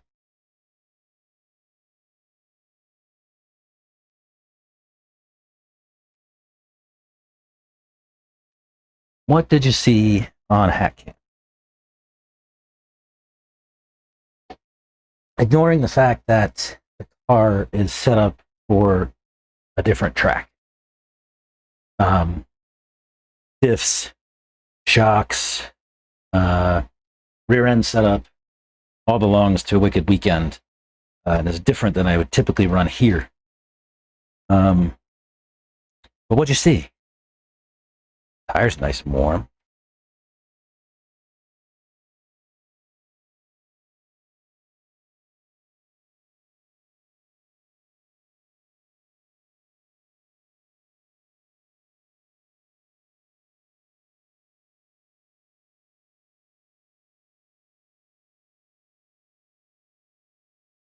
Yeah, brakes needed some adjustment. One of my diffs is clicking if I get into it too hard. I need to see what's going on there.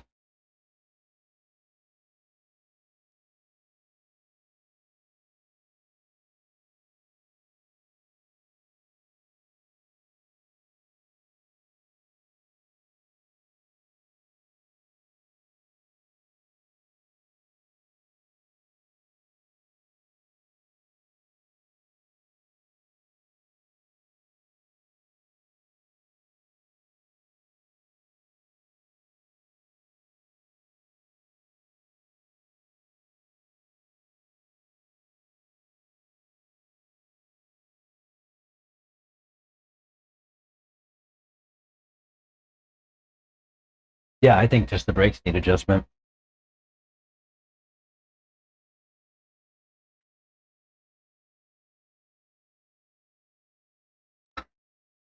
Obviously, the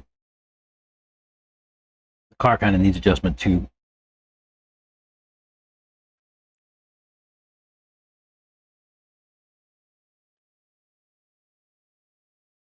I could probably add some anti-squat, take out some rear toe, probably put some heavier oils in the shocks. These are, like I said, Wicked Weekend setup. They're very light oils, 500, 450.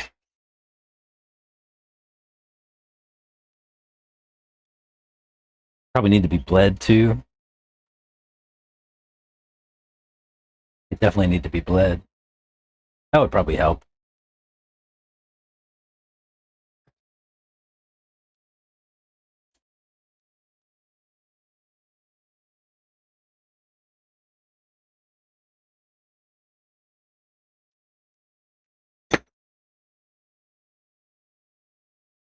I was too excited to get it on the track. I didn't even bother to fix anything, check anything. Oh yeah, definitely. Oh my gosh, so much oil just came out of that.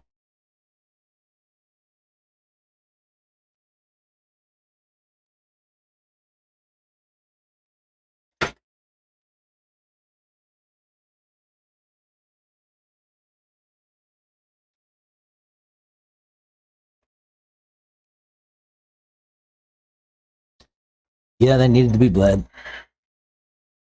That would be helpful. Maybe not, actually. With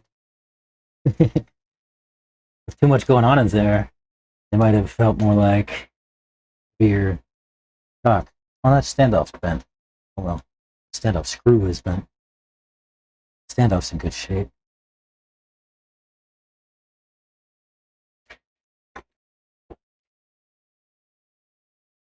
Dude, I was so nervous after that sensor wire thing. Looks like it's fine now, though. I'm going to take a look at it up close in a second as I do these. Oh, dude, a bunch of oil and air came out of that one, too.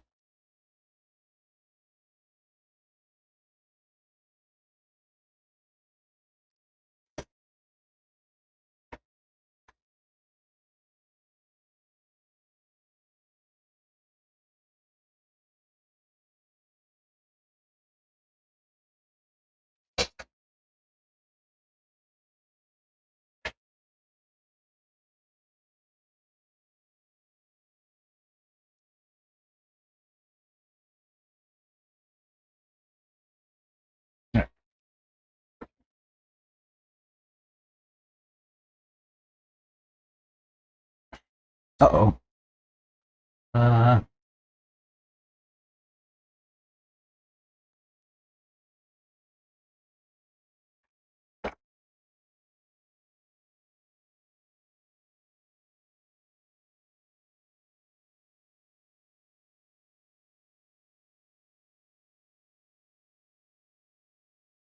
Today I learned your shocks can't travel 1,000 miles. Different temperatures, different elevations, all that stuff without having to get your shock split. A little bit of oil out of that one.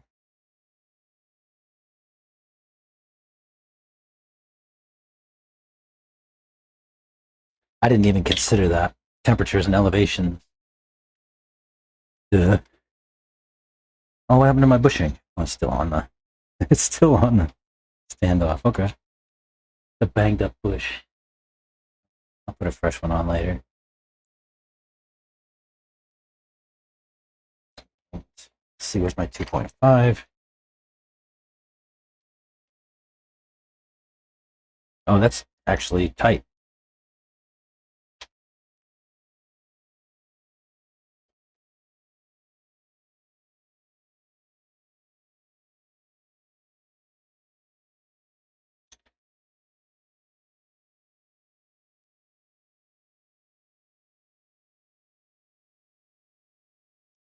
I did not even consider temperature and elevation.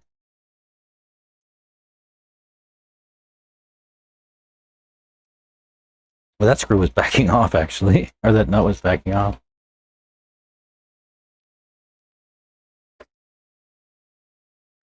So let me do this, and then while we're waiting for pack to charge up, I'll tell you a little bit about race 20. Oh no. Yet.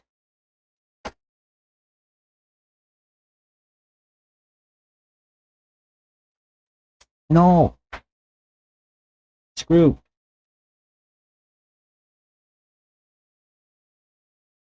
I keep dropping my screw.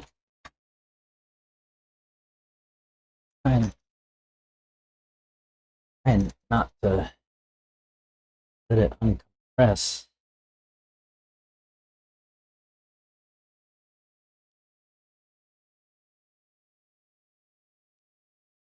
There it goes.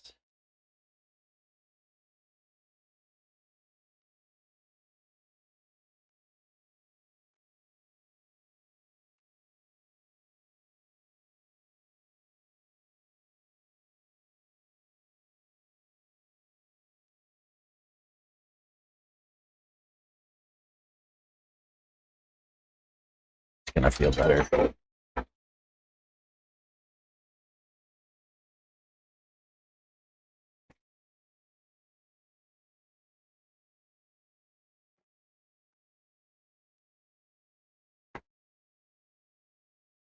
Much better.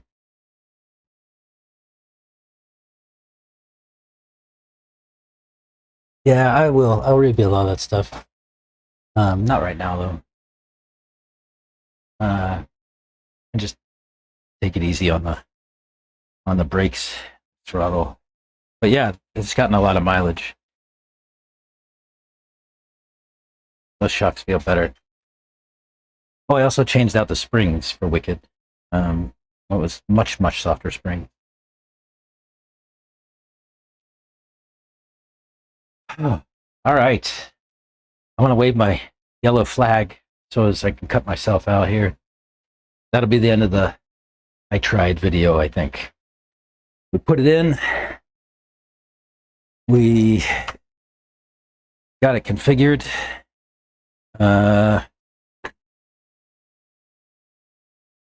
We got it on the track, and we got a feel for it.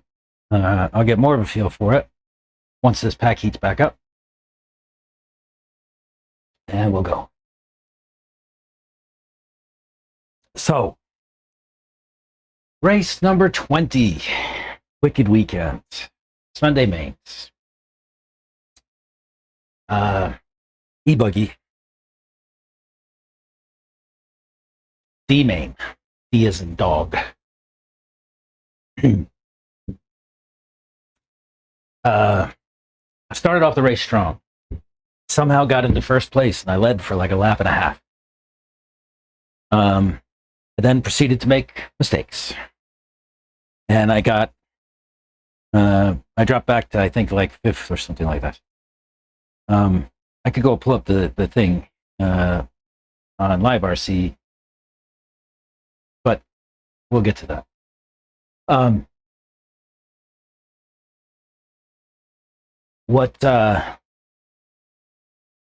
So, halfway through the race or so, I'm running along, and I get into lap traffic. A group, it was a gaggle, about 5 or 6 cars. And we were going down the straight. We got into that group, and we come out of that cratery corner, that cratery 180, right? And I'm coming out on the sweeper to go up to the double doubles, and I get my car. I don't exactly know what happened. I tried to look back to the video to see if it was recorded, if it was on Live RC or Lead RC, so I could get a better sense of whether I was an asshole or not, right? I couldn't find anything in the video that gave that indication. There wasn't any audio from either Lefty or Lance. I mean, I think there was a note from Lance in there, not to take each other out. But I don't know if that was in reference to me or if that was in reference to something else. And I tend not to catalog these things in my head when I'm racing, right? Like, people bump into me, people wreck me all the time, and I don't even notice what car it is, right? Like, I don't notice what color car it is. I don't know what kind of car it is. Nothing. Like, that doesn't register with me because it's just a thing, right? It's just a thing that happens. And, it's a sportsman race, right? So anyway, I'm going around the sweeper, and I get in that canyon divot rut thing. So half my car goes in there, and it comes out all nervous. And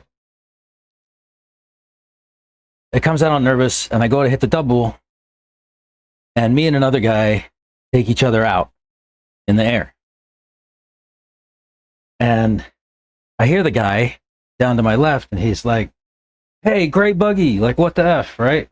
I'm like, sorry, man. I wasn't trying to do anything there. I was just trying to run my race, right? And, it turns out that the person that I hit I was battling with, right? Like, for position. And so we end the race, and I think I was the first one to cross the line after the bell. So I started to walk down the ramp, and I'm, thinking to myself, I'm going to find this guy and apologize to him because he sounds like he's mad, right? He's mad at me. He said, gray buggy, gray bug. So I'm walking through pit lane, and I hear the guy come down behind me in pit lane, and he's like, "How do I get that gray buggy?" Blah, blah, blah. I don't remember what he said. What he said isn't important. But I turned around because he was behind me. I turned around and I put my hand up. I said, "I'm not Gray Buggy." You know, that was me. He's like, "Dude, you ruined my race." And I'm like, "Look, man, I'm really sorry. It was not intentional, right? Like, I don't race like that." You know, we got into each other there. It was 50-50. I landed on my all fours, but off of the track. So I had to come back in and go. And he landed on his roof, I think, or he ended up on his roof. Yeah. And so, it hurt both of us, right? And, I think there's arguments that could be made about positioning and traffic management, right? Like my failures there. It should have been, I should not put myself in a position to be taken out in the first place, right? Like, or take anyone else out for that matter. Failure on my part, right? But at the same time, I think it's kind of a 50-50 sort of thing. And, I asked some others that watched the race closely, specifically my race. And, I asked the question, I'm like, well, what did you see? And they said, well, it looked like incidental contact to me, right? Like it was just a thing, right? You're both running, trying to get position, and you took each other out going off of the face of the jump. That made me feel a little better. But this guy was mad. So, we sat and marshaled the next race. It was a 20-minute pro nitro race. And I said I ran him down after the race. I was like, "Look, dude, I'm really sorry." I was like, "My name is Neb Bosworth." I shook his hand. I'm like, "Look, man, like whatever you think, like whatever, doesn't matter. I'm telling you, I'm sorry. I didn't mean to do any of that stuff." And I told him straight up, I said, "Look, if you need anything ever in life, you know where to find me. We're Facebook friends, right?" When I said my name, his face changed a little bit, like snap, like immediately. Like, I can catch that stuff in people. My parents are deaf, right? And so one of the things that I get from that is like a weird ability to like read people like really, really quickly, because my parents have to do that. They're deaf. They can't hear what people are saying to them. They can't hear tone and all that kind of stuff. So they have to rely on sight. And, that's something that I took from them. Like I told you, American Sign Language is my first language.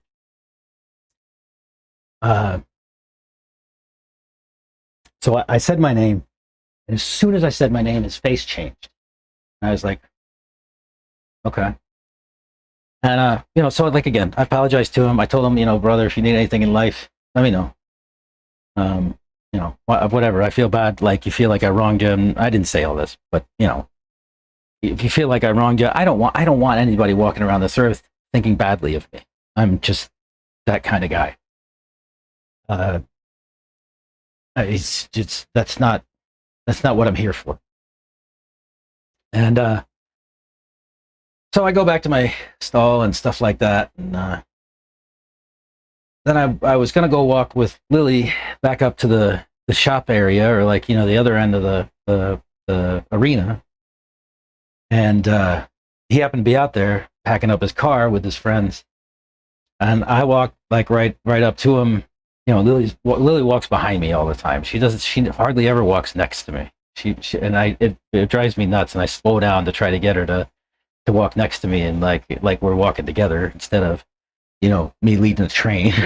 I don't know why she does that, but whatever. So she's behind me a bit, and I walked over and I was like, "Look, man, I'm really sorry again. Like I wasn't trying to do anything there. Like I was just trying to run my race and go."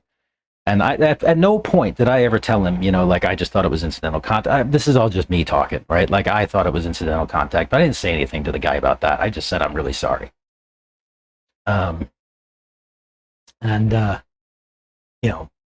His friends that were with him, they were like, "Yeah, dude, things happen, like it's cool." And I still felt badly about it. I still feel badly about it. I still don't know if I was wrong. but I still feel badly about it. But man, was that guy on fire.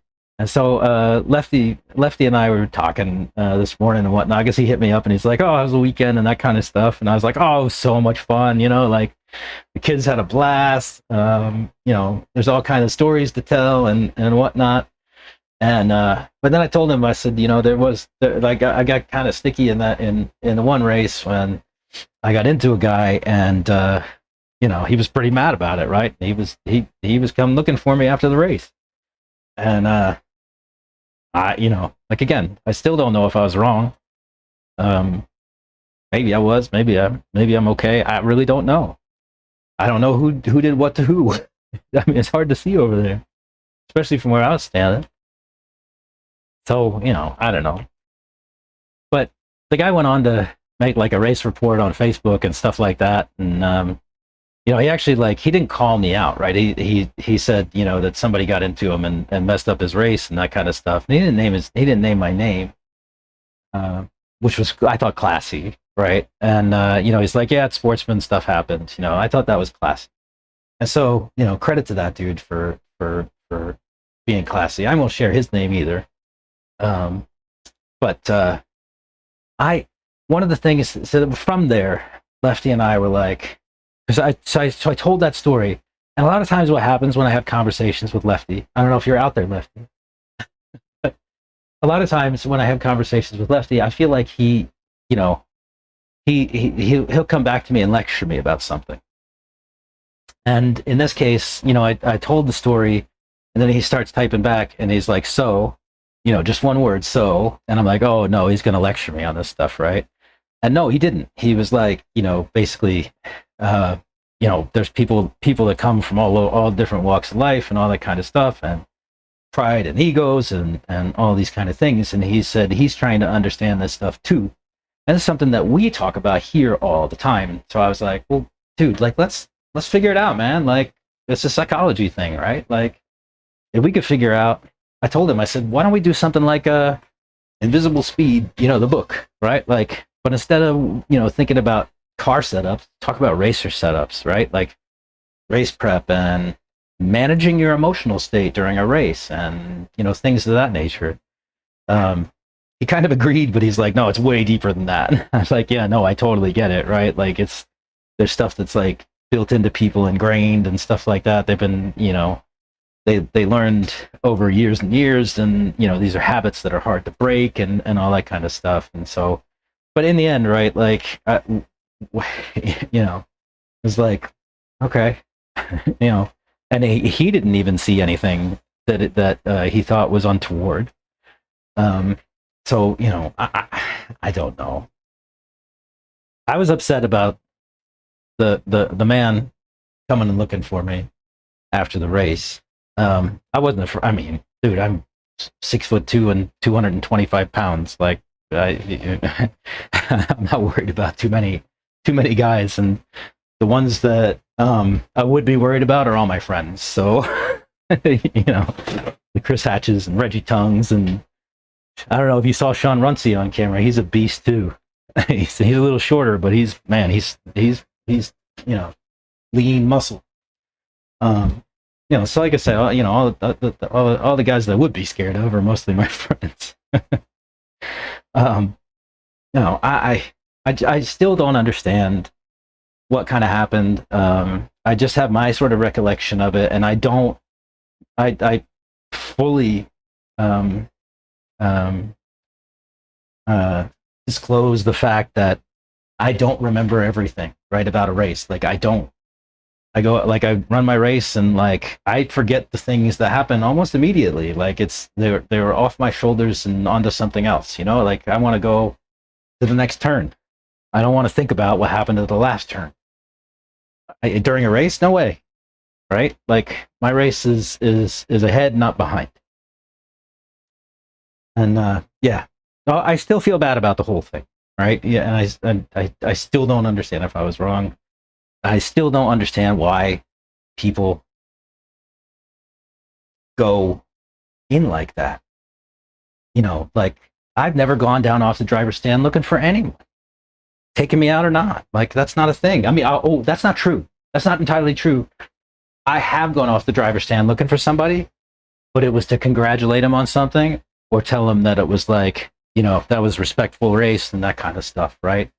And I've had people come to me and do that too, right? Like they, come to me after the race, be like, "Oh, that was awesome," like super respectful racing. That's how it's supposed to be, and that kind of stuff. In fact, if anybody knows Ricardo Foch, go ask him about a race that we had. It was so much fun. And in the end, he was like jumping up and down, and I was congratulating him. He's like, "That was awesome," that kind of stuff. So, I don't know, man. I don't get it all yet, but one day I'm gonna figure this shit out, and we're gonna change something. Now, maybe that changes in me, but maybe that change also needs to happen in other people too. I don't know. I have to figure that part out. But if you watch race 20, you probably won't see it. You won't see it happen. You'll see my position changes and stuff like that, I'd imagine. But yeah, just a weird sort of event that I didn't love.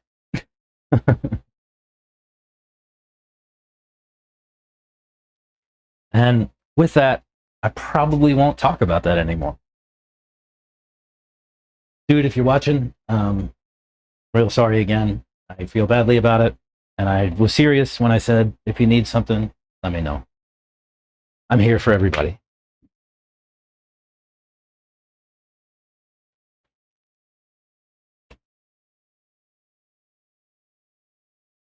Lefty says, the RC Racer is a unique character for sure. Yes. Yes.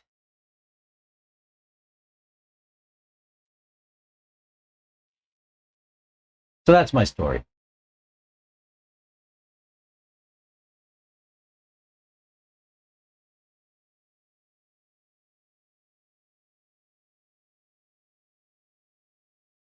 That's my story about race 20. I started it out strong. I did not finish it strongly. Is what it is.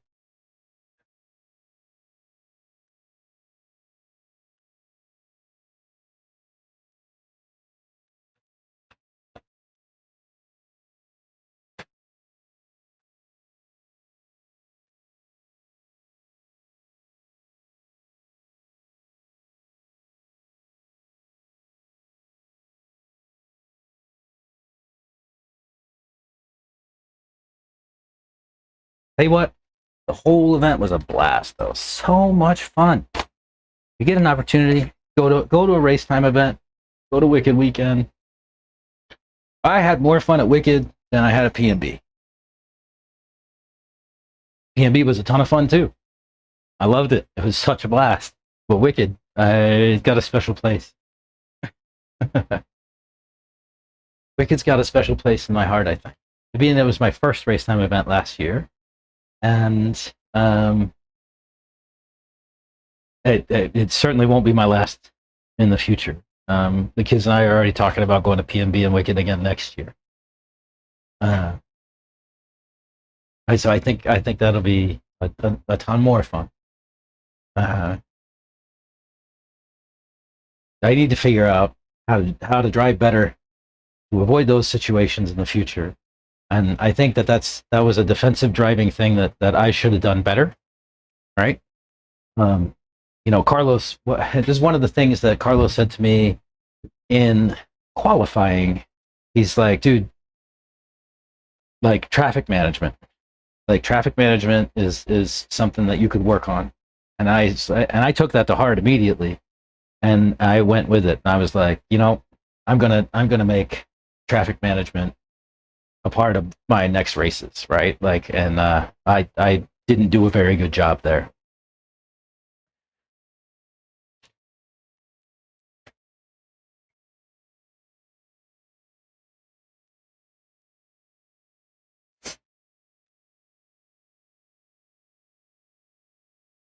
Yeah, in the end, all was well. It's just a crappy situation.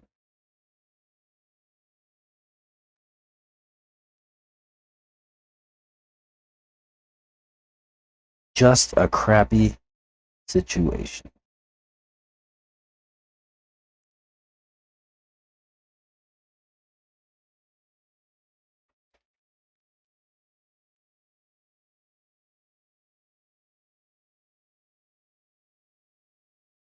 Yeah, I could shim that rear diff. Waiting for this pack. Maybe that would fix my problem. It feels a little loosey, a little loosey goosey, a little loosey goosey. Maybe that would stop that. Let's find out. Okay.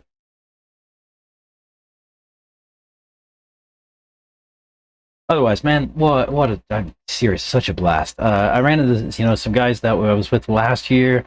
They were all pitting in the same spot as we were last year, and one of those guys is Brian. Brian, if you're out there, man, that was so much fun, dude. He's actually the person who put me on the little engraver tool to clear out these screw heads. He watched one of my streams one day, one of my videos one day, and he was like, bro, you don't have to sit there with a hook and like scratch all that crap out of there. He's like, you could use this little tool and it'll take care of that for you right easy. And I'm like, oh, sweet. And so that led to, making a video about that little tool, the Hardell tool. If you go on the channel, there's a video about it. It was a quick tip thing or something like that.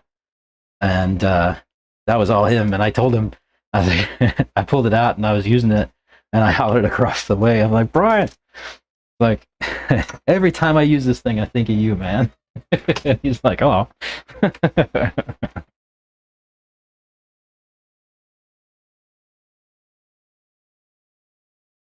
Every time I use this tool, I think of Brian.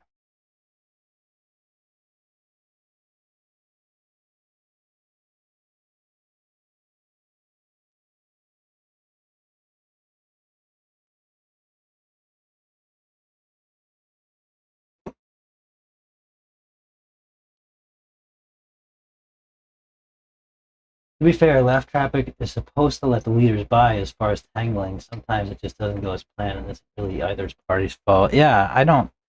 Like I said, I felt like that was a incidental contact. And we both got hosed by it. I think for him, that was his only main. And I think he had a chance at the bump. I think he felt like I took that chance away from him, and made him go home. Right? Again, not my intention. It's not something I set out to do. It's something that happened.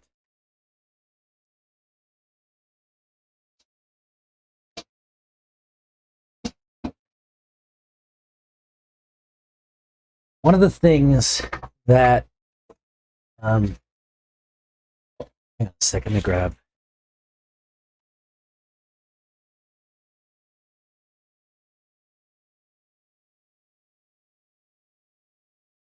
I'm going to put 2 diff shims. One of the things that gets pounded into us here at Thornhill is driver courtesy.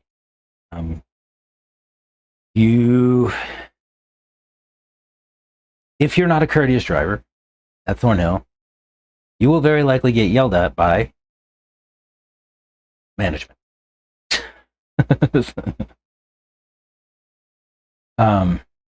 That's just the way it is. So it's something, that courtesy and that kind of stuff is instilled in us as drivers at Thornhill from pretty early on.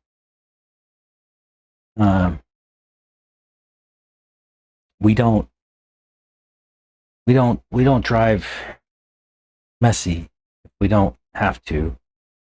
I know that at those big events, however, courtesy tends to go out the window. There's not an incentive to be courteous. And what I mean by that is you're at a race, national race. You know, people have come from all over the place to go there, right? And the assumption is that, you know, if you're friends with all your local drivers, you know all your local drivers, and you don't know the people who travel and stuff like that, and you think, well, I'm probably never going to see them again, so it doesn't matter if I'm discourteous. Maybe. I don't know what the psychology is behind it, to be real honest with you. I'm just guessing. But that's kind of like my sense of it. It's because I mean, it really is true. Like if you watch a lot of the races, there's a lot of discourteous things that happen, and I don't, you know, no, I don't think anybody's being a jerk. Nobody's being a dick. Like, they just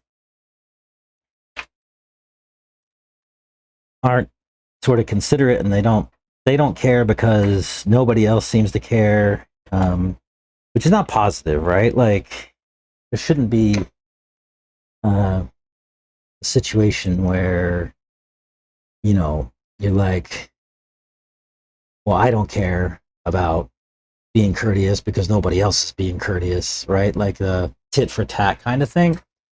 I don't think that's right.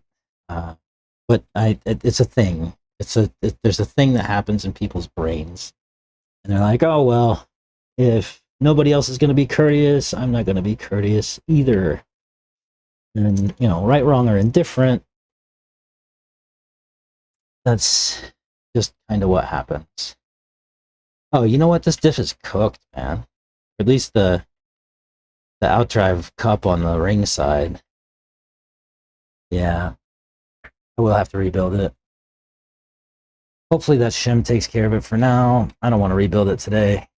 We've done enough hard work for today. Just one drive.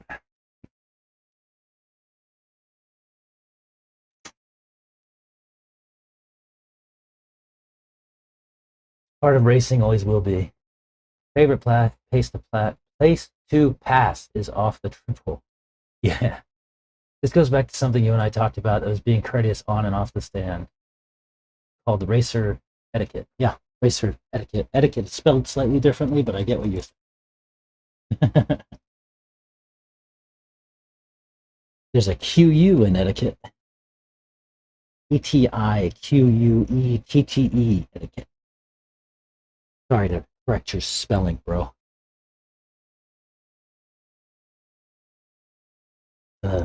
Based on a French word, I believe.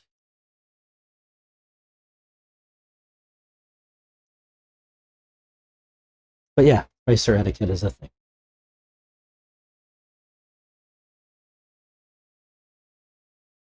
And if I felt like, I mean, I honestly felt like it was incidental contact. And if I felt like it was, you know, a situation where I took him out, I would have parked my car.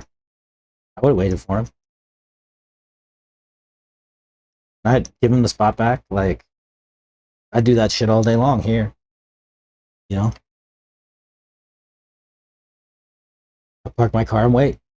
But again, I felt like it was incidental contact. So I just kept going after I, you know, corrected after being off the track, right? Because we both got blown out by that one. It just happened that I ended up on all fours and he ended up on his lid.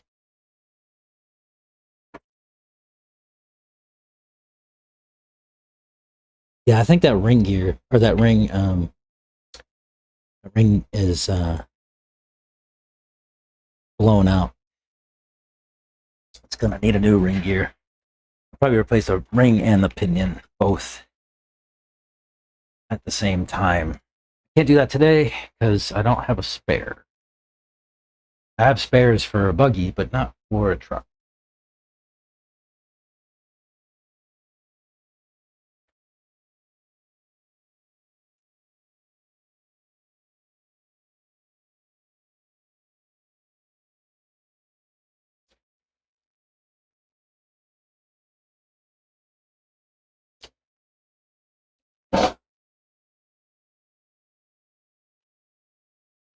So if I can see Chris this week, I hope he's well. I will. I'll go get a ring and a pinion for this guy, and a new Yeah, ring an opinion. Yeah, you know what I mean.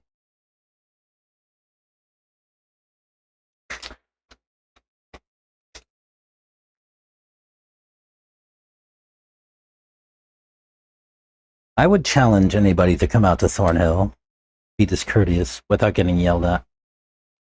It's not taken to very kindly here.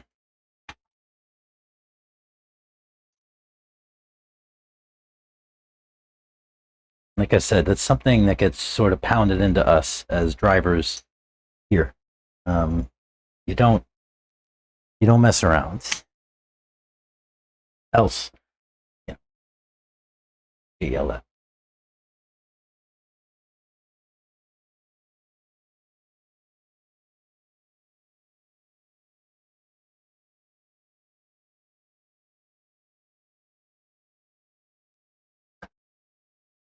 And that's not, by the way, that's not a Chris thing.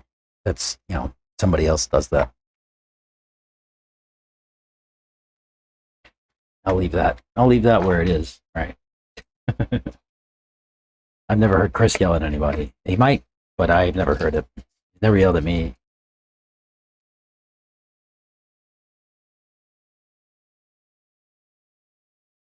I don't know if I've ever been corrected by Chris Allison, other than, he tells me all the time that my setups are stupid. That's a different story. Half the time they are stupid, but it's intentional. That's a different story. We all know that half the time my setups are stupid. We try things out that are nuts. We do crazy things.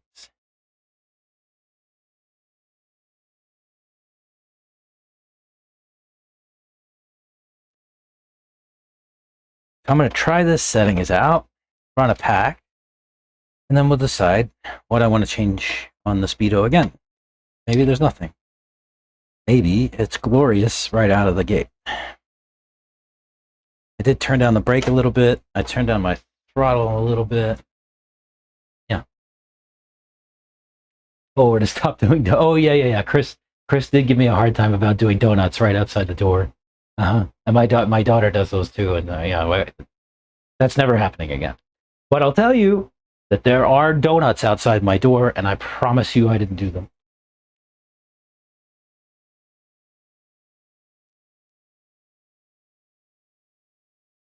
I think Chris was having a bad day that day. I wouldn't. No.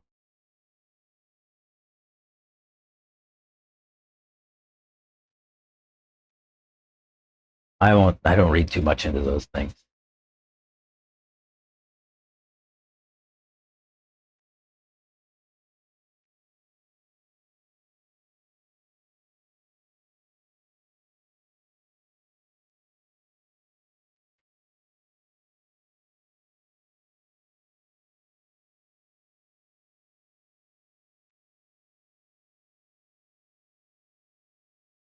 Truth of the matter is, he he said he didn't like having to re-rake the stuff, but he doesn't really re-rake the stuff.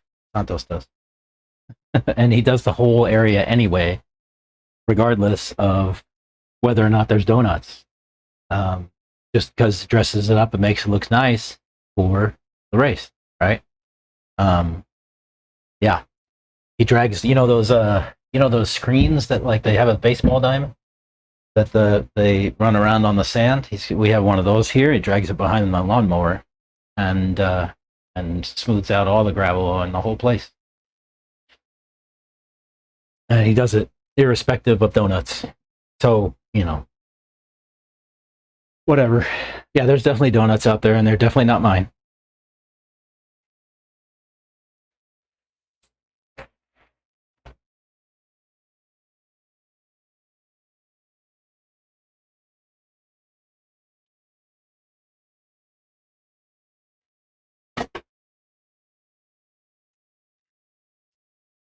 All right. Let's give her a run. See what happens.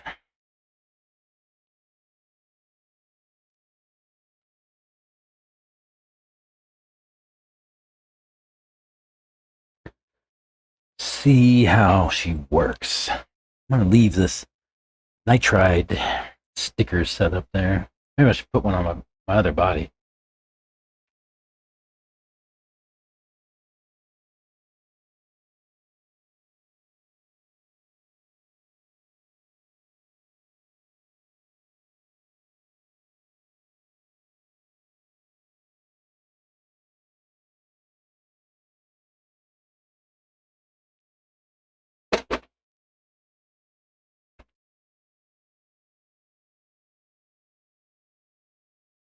Set up. Kind of go.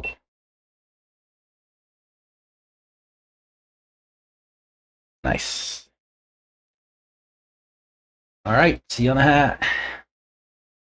Nitride run number 2.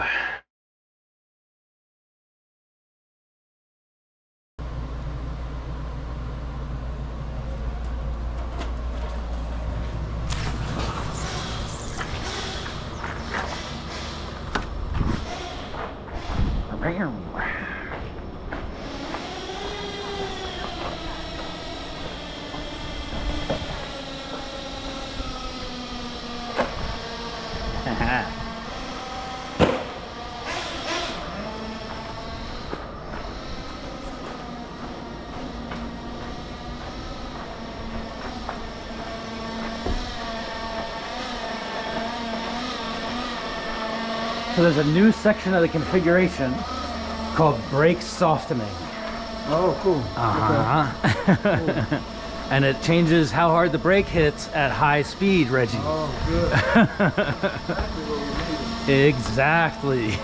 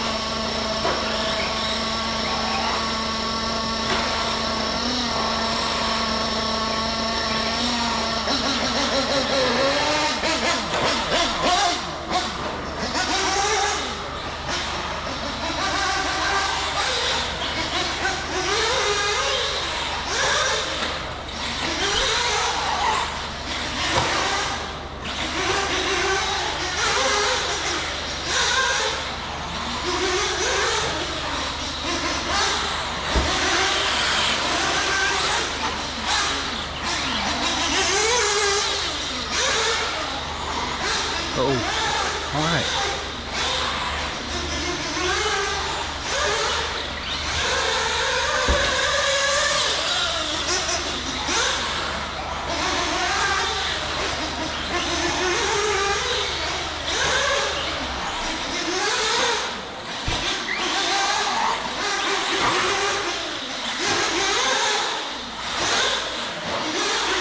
Oh, oh no.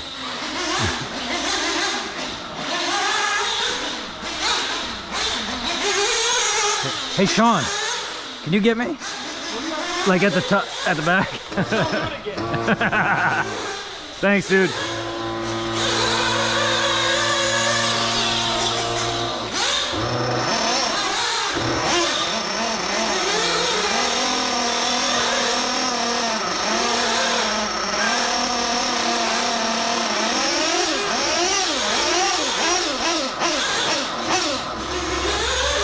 Oh, cut out. Hey, can you get Reggie too?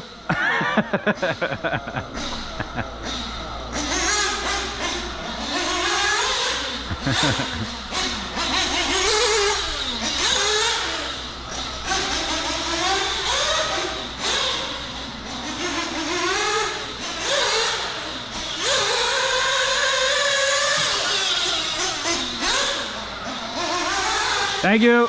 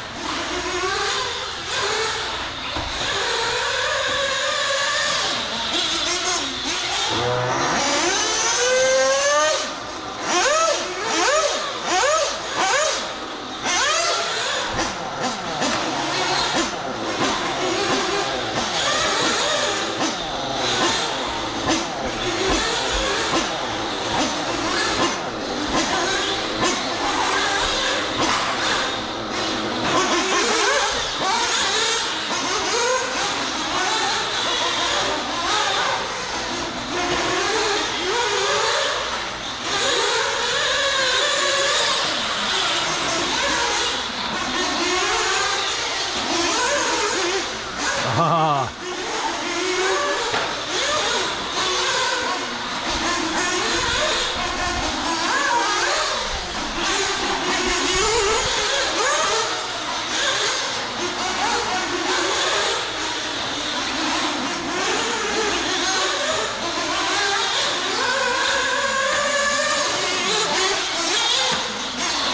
Oh, sorry, Reggie.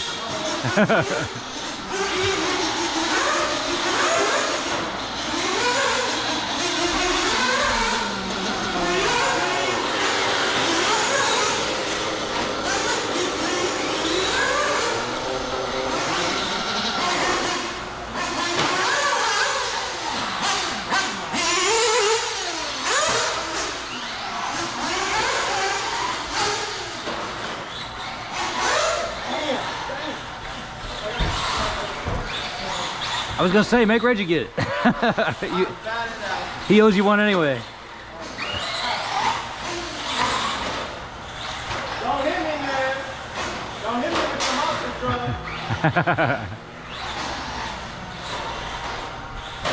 Ah.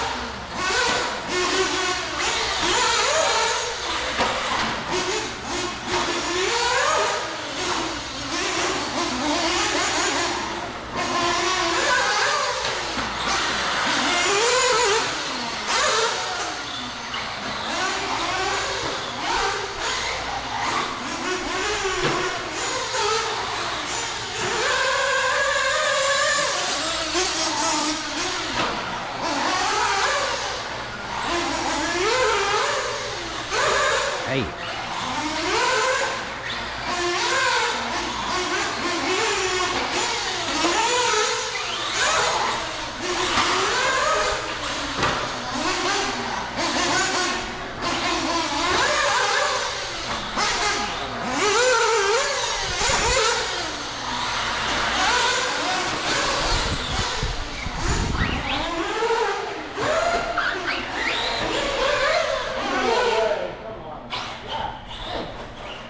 Here, hey, check these brakes. Man.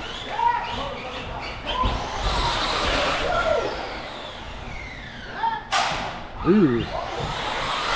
That's my, I got a bad rear diff.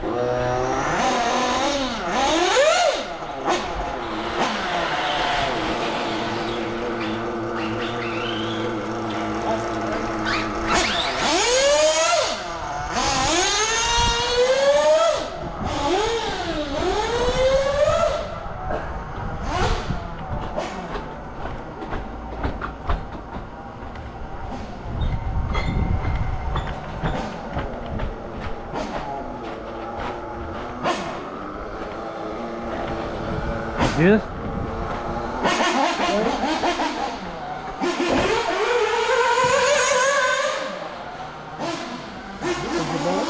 Oh yeah.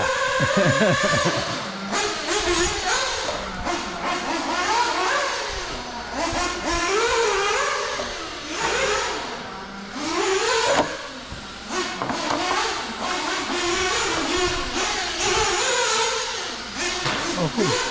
Smart fan, baked in. You just gotta screw it on. Oh, that's dope. Yeah. Check this out. The smaller thing. Yeah, that's like a 25 mil, huh? Yeah. And then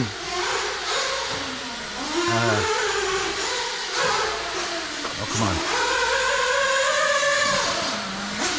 So there's a new setting. Brake. So they have, you can change the type, softer or boosted. I haven't played with that yet. I've just been running on softer. Okay. But the brakes are really smooth. And then they have a new setting here called, where'd it go? Brake softening. So they have different presets, and like, so you can start it with just off, so you get full brake at any speed. Okay. And then you can say, like, anytime you go up, it changes, you get softer brake at high speed. So I just went to max, which is S5. And it made it slow down. Yeah, slow. yeah. It's nice. That's cool. Yeah. And then the other one, the softener, is What's that? what's the other one you showed me? What was the first one? Oh, the brake type. Yeah, softer or boost. I don't know what boosted is yet. Must probably mean harder, but firm on it. Probably. Yeah. So there's that, and oh, check this out. I love how you can come down here and go bloop, bloop, bloop, bloop, put the body on and go back out. Yeah. You know? Check this out. This is new too.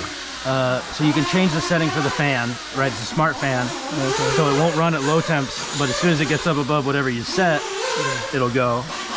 And then check this out. All diagnostics. So like,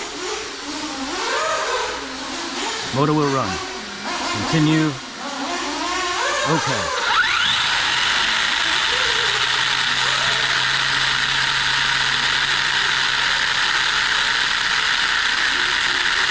How long? There it goes.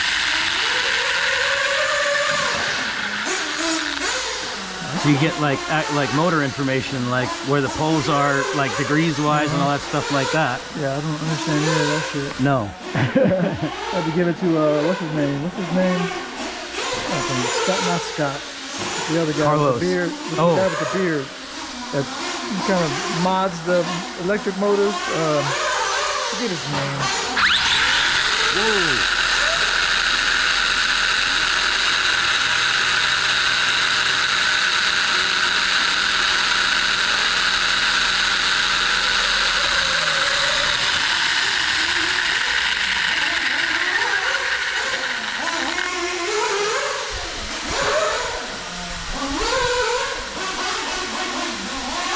That's cool. That's really cool. It tells you the KV rating of the motor. 2413. You got 2400 in there? No, it's a 2250. 2250. And then they have also a software update setting on here now. So like, I don't know how it works yet, but you need a Marshall, bro? No. Thank you, Tyler. I got it. Oh.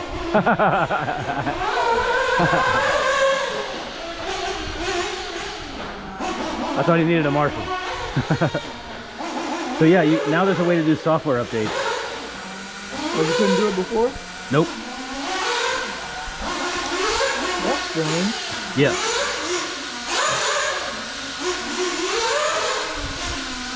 Pretty dope. Cool. That's Yeah. really cool. Are you sticking around for a little bit? Yeah, I'll be here for you. I'll go charge this pack up again and you can drive it. See what you think.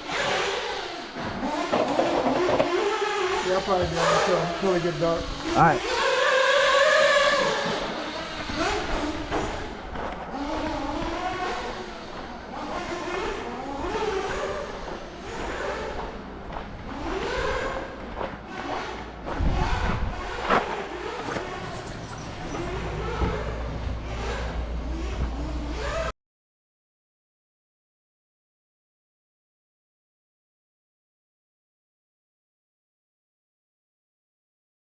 Wow, so hot outside.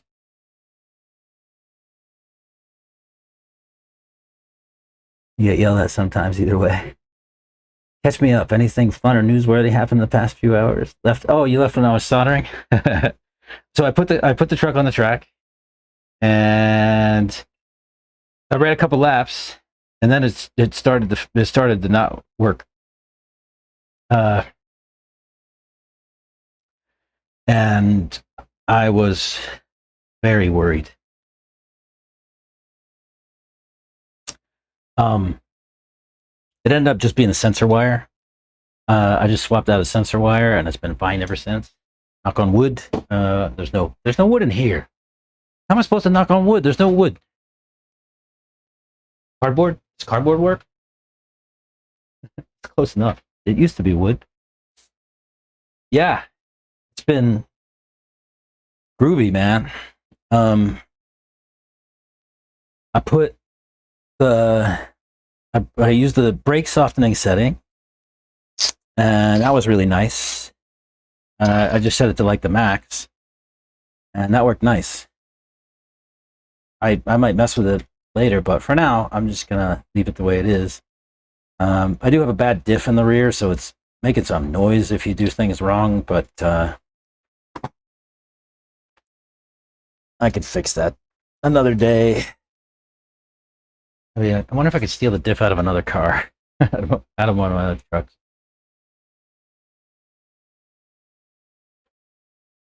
But yeah, since the sensor wire issue, everything so far has been really, really good. Speedo is very smooth. With the brake softening, I turned down my brakes on my radio. The brakes are buttery smooth. Like, I don't have a single bad thing to say. The brakes in this one are better in the brakes than the last one, and the brakes in the last one were better than everything else. Like, period. Everything else that I've ever tried, anyway.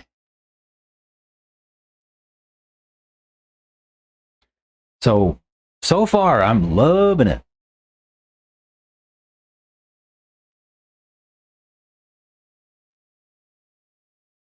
Now, I think your earlier question is still outstanding. Is it worth $330? I don't know yet. We're gonna have to figure that out. I'll tell you, that brake feels something else. Like, it's so smooth. I don't know if you can see it on my hat cam, but like, I come down the straight, I hit the brakes, and you don't see the car jerking. None of that stuff. Like, not a whole lot of dive. It just sort of smoothly brakes, and then we go. It's pretty fabulous.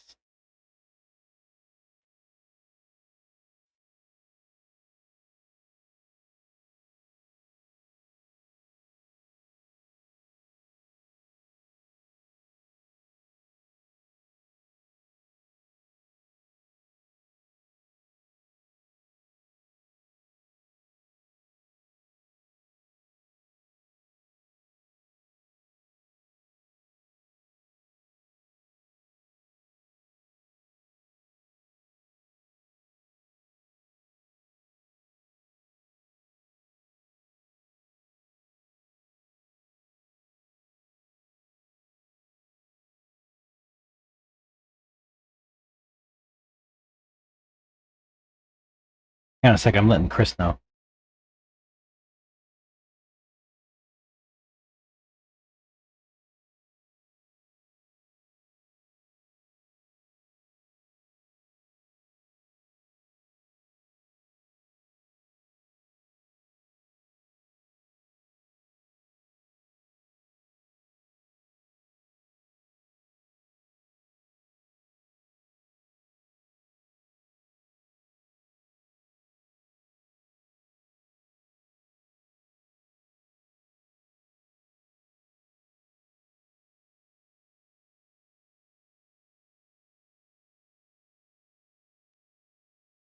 One of the things I want to look at is the boosted brake setting, and see if that brake softening page changes to like a boosted brake boost.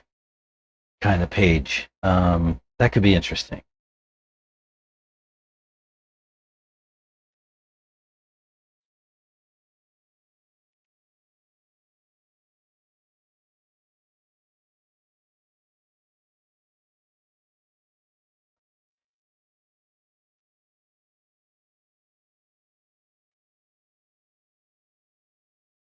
Yeah, this thing's nice, guys. Very, very nice. I, yeah, loving it so far. Loving it. I wonder if it retains any settings from run to run, retains any reporting kind of stuff. I guess I should probably plug a battery back in and see, maybe.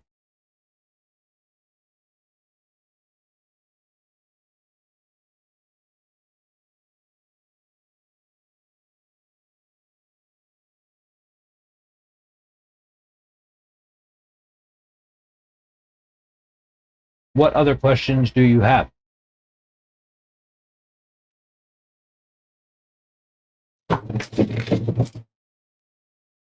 I need a drink without caffeine. Do I have any root beer? I think I'm out. I can drink a beer or a White Claw.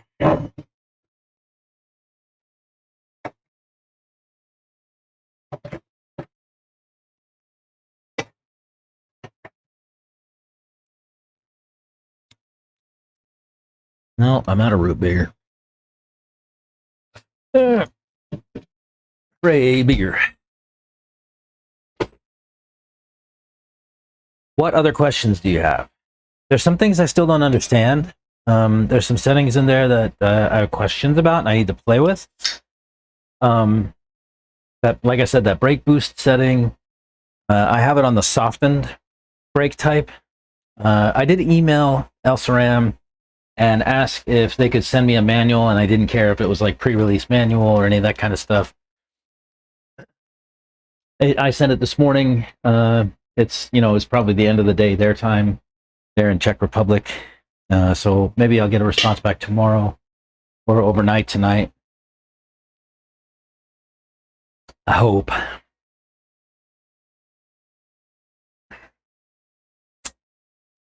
Yeah. So far, it's gravy.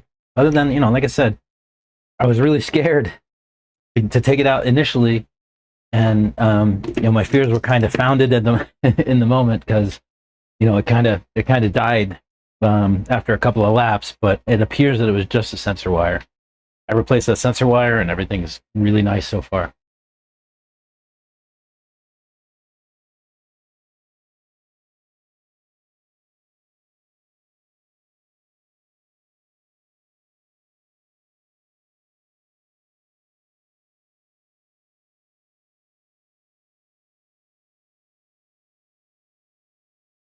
So yeah, what other questions do you have? Oh, as I'm dropping frames, stupid network. Yeah, what other questions do you have? What else would you like to know?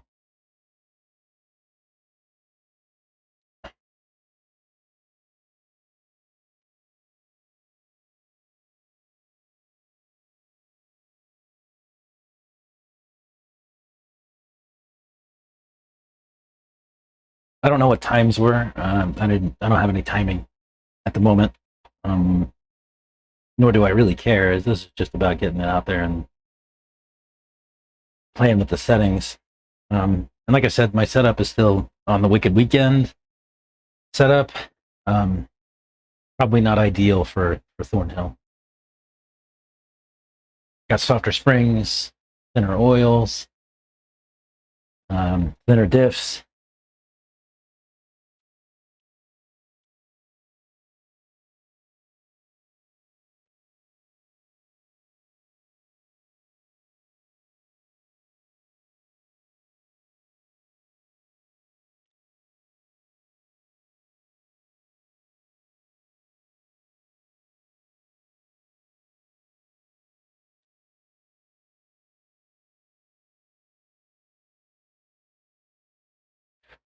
Yeah, I didn't actually go after the Gens Ace deal. I know it was available, like I said earlier this year, but I didn't bother with it.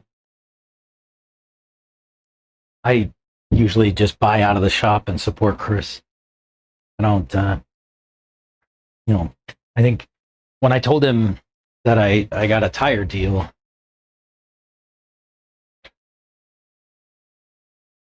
yeah, I like to support Chris, right? And when I told him that I got a tire deal, he was a little distraught. He's like, "Oh, I lose a customer." I'm like, "Well, you weren't getting any of my tire budget anyway." But what that's neither here nor there.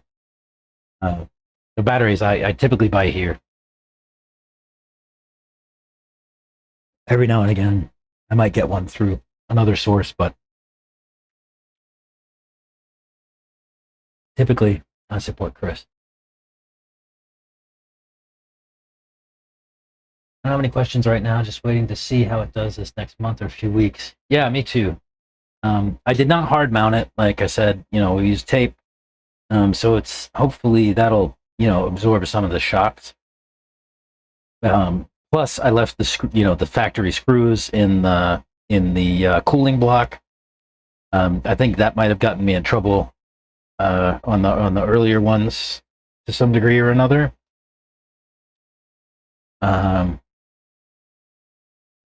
Yeah, but so far so good.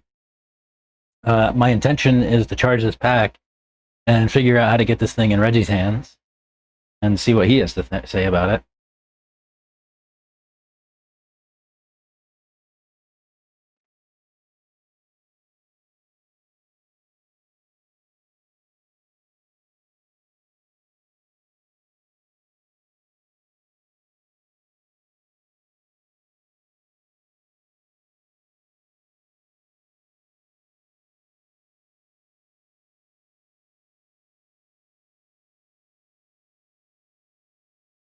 Yeah, I want to see what Reggie thinks about it, because brakes was one of the things that we were kind of struggling with, and this brake softening setting seems to be just the ticket. Yeah, you're right. The Hobby Wing stuff I think has it in the new software update.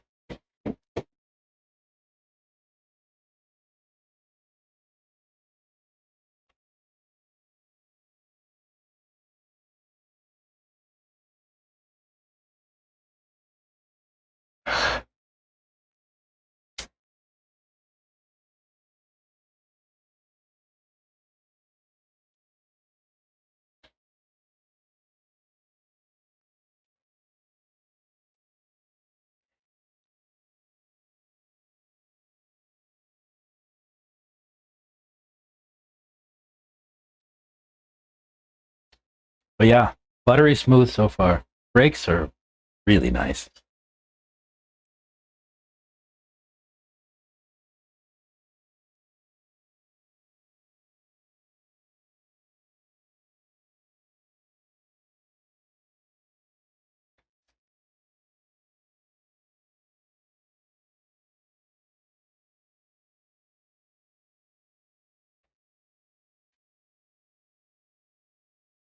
I might throw another shim in that rear diff. Might throw one in the front too. I don't have the stuff to rebuild it.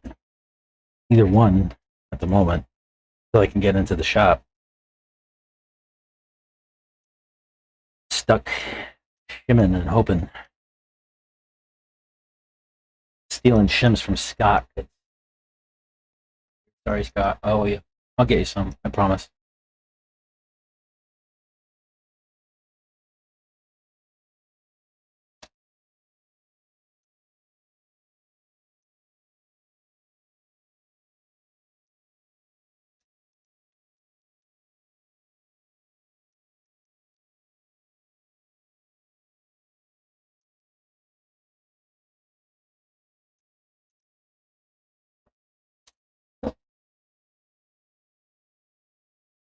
Where's my grinder? Like I said, every time I use this grinder, I think of Brian. Thanks, Brian. Ooh, I need a new bumper, huh? Wearing out my chassis plate. I need to get one of those. Shoot, man, who makes it? Carlos runs them. They're pretty nice.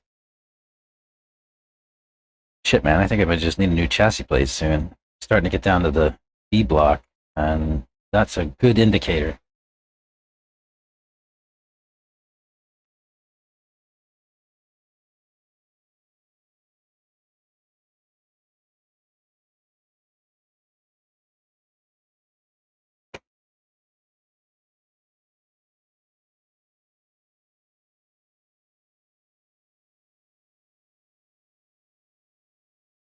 Oh, I missed that one. Tyler, you deleted. Probably deleted on purpose.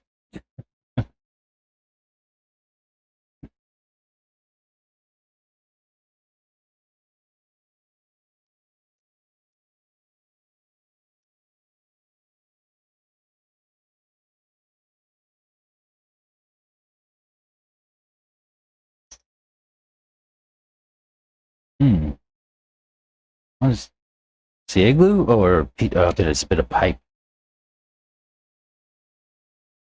Let me get that bumper off.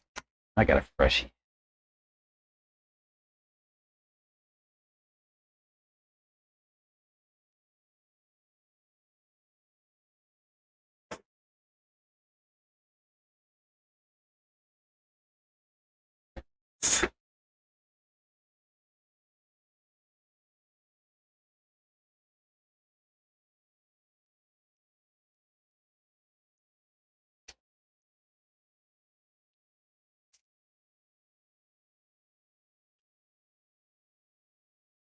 We got a freshie that I picked up off Mr. Tebow out of Wicked.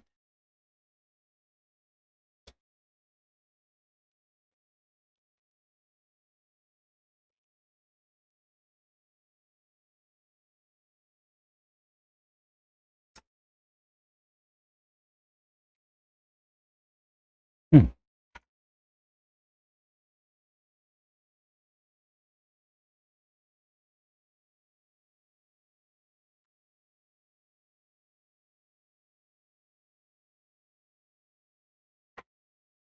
Well, get out of there. There it goes.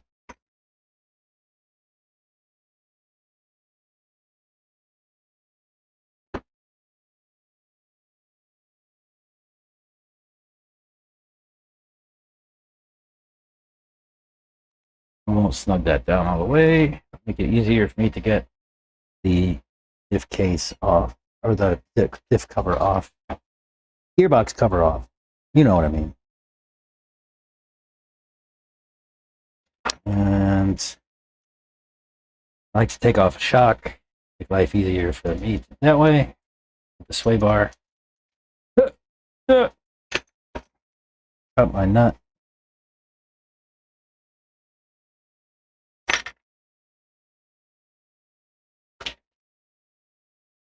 Shim.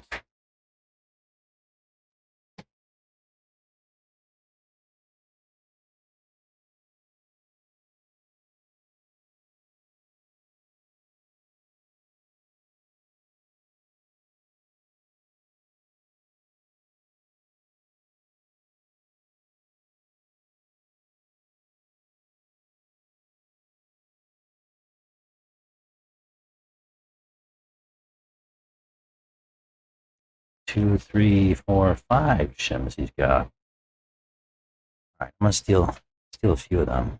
He's got 6. I won't need 6, but yeah, I'll get him a fresh set. We'll just go 2. Techno TI, not sure if it is Carlos for skid plates. Techno TI. Let me look at it.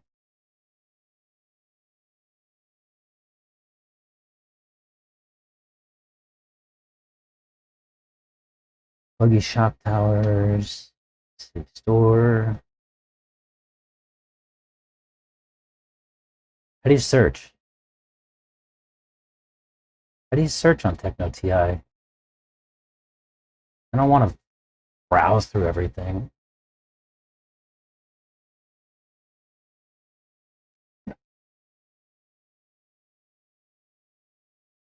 No, the one he has is plastic. It's not Techno TI, I'm pretty sure. I don't know who makes it. And the one he runs is plastic, and it wraps. It wraps underneath. Like I don't know what. Dude, that's got a bunch of shims on it. Need to grind off some high spots. This needs new. No, it doesn't. That's good.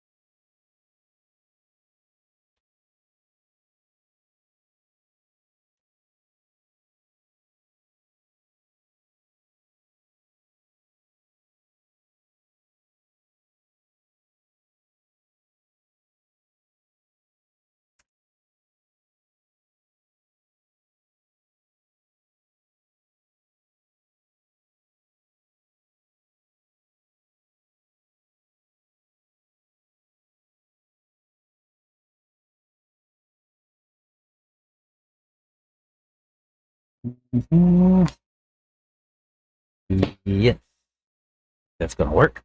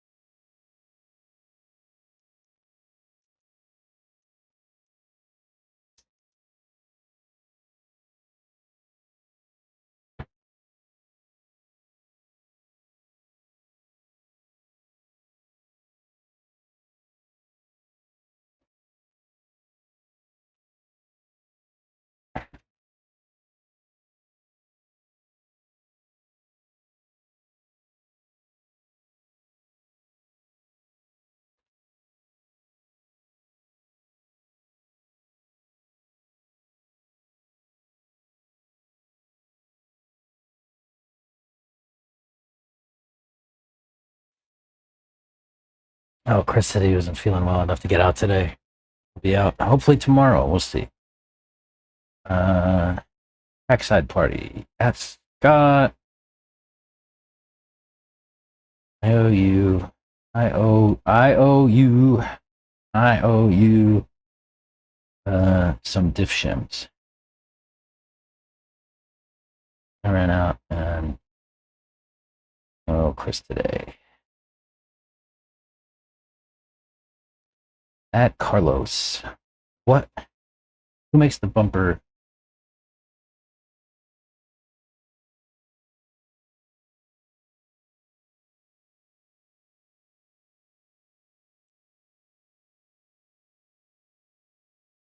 All right. Yeah. So I'll find out from Carlos who makes that bumper and let you know. I'm going to see if I can order some too once I figure it out. It's a really nice bumper. Like I said, it wraps around like the old school techno bumpers.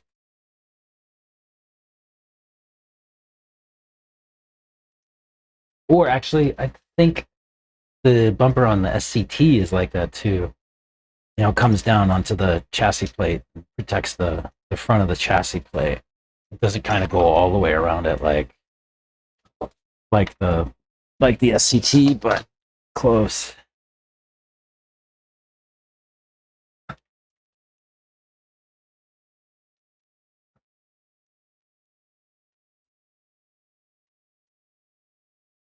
Oh, it looks like they already responded to me. I probably have an answer from Carlos. Carlos is still down in Atlanta. Out in Atlanta. He's not down anywhere. Atlanta's out east. His wife flew out, and they're doing a bunch of stuff in the Atlanta area during the week this week, and they'll be back later this week. Like I said, I'm gonna get the Ribas Racing team here on the bench later this week, or maybe early next week, along with my kids. We're gonna tell stories from Wicked Weekend. The kids, I promise you, the kids have a ton of great stories. There's some drama too. Always some stuff going on. But yeah, the kids have a ton of great stories. I won't tell them because they're not mine to tell. I'll get everybody here. We'll just pack the 5 of us around a couple of microphones and talk. I don't know if there'll be demonstrations on cars and stuff like that. I don't know, maybe, but it'll probably be story time. Wicked Weekend story time.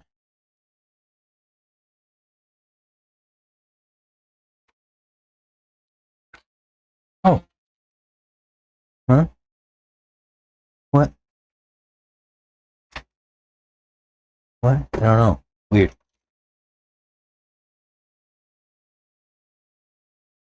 Oh, let me see what he says. One sec.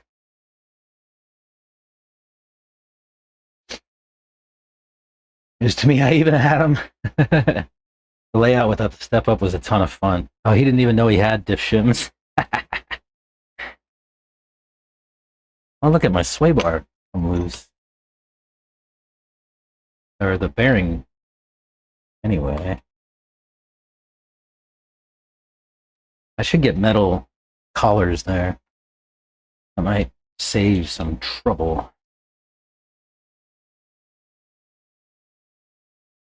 Yeah, Carlos and his family were going to go and check out the Georgia Aquarium. Bro, go to the Georgia Aquarium. It's so sick. My family and I, we go to a lot of aquariums, right? Every time we go someplace, we go to the aquarium. We used to live outside of Baltimore, and Baltimore has the National Aquarium, right? We used to go to the National Aquarium all the time. All the time. We were members over there, and so you go in anytime you want for free. I mean, obviously you have to pay a membership fee, but we go to aquariums, lots of aquariums. Anytime we go to a place and there's an aquarium, we go and check it out. That Georgia one is one of the top aquariums, period, that I've ever been in it.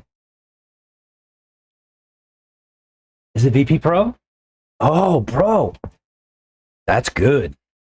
I can't explain to you why, but that's good.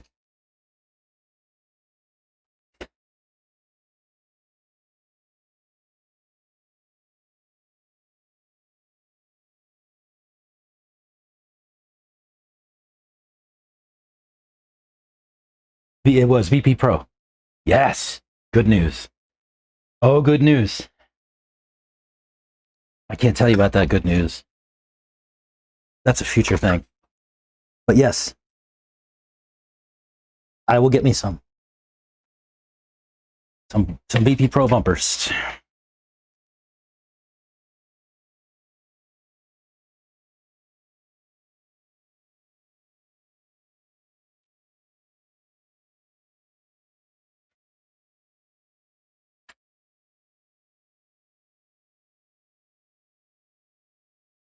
VP Pro.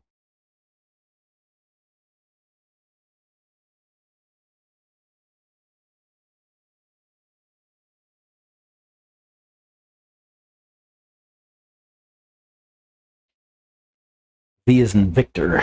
VP Pro. Yeah, that's phenomenal news.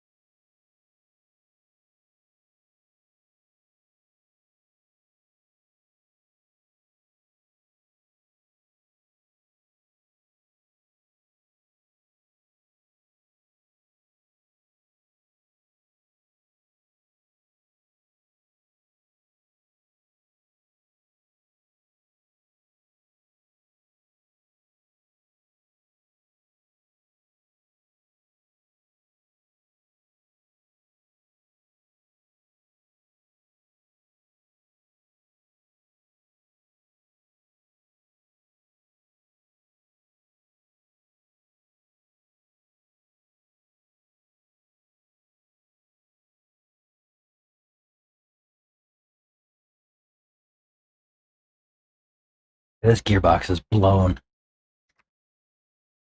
I'm gonna have to do gearbox and the diff when I do it.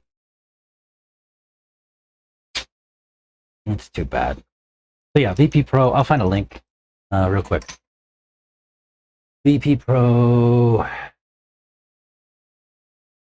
Oh, Techno Comfort.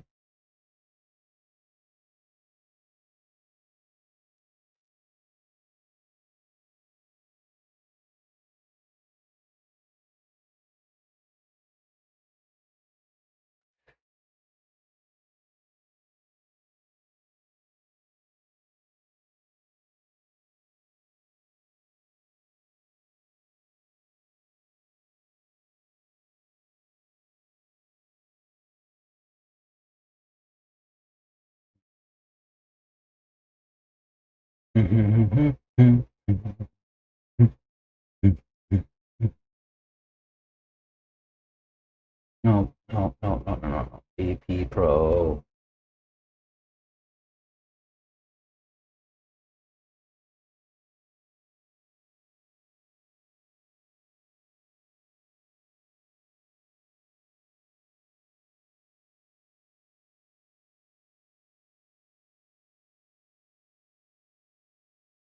VP Dash Pro. Techno Bumper.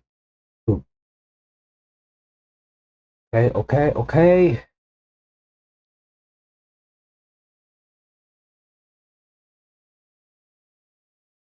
Well, I can't find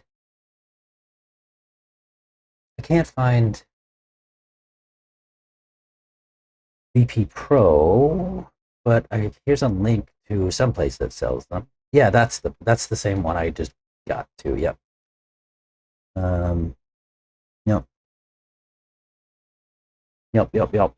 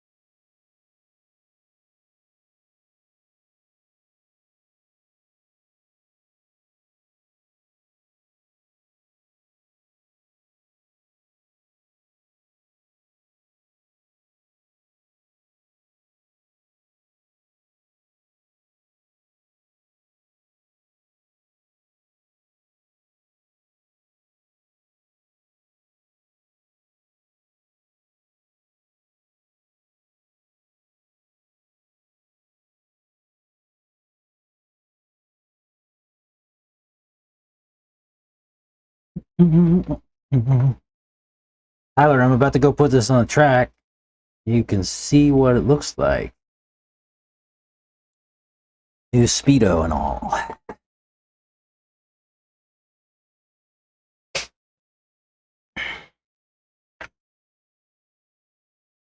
Uh-oh. What to do with the... Oh, there it is.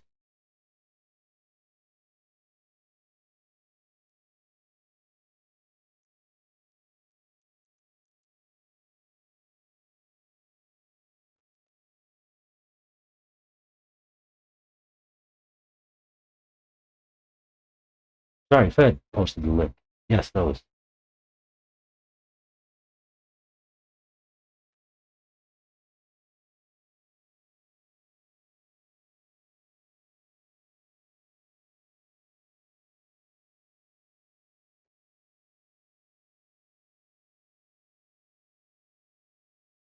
Thanks, Fed. All back together. All back together. Neither one of these diffs is moving. Good.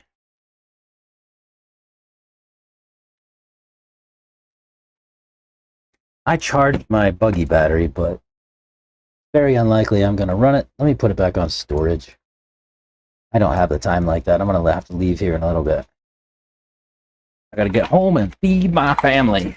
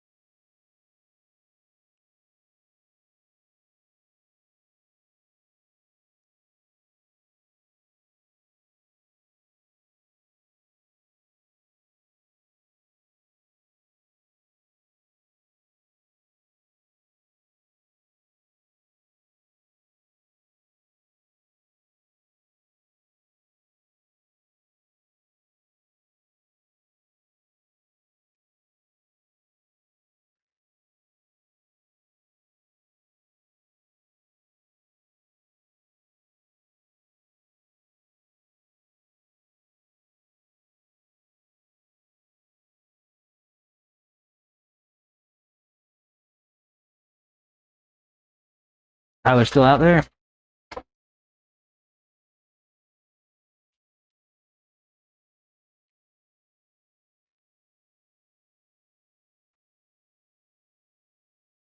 Or he's on his way home from work?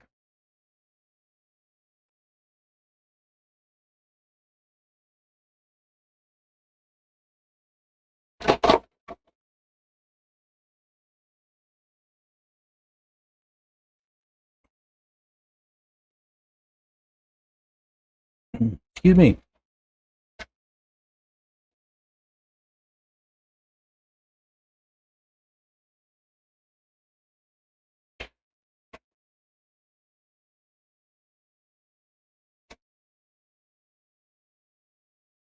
Hat cam.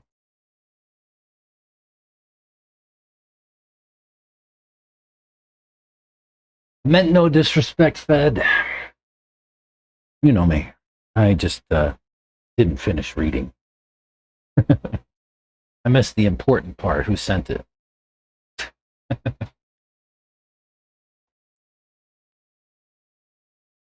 All right. Hat cam.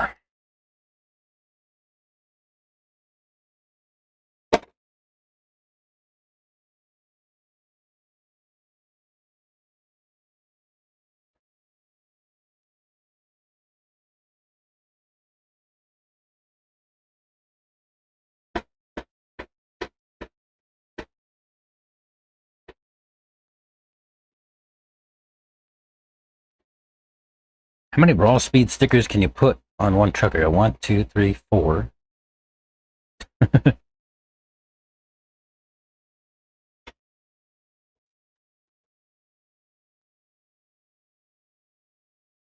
Yeah, that's what I was talking about.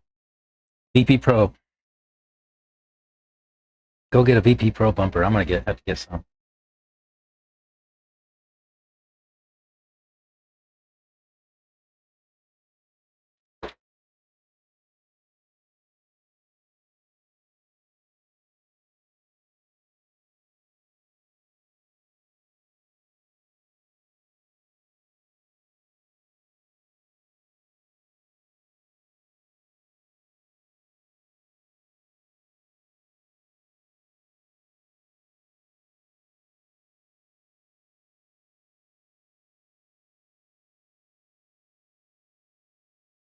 Very cool. All right, hack cam. Let's go and get it. Hopefully I won't make any noise with the diffs this time.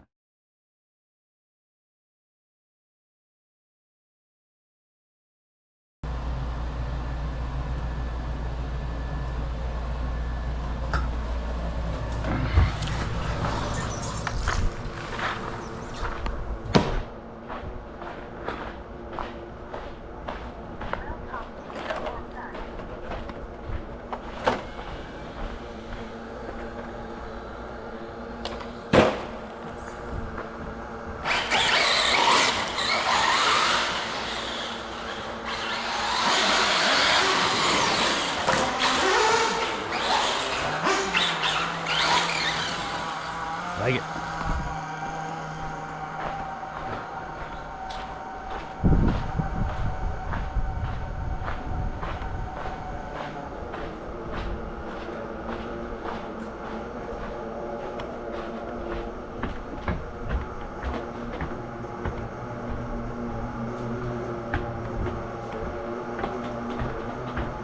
Hey Reggie, you want to try it?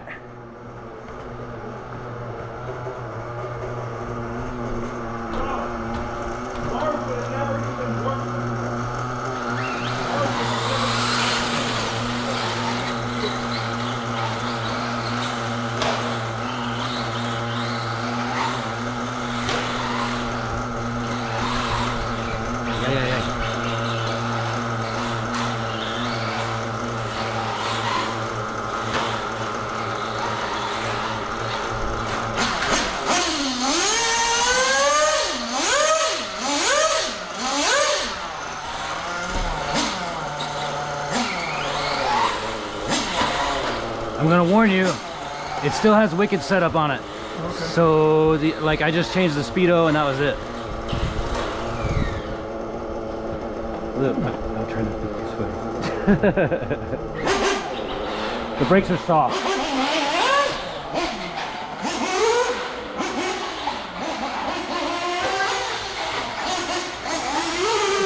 Oh!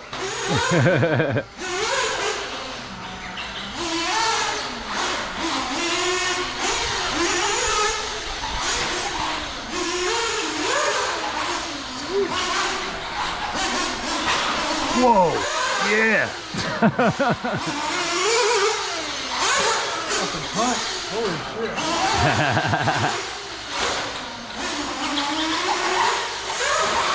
It's blinky mode too.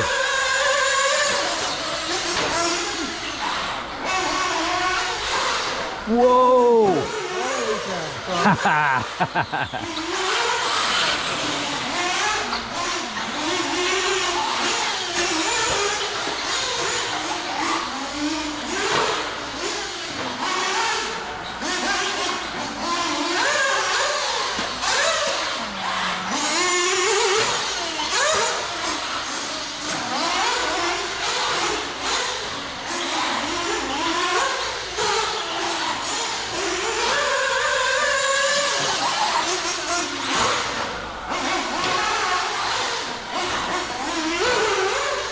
Nice. Oh, nice save.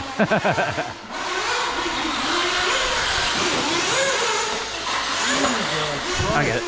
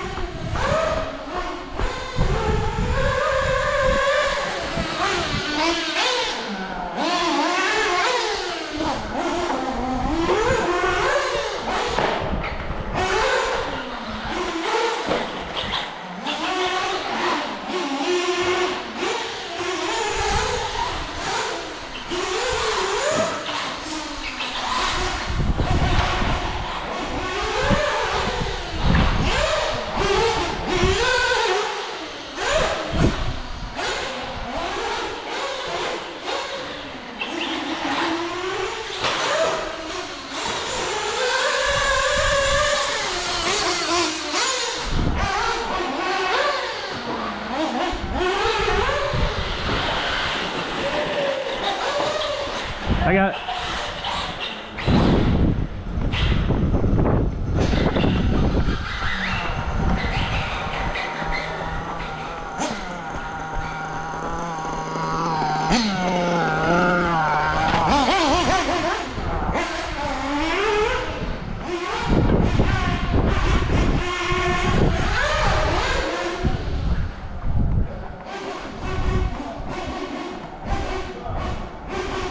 Oh.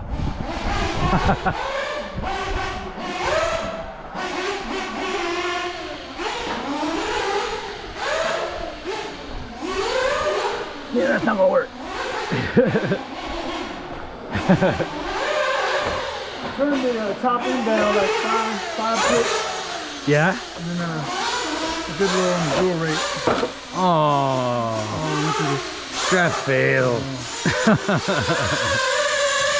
That sucks. But what'd you think? Fun while it lasted. Huh? The brakes are smoother for sure. It's smoother, right? Yeah, a lot smoother. That's awesome. Yeah, they're a lot smoother. Man, that sucks. It's a good job it happened in practice. Yeah. It was gonna happen anyway. You like it? Yeah, it's fast. It's too fast. Too fast? Yeah. I turned it down to Yeah, you said how many? You said how many? five. Yeah, I had it full for like calibration, and then I just keep it smooth. Yeah, it's fast. So this one is continuous 220 amps, pulse up to 1500 amps. Oh. Yeah. More efficient. Oh, you got it.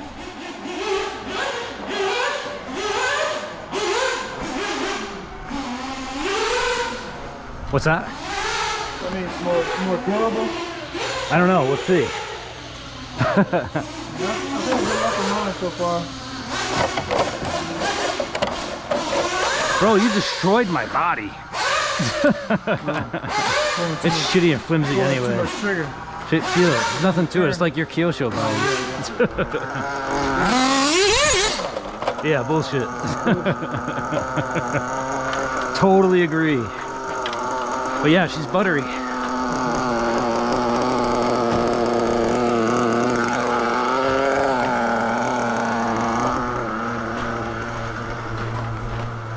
Reggie broke my battery strap.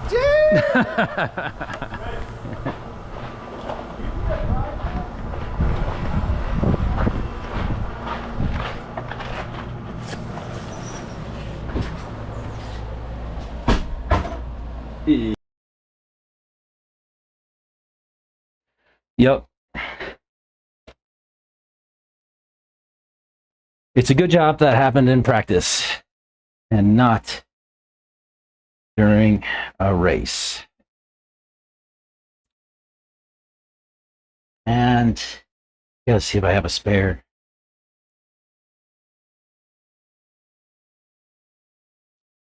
But he definitely put it through its paces there. He smashed that body up pretty good. Tore my battery strap.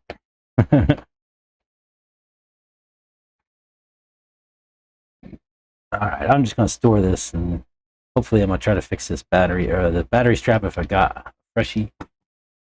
I need to get a tougher battery strap. Who's got a line on a tougher battery strap? Oh, I do have a freshie. Boom.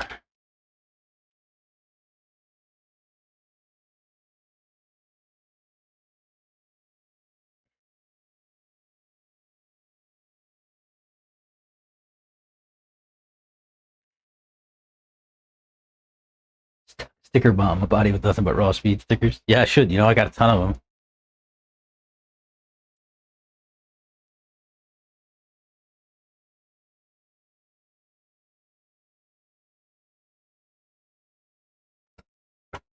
One thing I hate about this is you're gonna have to like take out it in order to get just change the battery straps.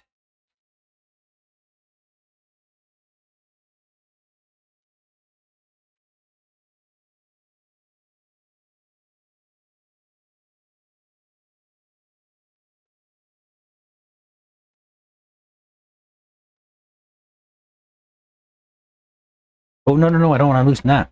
Ooh, that's my steering. Wrong screw. That's my bell crank.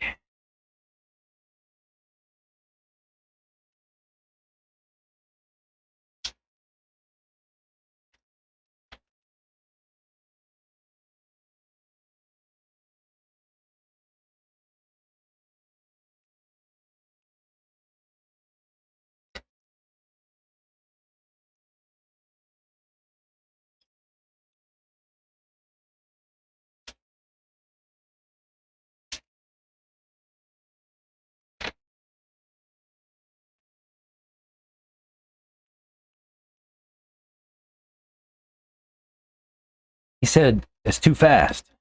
He had to turn it down.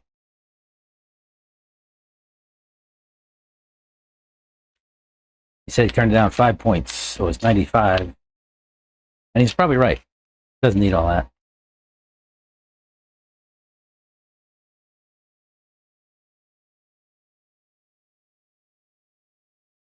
I didn't hear many clicks out of my diff, so that's good.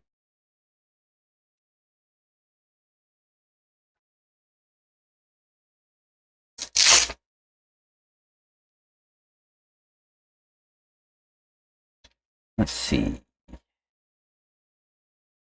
Gotta go this way. Yep. And this one gotta go this way.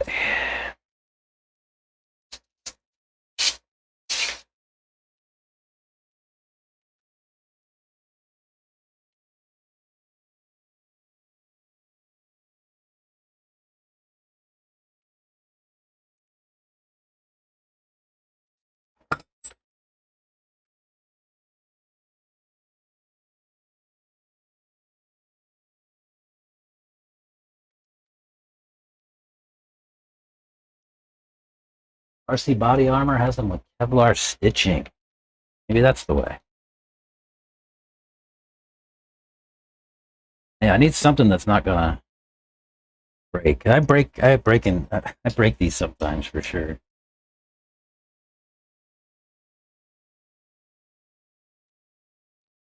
RC body armor guy is out here at the track all the time.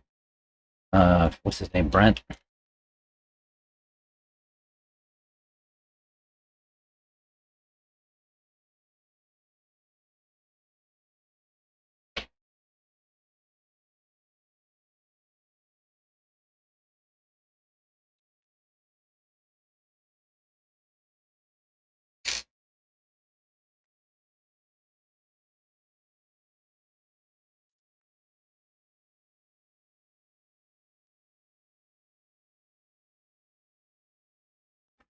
Ah,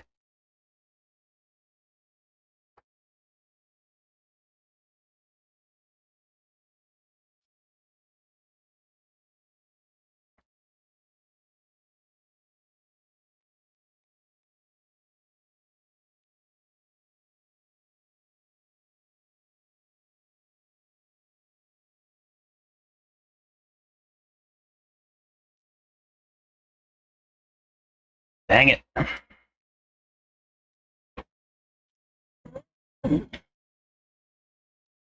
Screw landed in a spider web.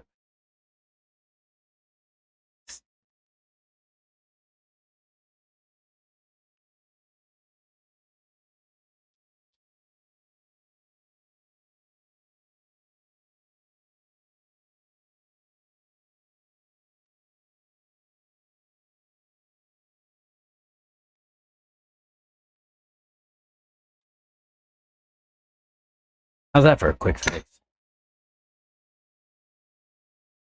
Did I get it back together properly? Seems. Yes. So yeah, I should get that.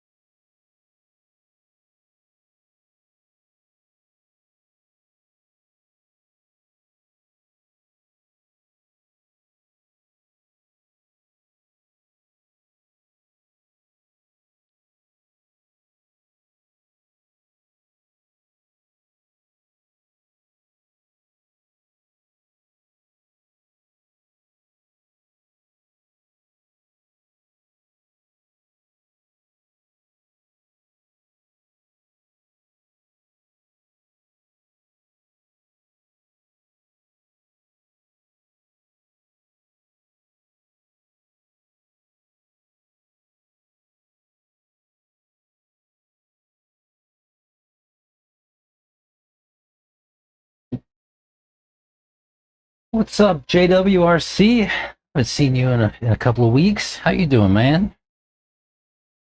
All right. Everything good? You missed a bit of a show earlier. We installed pre-release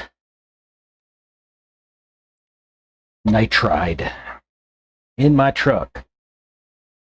And it's fancy. Have I tried a carbon fiber top plate? You mean on Nitro?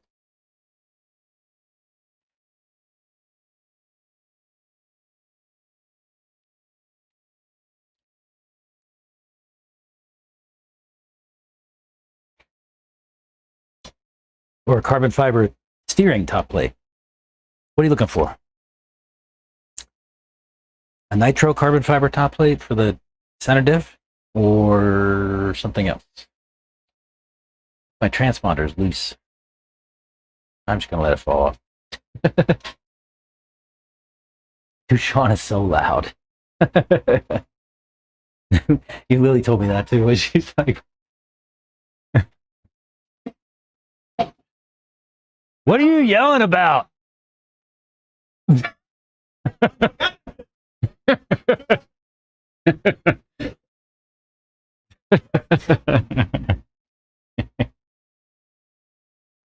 That was legit.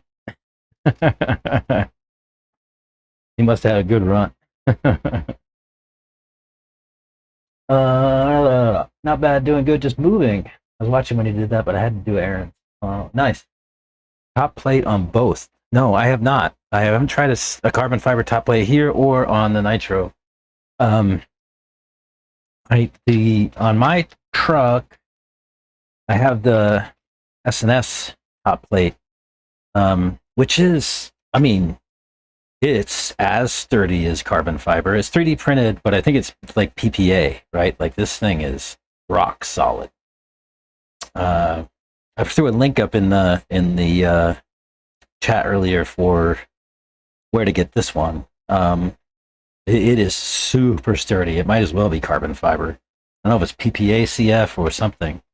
It's 3D printed and it is solid. I wonder if they tell you. Yeah,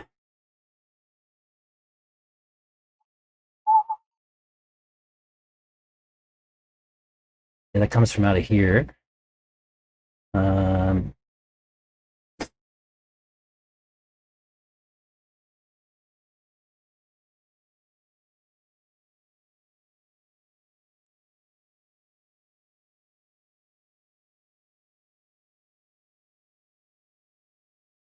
With the help of the guys at Yeti RC, we sourced an industrial grade material with a softening point of 428 degrees Fahrenheit and a heat deflection range of 381 degrees Fahrenheit.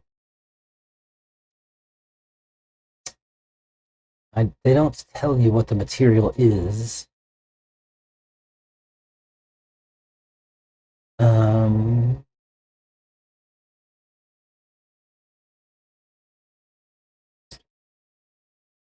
Yeah, they don't tell you what the material is.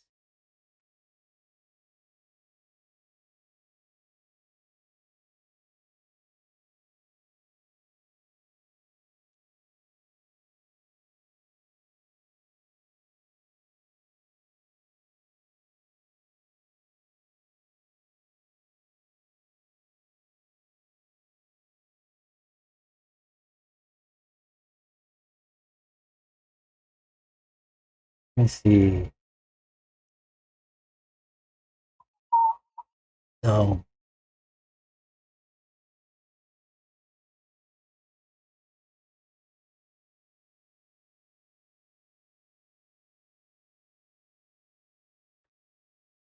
Oh, hey, they do sell just the cooling fan.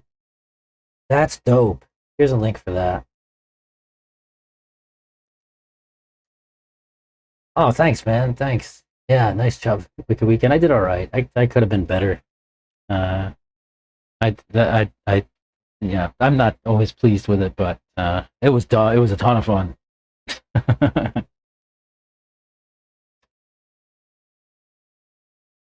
Notice. Notice up, bud. Yeah. Yeah. Thanks, man. We did all right. It was ton of fun. I'll say that.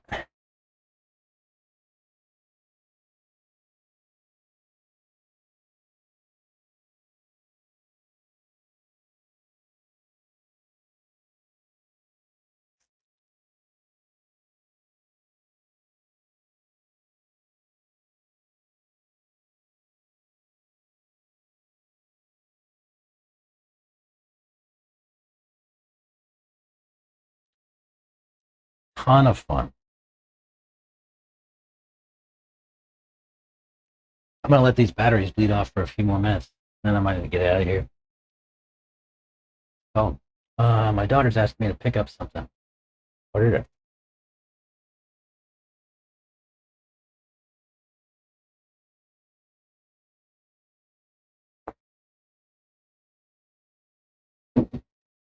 Reggie beat up my body.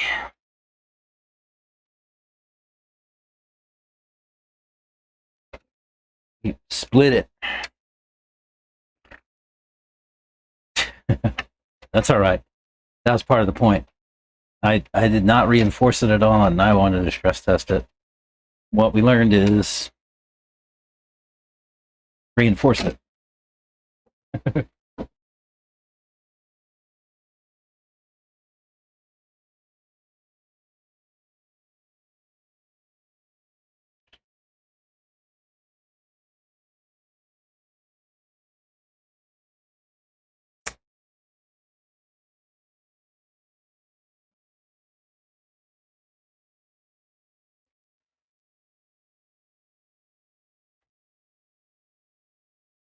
Today I learned Sean Runcie doesn't like to be on camera.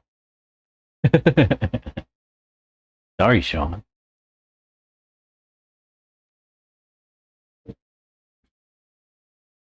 You're not in your house, though.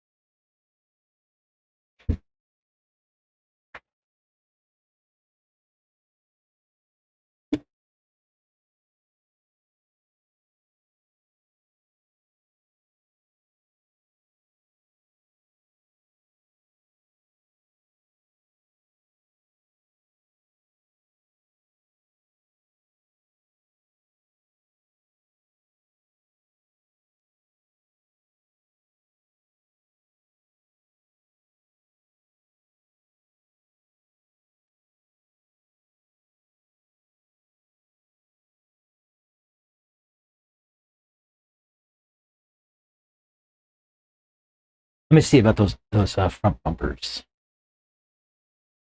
Da, da, da, da.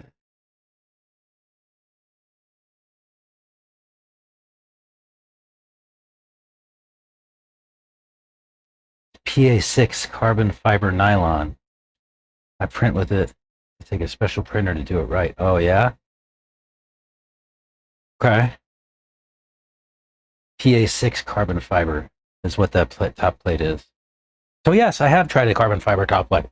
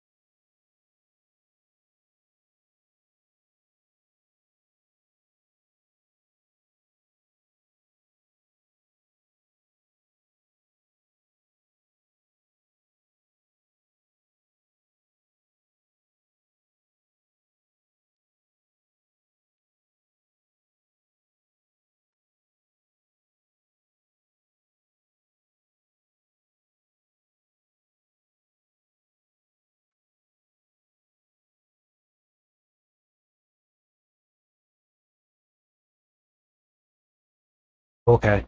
Yep. All right. I've got a thing to get for my daughter when I head home. Uh, she's got legs to get to walk, and yeah, she can't walk to HEB. That's kind of a haul. I crashed your brand new body and Truggy 3 times. Yeah, and you should. A custom painted one at that. Yeah. It sounds like he doesn't want someone to know where he is. That's probably it. He's hiding out.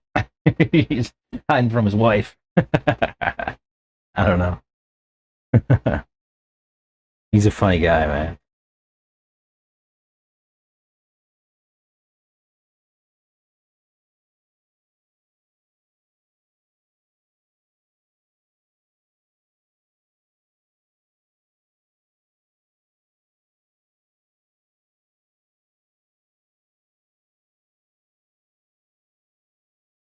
Did I program the new ESC? Yeah. Yes. I made some changes. Um, I uh, I raised the drive PWM frequency to 16K. I took out some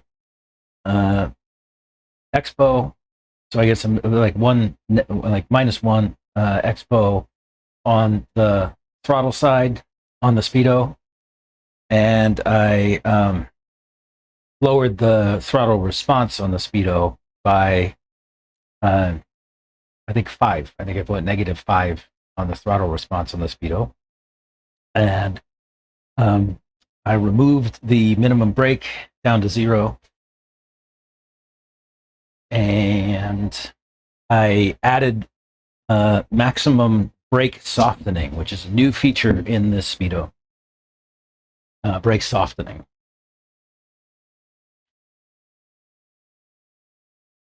So yeah. What other changes did I make? Oh, I also changed the brake PWM from stock. I think it's 2 kilohertz. I moved it up to 4.5. Mostly to smooth out the brake hit a little bit further. So the brake softening setting controls how hard the brake hits at high speeds, and it makes a massive difference. Reggie and I were looking for that setting in the Oxide and couldn't find it, and so I sent a note to the support guys, and they were like, "Oh, it's in the new one. We're going to send it to you." Like, oh, okay, perfect. Let's go. Yeah.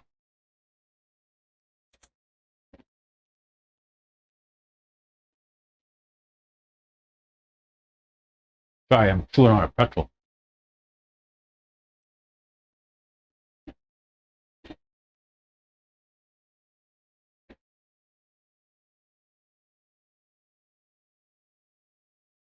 I haven't seen the VP Pro front wing, but those shock boots are dope. Yeah, I haven't seen the VP Pro front wing. I like those shock boots. I'd like to try those too.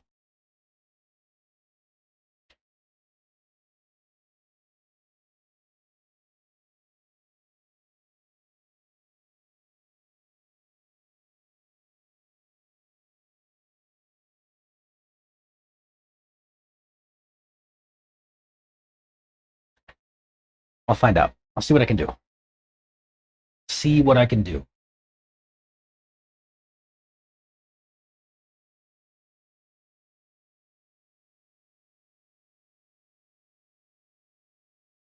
I'll see what I can do. It would be nice to create some content around those things, huh?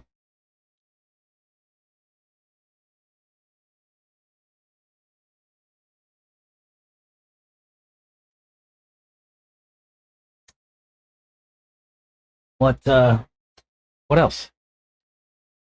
Before I get ready to hit the road, I should fire up my truck, huh? Oh, you know what? I wanted to see something on my truck, because my big truck. Um, I took that road trip and I should need an oil change. I wanted to check the oil life because it was, 2,000 miles and change. And I can't imagine it didn't go over the thing. Oh, next interval, 20,000 miles. When your vehicle's connected data lets you know when oil changes and other recommended services are needed. Schedule service soon. Oh, so oil life remaining 17%. Estimated date August 20. Estimated distance 1,700 miles. That's pretty cool. That's pretty fancy. This is all on the Ford app, by the way. Really slick. We'll start it up so it get cool out a little bit there. The air conditioned run. I think I need to soften my brakes on my electric a bit, but I run Coyote. That's what I took out of this thing. I took a Coyote out of this thing.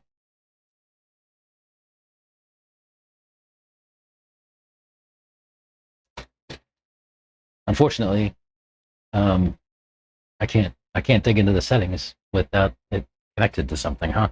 Ooh, I could just connect it to a battery, couldn't I? Let's see. Let's try it. YOLO.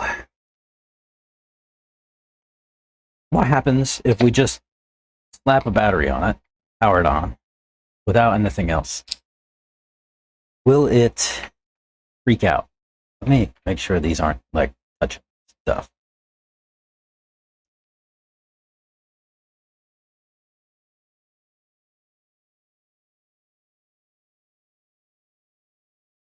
Coyote team.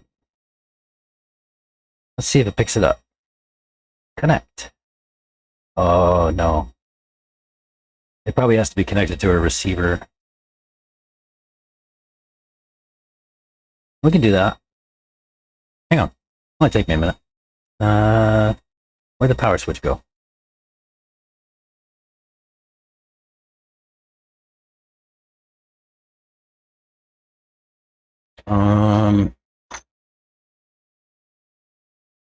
Oh, I never.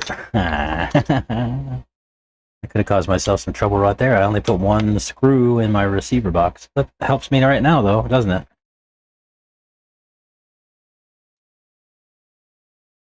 Just made my life a little easier. Let's see. Receiver. Where? Yeah.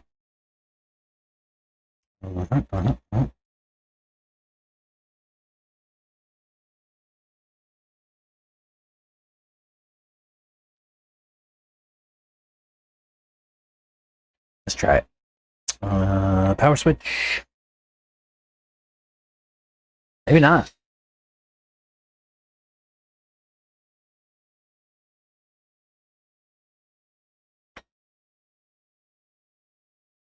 Maybe. Maybe it won't work without being connected to a motor. Let's try. Oh yeah, there it is. Sweet.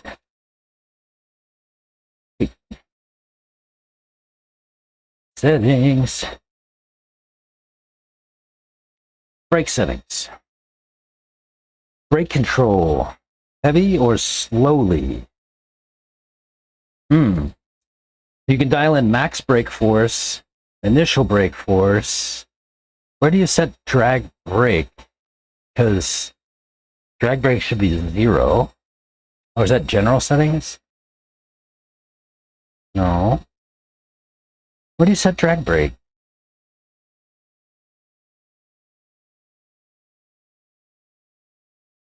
Oh, right there. Drag brake 0. Initial brake force 50%. Oh, so you can change the initial brake force. I think that's probably the thing to do. And then there's brake rate control and frequency. So you can change. You could soften it by the rate control or by the initial brake force. Setting something like that manually, huh? I wonder what that brake control slowly does. Yeah, disconnect. But yeah, I would mess with those settings and see what they do. I don't know. Not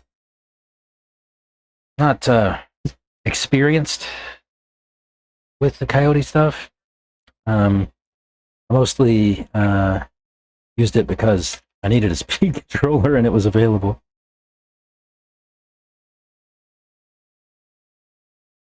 And it wasn't a hobby wing. Well, ostensibly, it's not a hobby wing. It might be a hobby wing. I won't say anything about that.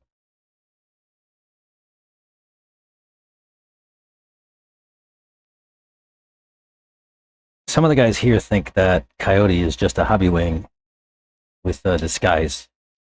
I don't know if that's true or not. I don't know enough about him to be able to make a determination.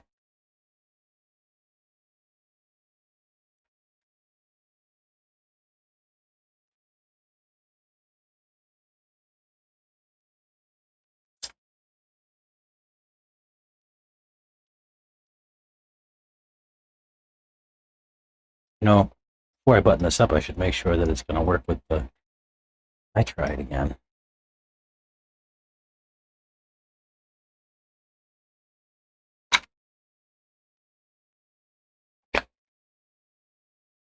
So we learned that you can program a Coyote without connecting it to a motor. You just have to connect it to a receiver.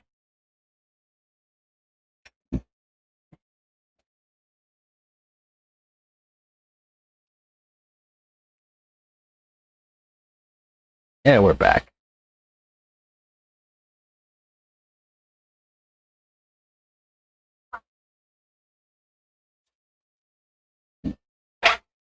Nice.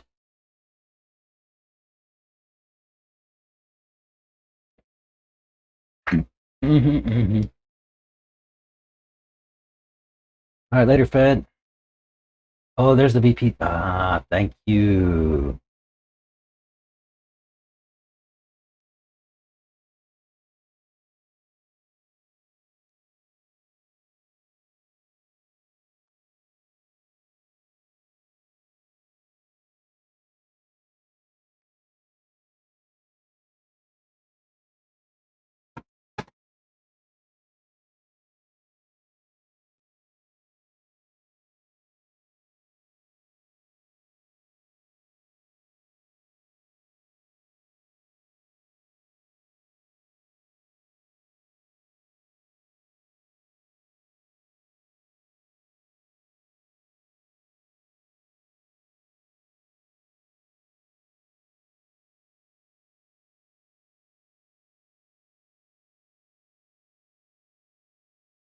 Techno option part. Yeah, wings. Oh, there's the front wing. Okay. Let me. Hey, where's my? Oh, here. Window is Google Chrome. Okay. And yeah. So that's the bumper, the front wing, or rather the front wing. Clutch shoes. Oh, what's he yelling about?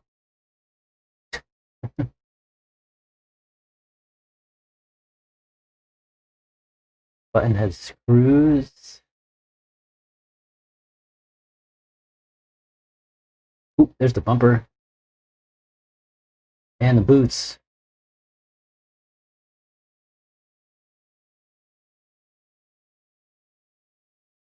Okay. Now let's see what I can do.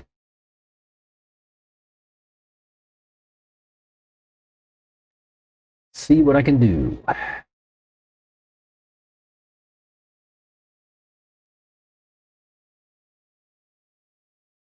6 bad hobby wings. That's why I went to Elceram.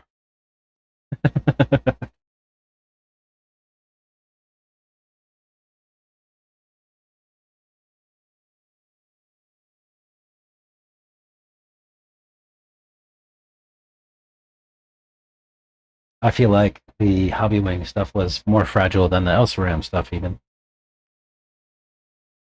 The biggest reason I went to these guys, and like I said earlier, I tested it unintentionally, was that they have protection from the motor and protection from the battery.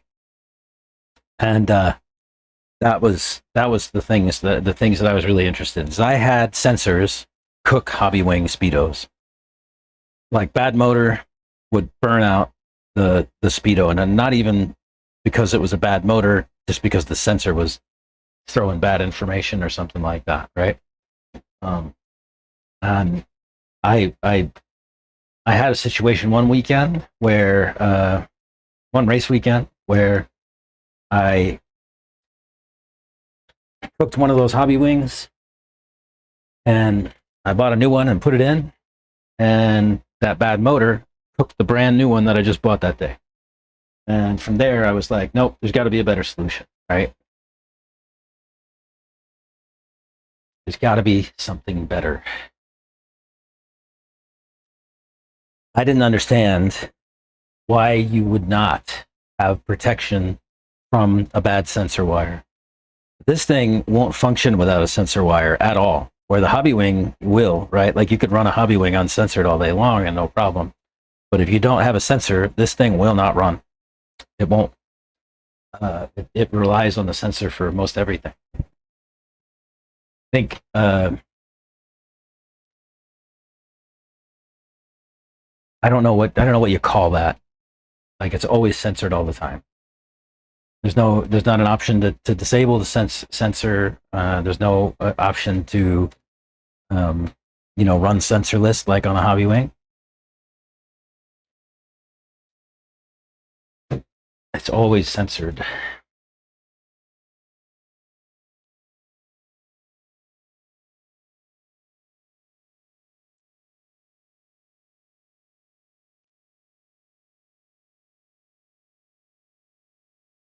I don't think it's your bad luck. I think Hobby Wing Speedos are just a little soft. No offense to anybody. I don't mean to take away from anybody's stuff, but yeah, I had a number of failures on Hobby Wing stuff, and I had enough. Like your bad motor Hobby Wing couldn't break your Speedo Hobby Wing, right? I've only ever run Hobby Wing cans. I've never run another can ever. I've only ever run Hobby Wing cans. I don't have any intention of switching, but I might one day.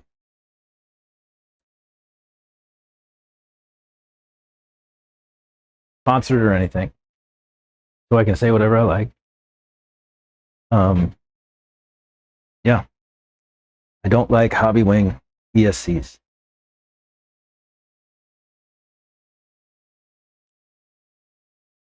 I don't care for them. I've broken too many to tolerate, I would say.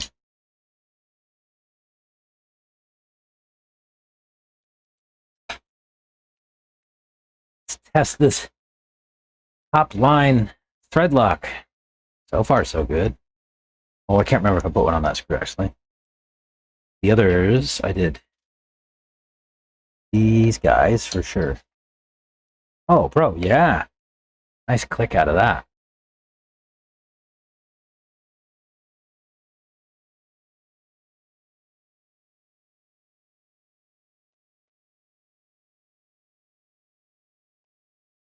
Yeah, same here. Nice, nice, nice.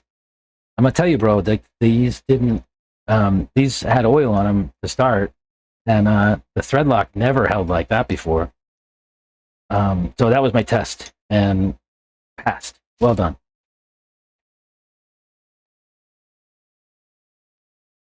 That one was a little loose, but I didn't put any top line on it, so it should be.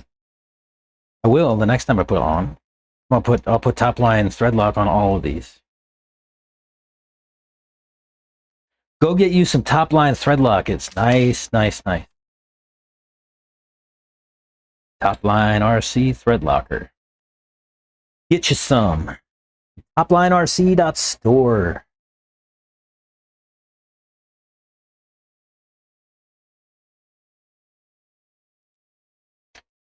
Tyler, were you here earlier? I talked to Tebow about this problem right here, and he told me just shim the hell out of the center diff to keep it from slopping back and forth at all. So that's what I'm in the process of doing. He said that he also had some thicker shims that he picked up from some other manufacturer, but he couldn't remember who.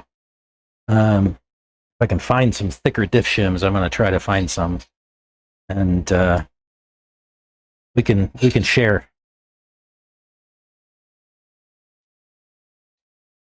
There's my little hook.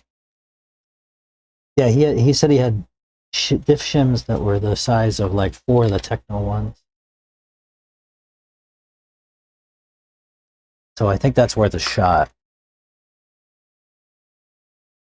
I'm not cleaning the screw off. I'm just going right in with top line.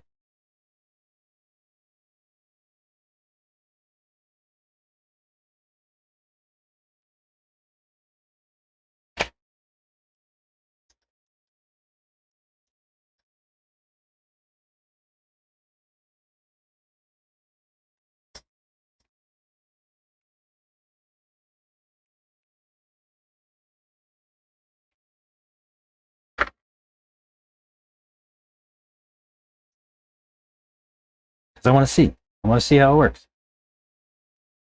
We are testing.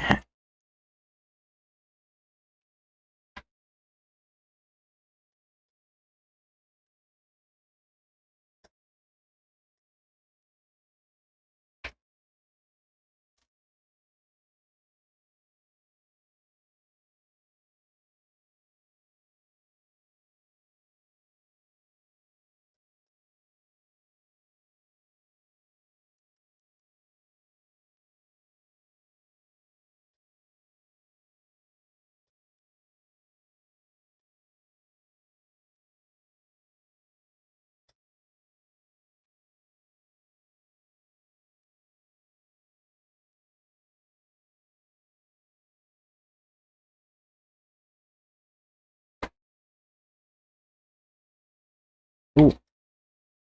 Drop my screw.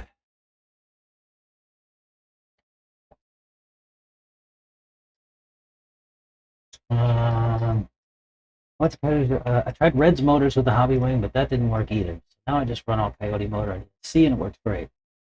Well, I agree, it's great for others, just not me. 12 bottles left in stock. Like I said, if you want to get rid of the Coyote, I'll take it and use it as a backup. Yeah, man, maybe. Or I might just get an E-Truggy and use it there. That's where I was running. I was running in this. Topline RC, hang on. Toplinerc.store.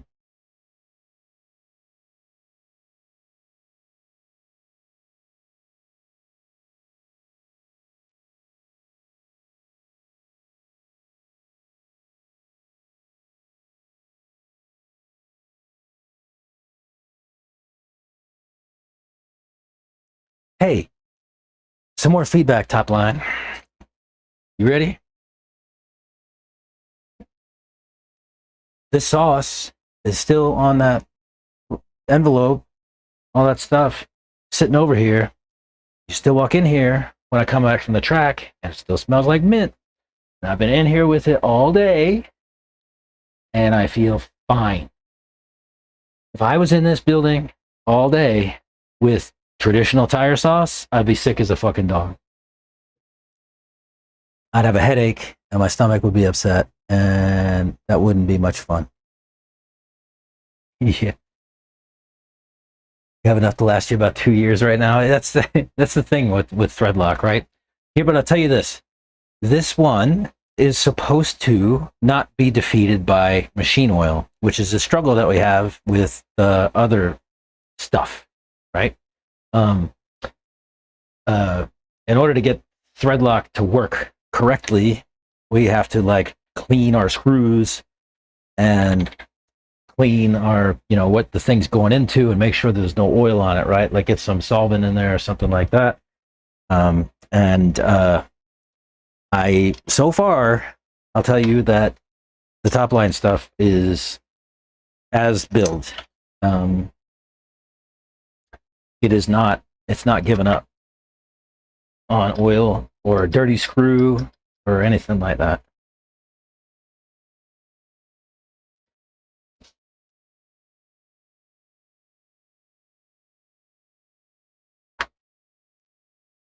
So far, so good.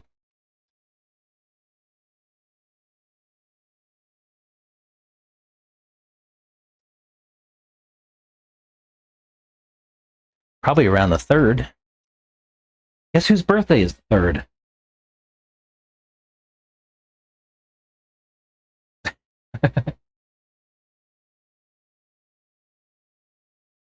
Third is a good date.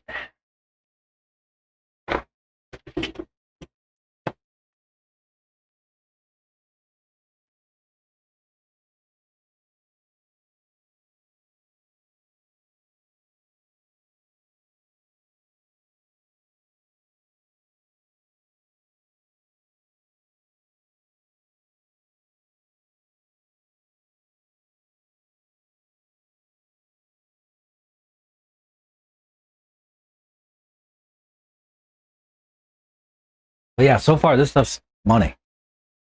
I'm quite impressed and pleased. I just wish that the tire sauce hadn't leaked out onto it and ruined the sticker, because it's a nice looking sticker too. We're gonna have to try this top line tire sauce. I should have done that today. Hey, what's the way to apply it? Okay. Well, why do you have a pointy top on it, but it's just a bottle? Like it seems like it should have a nozzle. It's got a pointy top on it. But maybe not. What should I apply this with? Some kind of brush or swab or something? Gonna have to figure that one out. Maybe tomorrow we'll try this out. See if the track is conducive.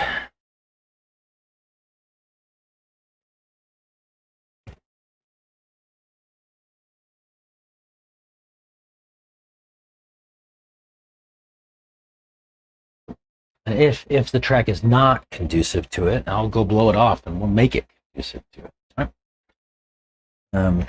I do want to try that, but I do want a sense of how you intend to have me apply it.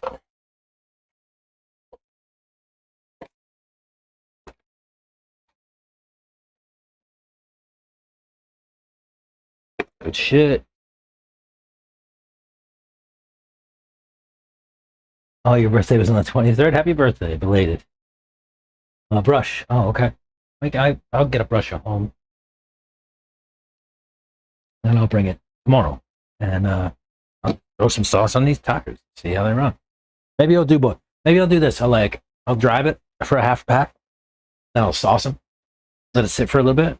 And then finish the pack with sauce tires. How long do you expect it to take? Well, don't answer that question. You're walking the dog. We'll deal with that tomorrow. That's a tomorrow problem. On that note, I have to go home. I have to get some dinner for my family. And yeah, I need to go take care of that. So I'm going to pack up here. I'm going to give the Practice King a hard time about being on camera and go home. Look for a stream tomorrow. We'll play with this thing some more.